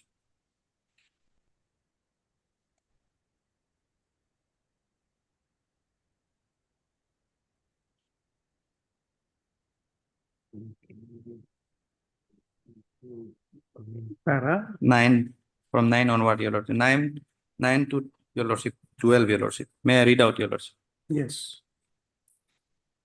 Having gone through the impugned common judgment and order passed by the High Court, quashing the criminal proceeding and discharged the accused, we are of the opinion that the High Court has exceeded in its jurisdiction in quashing the entire criminal proceeding in exercise of the limited power under 482 CRPC or in exercise of power under 226 of Constitution of India. From the impugned common judgment and order passed by the High Court, it appeared that the judgment has dealt with the proceeding before it as if the High Court was conducting a mini trial and or the High Court was considering the application against the judgment and order passed by the learned trial court on conclusion of trial. As per the cardinal principle of law, at the stage of discharge or quashing of criminal proceeding while exercising power under section 482 CRPC, the court is not required to conduct the mini trial. The High Court in the common impugned judgment and order has observed that the charges against the accused are not proved. This is not the stage where the prosecution investigating agency are required to be proved the charges. The charges are required to be proved during the trial on the basis of the evidence laid by the prosecution investigating agency. Therefore, the High Court has materially erred in going into the detail in the allegations and the material collected during the course of investigation against the accused at this stage. At this stage of discharge and or while exercising the power under section 482 CRPC, the court has a very limited jurisdiction and is required to consider whether any sufficient material is available to proceed further against the accused for which accused is required to be tried or not. One another reason pointed by the High Court is that initiation of the criminal proceeding proceedings is malicious. At this stage, it is required to be noted that the investigation has handed over to the CBI pursuant to the direction issued by the High Court, that thereafter, on conclusion of the investigation, the accused person have been charge sheeted. Therefore, the High Court has erred in observing at this stage that the initiation of criminal proceeding or proceeding is malicious. Whether the criminal proceeding were malicious or not is not required to be considered at this stage. The same is required to be considered at the conclusion of trial. In any case, at this stage, what is required to be considered is a prima facie case and the material collected during the course of investigation which warranted the accused to be tried. In view of the above and for the reason stated above, when the High Court has exceeded in its jurisdiction in quashing the entire criminal proceeding and applying the law laid down by this court in Catina of decision on exercise of the power at the stage of discharge or quashing of the criminal proceeding, the impugned common order judgment and order passed by the High Court quashing proceeding against accused unsustainable and same, Your Lordship. Here it says, Your Lordship, the court cannot hold a mini trial. The court has only to consider prima facie, Your Lordship, case against the accused, Your Lordship. And moreover, Your Lordship, the disputed fact at this stage can be considered during the framing of charge, Your Lordship. They will get the opportunity at this stage. And it is well stated, Your Lordship, at the time of investigation, Your Lordship, the accused do not have any right to be heard, Your Lordship.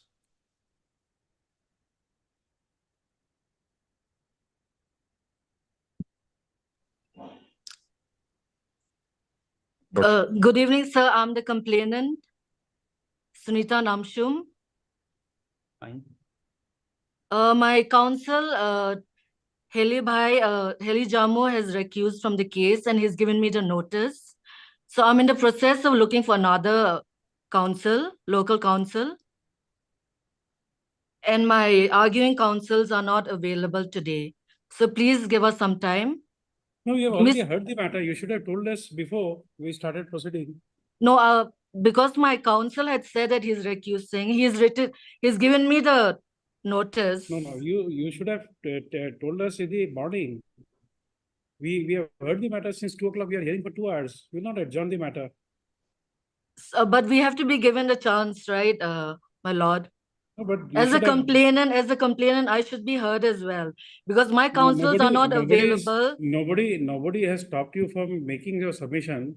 But if you wanted So an you have to adjournment, give us, you have to give me a chance. I mean, it's not, I mean, the trial is begun now without, you know, the complainant No, he not gave you hearing the notice. side of the complainant, and my Did he- counsel has Please recused. hear us sir. first. Please hear us first. When did Yes. you get the notice? I got a notice 3 days ago. Then what prevented you from from addressing the court at 10:30 at the mentioned hours? So my the junior had was supposed to appear and take an adjournment because Mr. Heli Jamu has said that he'll appear himself and recuse No, himself he's from the present. case. He's very Yeah, much he will present. recuse from the case. He's He was very much supposed to present. recuse from the case. No, we That don't. was You no, should have he told us at 10:30. We don't allow this adjournment now after 2 hours of hearing. but I mean, we have to hear the side of the complainant as well, sir. I think that is. You cannot compel us to hear. If you want to start, you can start. Lord, You if want me Lordship to permit, start? Lord, can I intervene for a minute, Lord? Just Because my Lordship counsel has recused, so I'm just asking for few days so that I may find, you know, another counsel. Look, that's all I'm asking for, you know. So, I mean, Lord, that's if all your I'm Lordship praying. permit, Lord, just That's one all point I'm of praying. information I That's can all give, I'm Lord. praying for. Like, you may give me some time to find a counsel. I was watching because I'm not aware about the My thing. I Lord, have to my Lord has appear. seen I'm not appearance is kept aware. in I'm due not form, my aware. Lord. He is the counsel who has argued on behalf of Yes, respondent he number is not 2. available. And He is not available Lordship, to he is- argue because he's busy in some other matter. So I've taken his ID. Since I was watching the proceeding on YouTube, I have taken his ID because I've seen that you all are deciding to close the case today without hearing the complainant. I don't think it's fair on the court's part, you know. We Close have the a matter. So procedure. you have to We you have to a give us a procedure. chance as a complainant. You We have to give a me a procedure. chance. You should have told us before we begin, but not But after sir, 2 I'm hours of. telling you, my lord, I'm telling you now because my counsel had in the beginning said that I'm recusing from the case, but you said no, you have to give a notice. So I watched it on YouTube, and I'm here to say that he has given me a notice, and I've accepted a notice, and I'm in the process of looking for another counsel. So you may please kindly give me some time.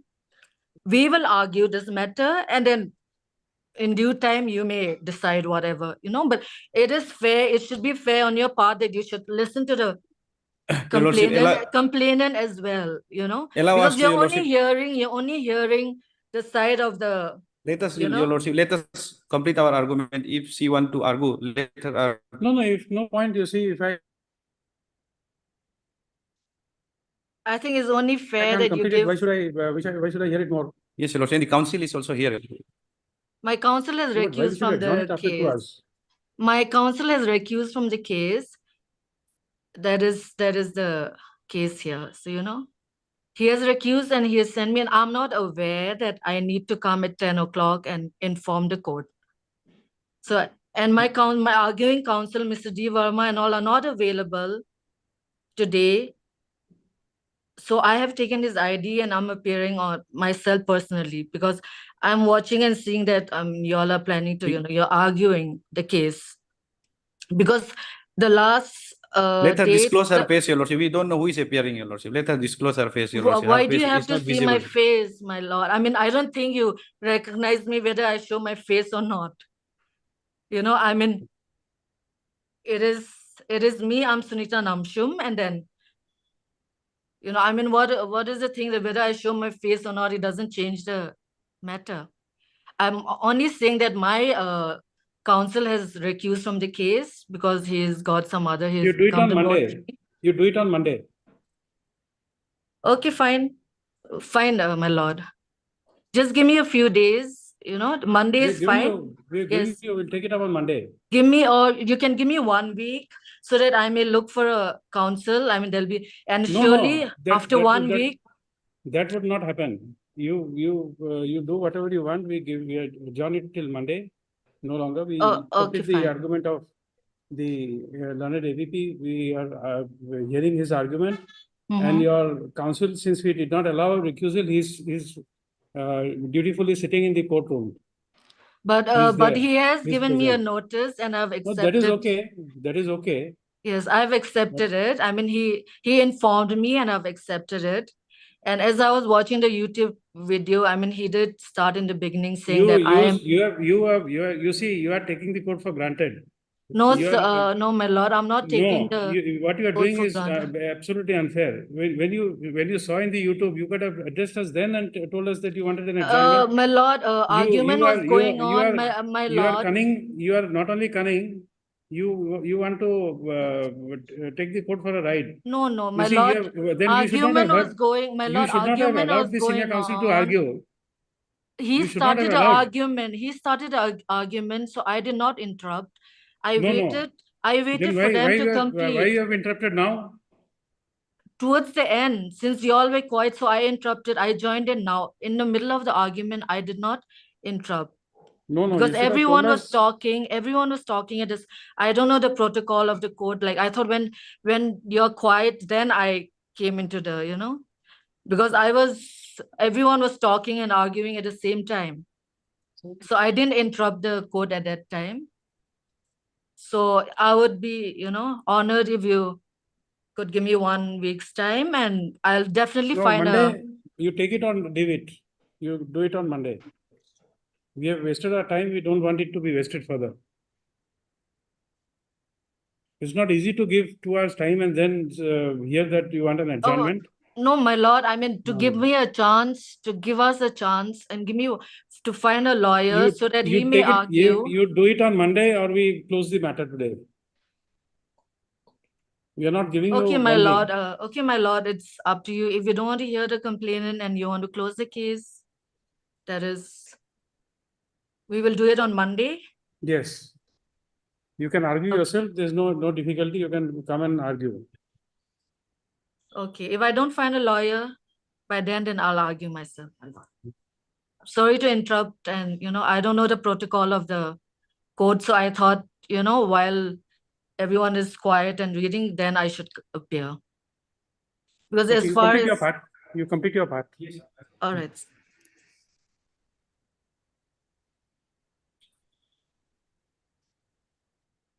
Confuse होकर आ गया।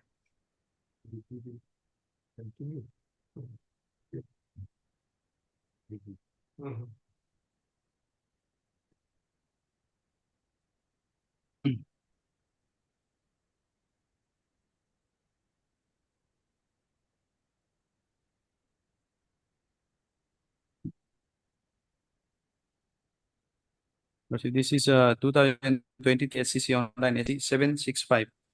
Supriya Jain versus State of Haryana. Your Lordship.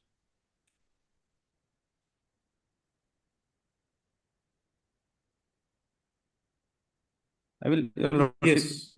I will, Your Lordship, rely para 17 and on 17, Your Lordship, the Amit Kumar versus Ramesh Chandra parameters has been laid, has been reiterated. I will rely from 27.1, 27.3, 27.9, 27.12, 27.13, 27.14, Your Lordship.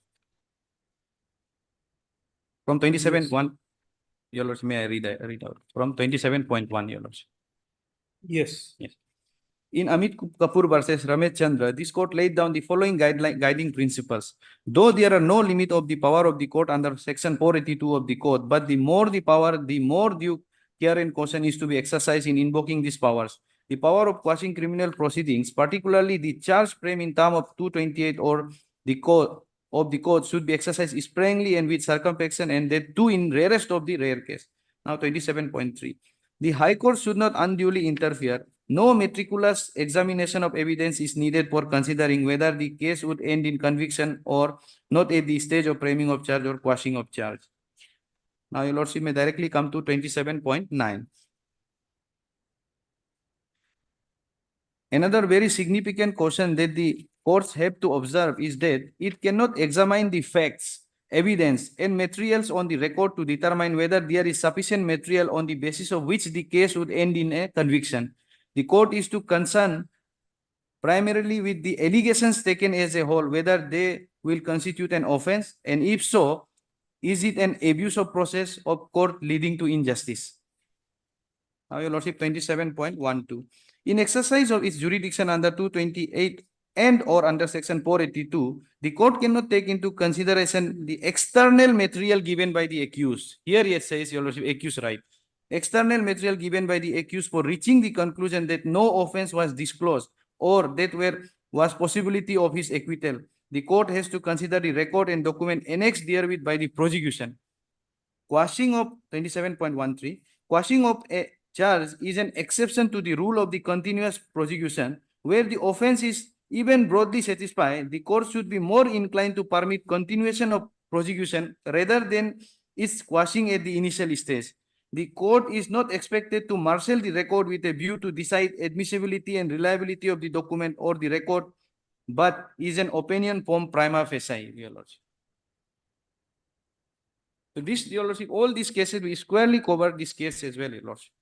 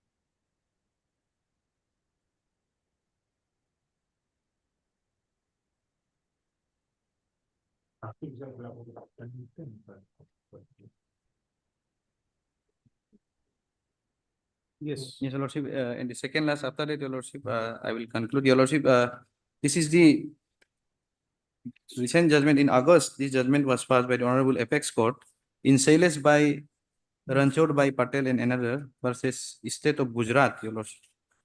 Here, Your Lordship, I would like to rely para 8, Your Lordship, paragraph 8.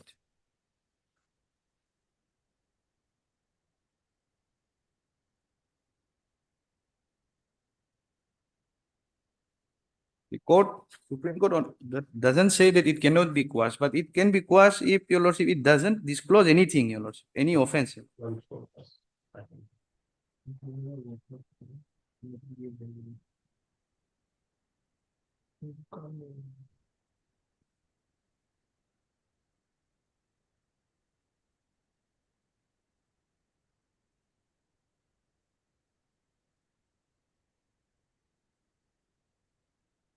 Paragraphs? Your Lordship, para 8, Your Lordship, a small paragraph, Your Lordship.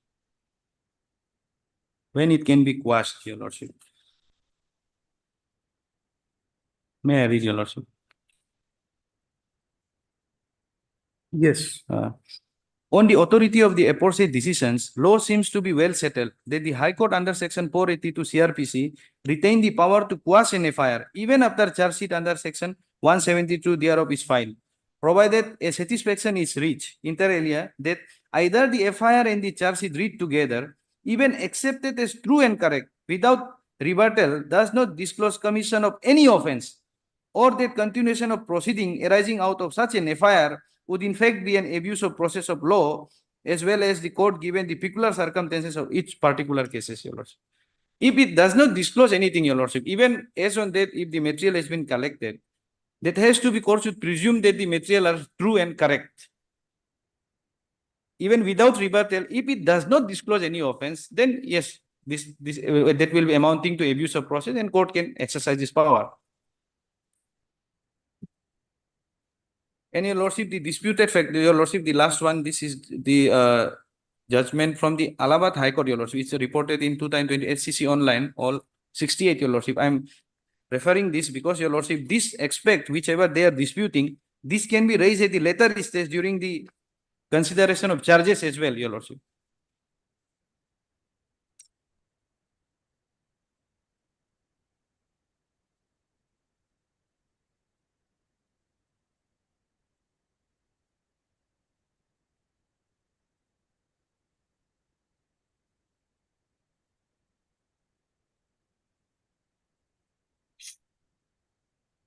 Para?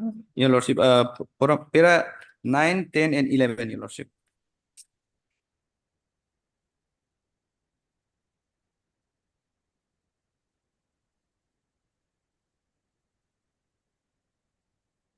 Yes. Yes. Further, learned AGA relied upon the decision of the Honorable Court in the case of Diksha Ben versus State of Gujarat, SLP criminal number so and so, decided on so and so to contend that in this case, a opinion was exhibited that even indirect act of indictment or the commission of suicide would constitute the offense of abatement suicide. In the said case, it was also said that in exercise of power under Section 482 of CRPC, the court does not examine the correctness of the allegation in the complaint, except in exceptionally rare cases where it is patently clear that the allegations are frivolous or do not disclose any offense. Para 10. From the perusal of the material on record and looking into the fact of the case at this stage, it cannot be said that no offense is made out against the applicant. All the submission made at bar relate to the dispute question of fact, which cannot be adjudicated upon by this court under Section 482 of CRPC. At this stage, only prima facie case is need to be seen in light of the law laid down by the Supreme Court in case of Nyarika Infrastructure Private Limited versus State of Maharashtra, and many other judgment has been reiterated. The disputed defense of the accused cannot be considered at this stage. Moreover, the applicant has got a right of discharge under 239 or 227, 228 CRPC or 245 CRPC, as the case may be, before the court below, and he is free to take all the submission in the said discharge application before the trial court. Whether accused instigated, this is, Your Lordship, this is the fact of the case. So, Your Lordship, now, what I'm trying to submit is, Your Lordship, the fact is now hazy, Your Lordship. The allegation, so far as the FIR is concerned, there is an allegation, prima facie allegation, cognizable offense allegation is there. Let the investigation or agency investigate the matter, Your Lordship. Or moreover, they are already protected. So far as this court has protected them, that no coercive action against the accused.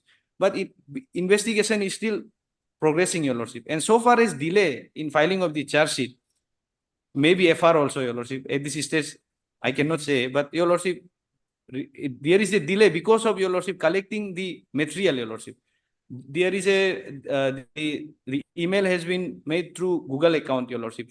For that, Your Lordship, the investigation authority has to get, Your Lordship, all other the 65B and other formalities are there, which has to be taken from the Google to confirmation whether that account has been created from the particular location or not, whether it was made from the Arunachal or from the Dumduma, Your Lordship. That such allegations are there in the material are there in the investigation record, Your Lordship, record of the investigation. So at this stage, Your Lordship, what my humble prayer would be, Your Lordship, 482, the power under 482 may not be exercised at this stage, Your Lordship. Let the investigation be proceed further. Let the investigation authority, without any, Your Lordship, interference, may, Your Lordship, collect all the document to honor the truth, Your Lordship. That much only, Your Lordship.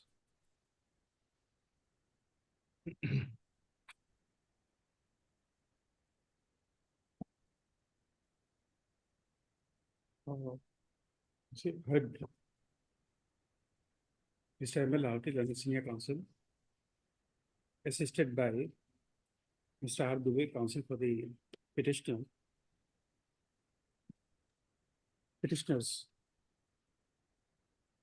So his submission is concluded, and he has reserved his right to reply. Next, Mr. Narottam Lanet, APP, has also made his submissions. Full stop. Next para. Mr. H.K. Jamul, Lanet Counsel, at the outset have made a prayer that he has issued a notice on the respondent number 2 for accusing him as well as his team of counsel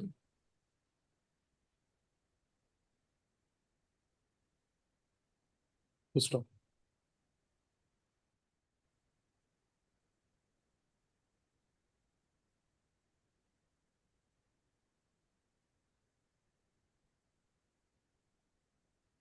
At the initial stage, the prayer was refused as the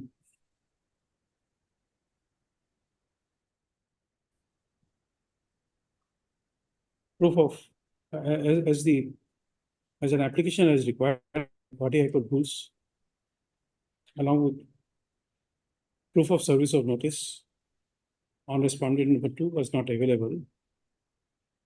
Stop. Therefore, he has remained in the court. He has remained present in the court. Next paragraph.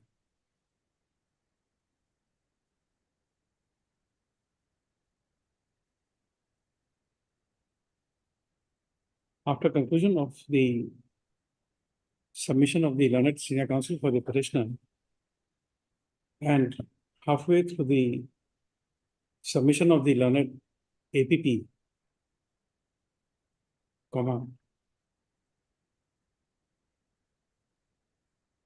to audio mode, a lady has appeared in the matter through a video link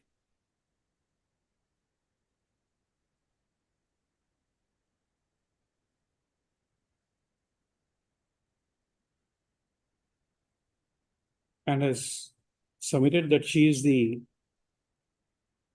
respondent number 2 and has received a notice from her learned counsel to recuse themselves, and she has submitted that she has accepted the said notice and she is looking out for another set of counsel to represent her. Full stop. On such statement, comma, the counsel on record for respondent number 2 are allowed to be to recuse themselves from the matter. Full stop. Their presence may not be necessary from the next date. Full stop. Next paragraph. Result 20, comma, the registry shall delete the names of the present set of counsel representing respondent number 2 from the cause date while listing the matter next. Next paragraph.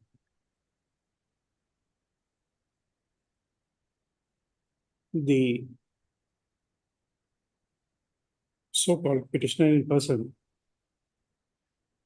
bracket, as Respondent. Respondent in person. Respondent in person. respondent, Respondent number 2 in person. so-called respondent number 2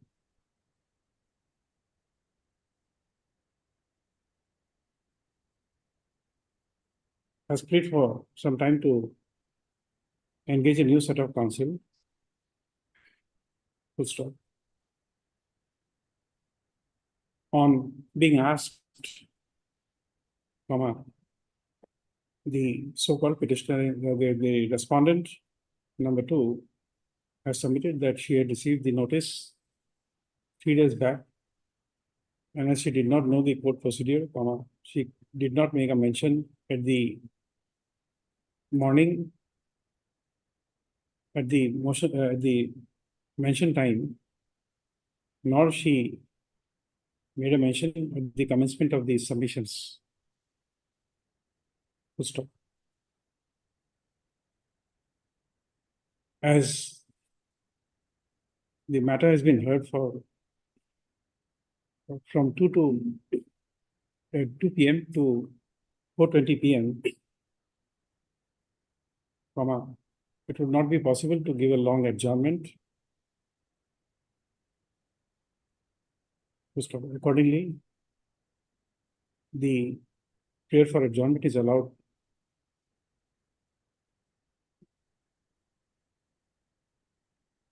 only for the day. Full stop. Let the matter be listed again on 23/9/2024.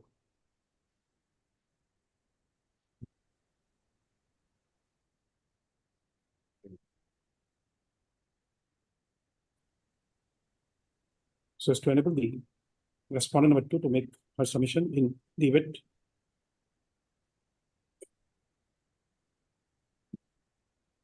she is able to arrange counsel to represent her.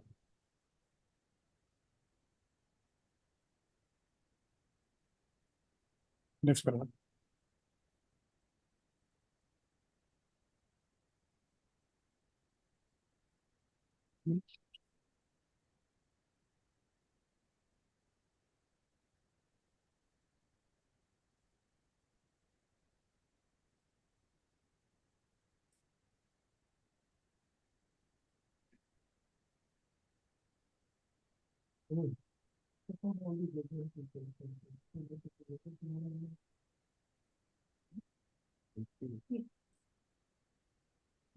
Full stop.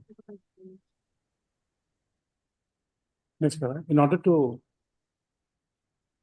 ascertain the identity of the person who has addressed us as respondent number 2, comma, she is directed to send an email to the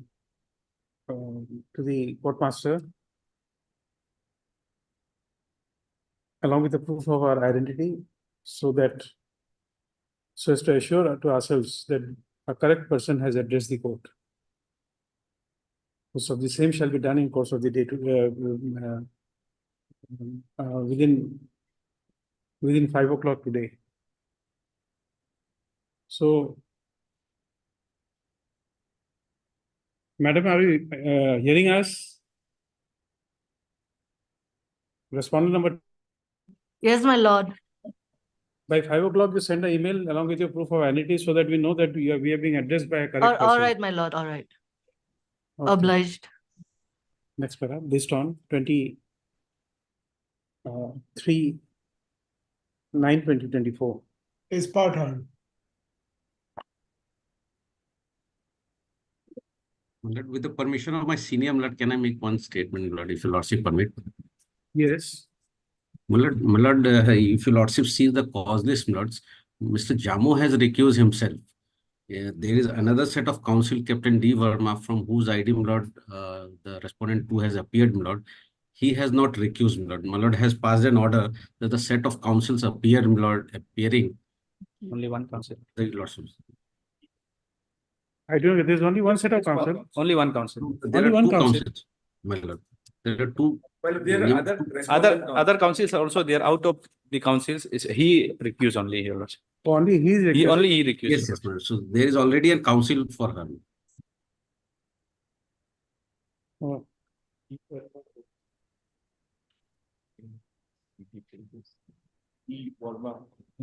There's one D. Verma. Yes, your lordship.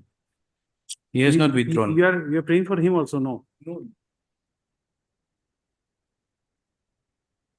Then you correct this order. You say out of, you said set of counsel. You say that, just take the new paragraph, then you place it. The paragraph would be,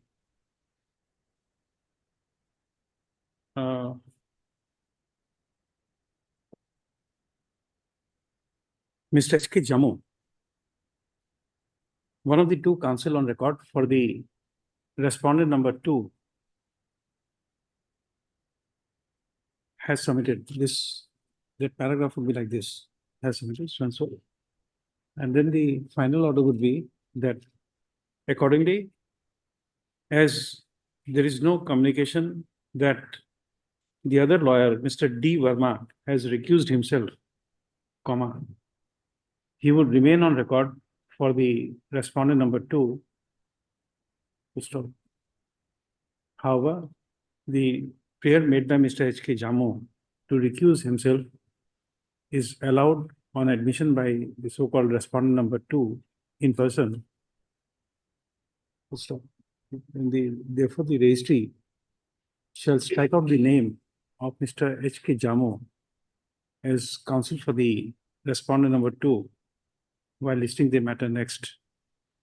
Stop. The name of Mr. D. Verma, learned counsel for respondent number 2, shall remain on record. This paragraph, mix it.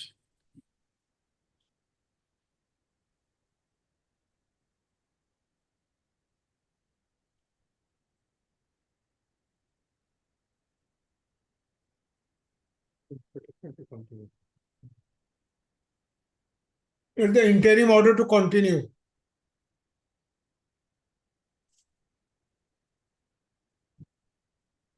There is Deeply an obliged, interim Lord. order minutes, let that be continued.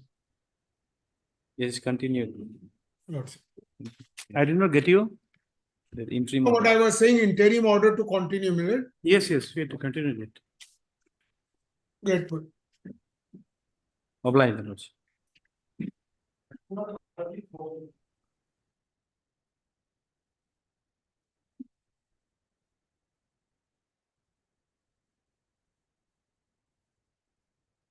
May I, your lordship? Lordship, as per the office note dated 18/9/2024, service report in respect of R3 is still awaited, your lordship. Still awaited, yes. Yes, your lordship. So, your lordship, I may be allowed to take dusty Fresh. service, your lordship.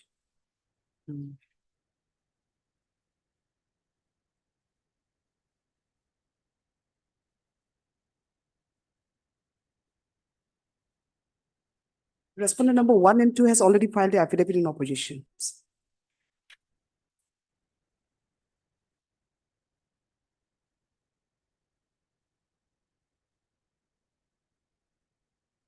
Okay. By referring to the office note dated 18/9/2024, Ms. A. Anju, learned counsel for the petitioner, submit that she may permitted to take fresh steps for service of notice on the respondent number 3 Post of the prayer is allowed. Next, the petitioner shall take fresh steps for service of notice on respondent number 2 3, Your Lordship. by, sorry, 3 by registered post with AD as well as by dusty mode Lordship. by routing the process through the registry of the court, and upon service, an affidavit of of service shall be filed prior to the next date of district. Lordship. How much time you need? Lordship, can it be listed on 31st of this month? Within a week, I'll take the steps. Your On? Lordship. 31st of this month. Unfortunately, we cannot allow your prayer. September does not have 31.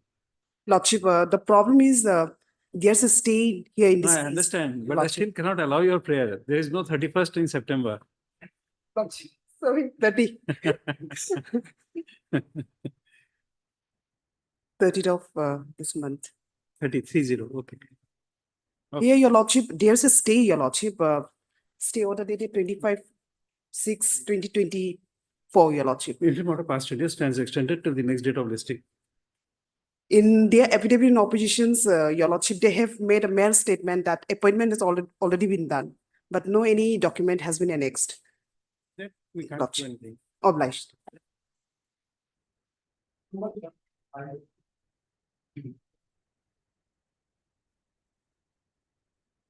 May I plead your lordship? Well, this Yes. matter, basically this matter is cover case, my lord.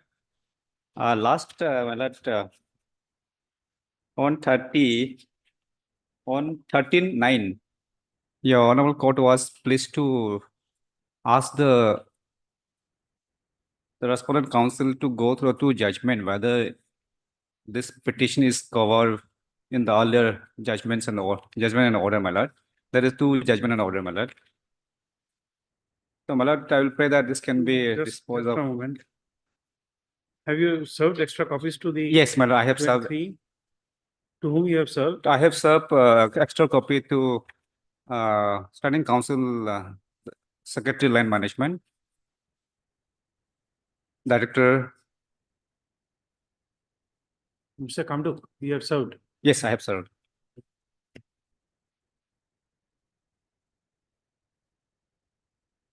My lord, I pray that it can maybe dispose of, my lord.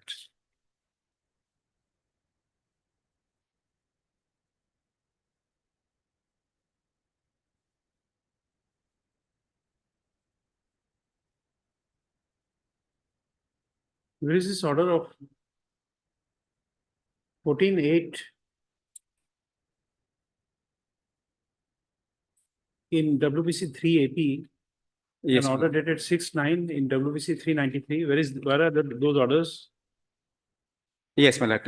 It's my lord. It start from 193, your lordship. 193 is the order dated 14/8/2024, and another order, my lord, is in page 193. Yes, my lord.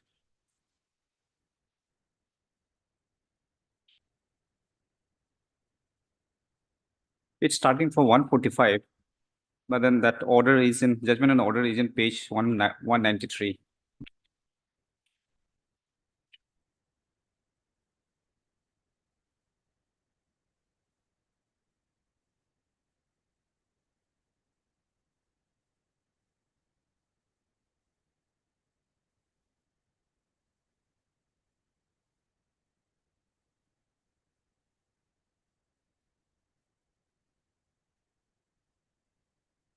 Same stretch of land, my lord, and same, they are all in same rejected list, my lord. There is two lists, list number 2 and 3. All petitioners are in the list number 2 and 3, my lord. In the same, in the rate petition. What is this repetition for? Yes, my lord. What is this repetition for? My lord, basically, this is property assessment, my lord. The petitioner's property assessment was denied on the basis of the order of the deputy commissioner, which was issued earlier to the land notification, my lord. Land notification was issued on 24/5/2020. This petitioner is here. Yes, my lord. Are they the petitioners in that earlier case? No, they are not in the earlier case, my lord. They are not in the earlier case, my lord.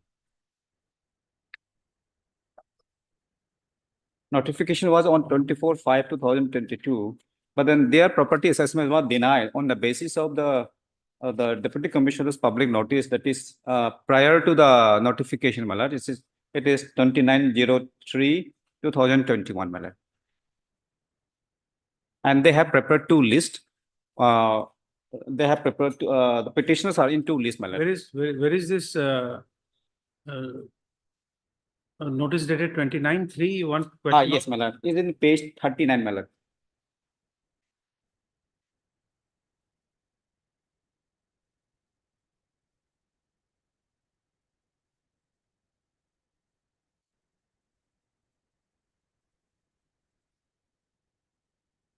My lord. 29 March 2021. What is the date of notification? Yes, my lord. Notification is, my lord, in page 38. 24/05/2022.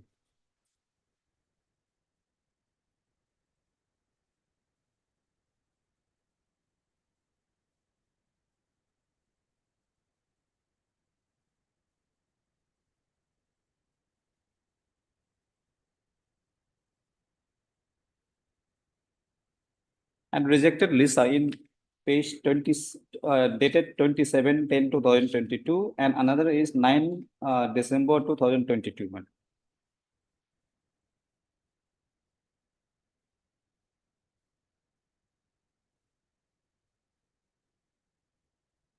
The petitioner in the earlier writ to writ petition, they are all in the same list, my lord. Number 2 and number 3 list.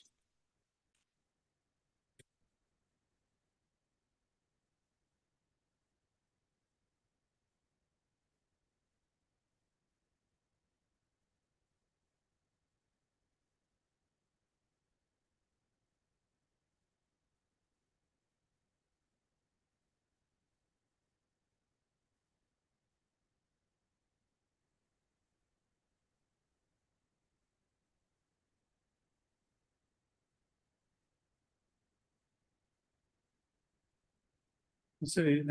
Ram, where is that ROW notification? Are you aware of it? No, No. Your Lordship, no. Your Lordship. So issue notice then. Yes, my lord. Notice has been issued.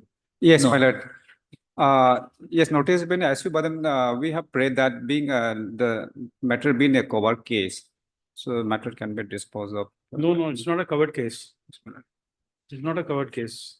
If you allow me to read, Yes, my lord. then it's not a covered case. You see, where is that's what I'm asking, Mr. Ram. Where is the ROW notification? My lord. Right of ROW way notification, where is that? Should be. My lord, there is no such ROW That's why. proposed. That's why. notification. I knew that. But then, my lord, it is in same list, my lord. No, I'll just no. You come to your page 39, yes, my lord. third paragraph. Therefore, property assessment, if no such structure is built after 31st January and which are built within ROW, that means right of way is already with the state. My lord, they have prepared, my lord. They have prepared the list, my lord. And ROW. Where is it? No, ROW is always a notification issued by the Deputy Commissioner. Your Lordship. ROW, my lord, notification. So your earlier judgments which you are relying will not be appropriate. They have So only that's- issued. They have only issued a notification. my We lord. don't know. That's why we are asking Mr. Ram. Your Get Lordship. this. Okay, Your Lordship, I'll get Correct. it. Yes, Your Lordship. Don't make me read. Because similar matter there. That will not be a good law. Yes, Your Lordship. That would not be a good law. And therefore not binding. It would be, if this ROW exists, then the previous orders would be per incuria. My lord, issue here is, my lord, No, there we is don't no, know. Unless we have the record, my mind doesn't work.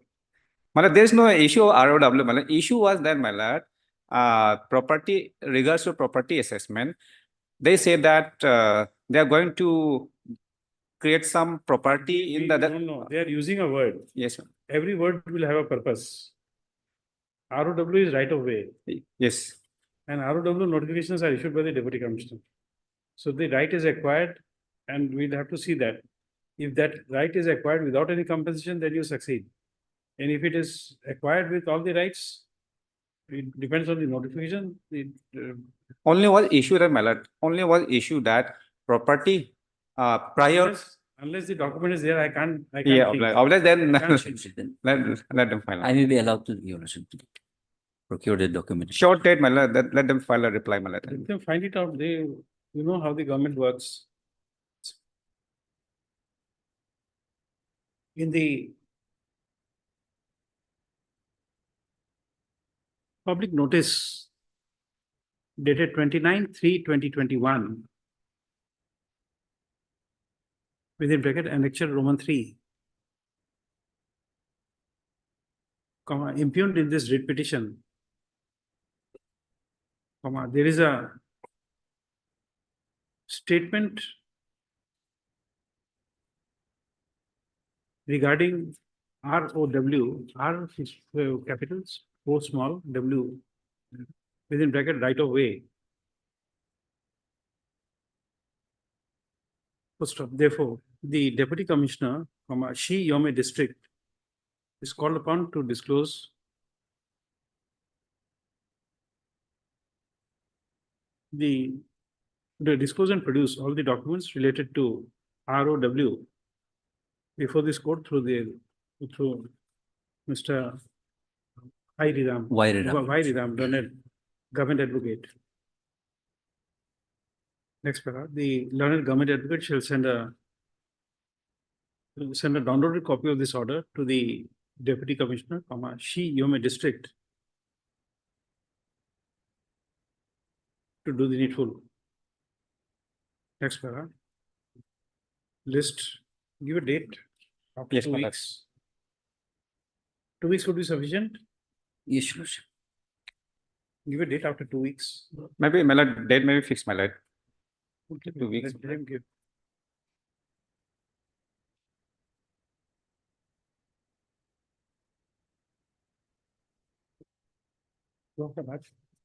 My lord, on 23rd October, my lord.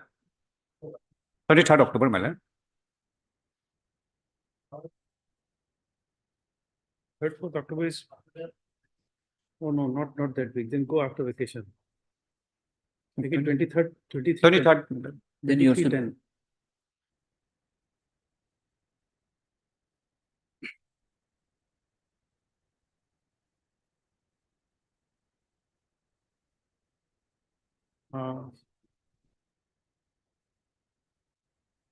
Just say, just say there.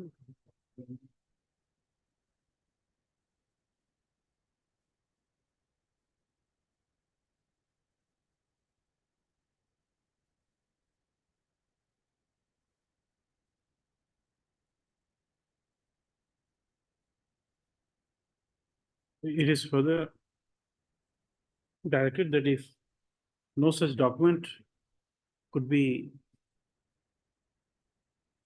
found out, comma, that even such fact shall be disclosed by the said authority by filing an affidavit before this court.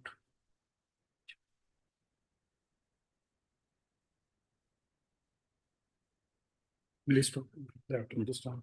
Well, if the document they say is not available, then Yes. they will file an affidavit. Yes, Your Lordship. Otherwise, they will say that record is not traced. You don't find that these things do not. What did he do? They'll disclose. Yes, Your Lordship.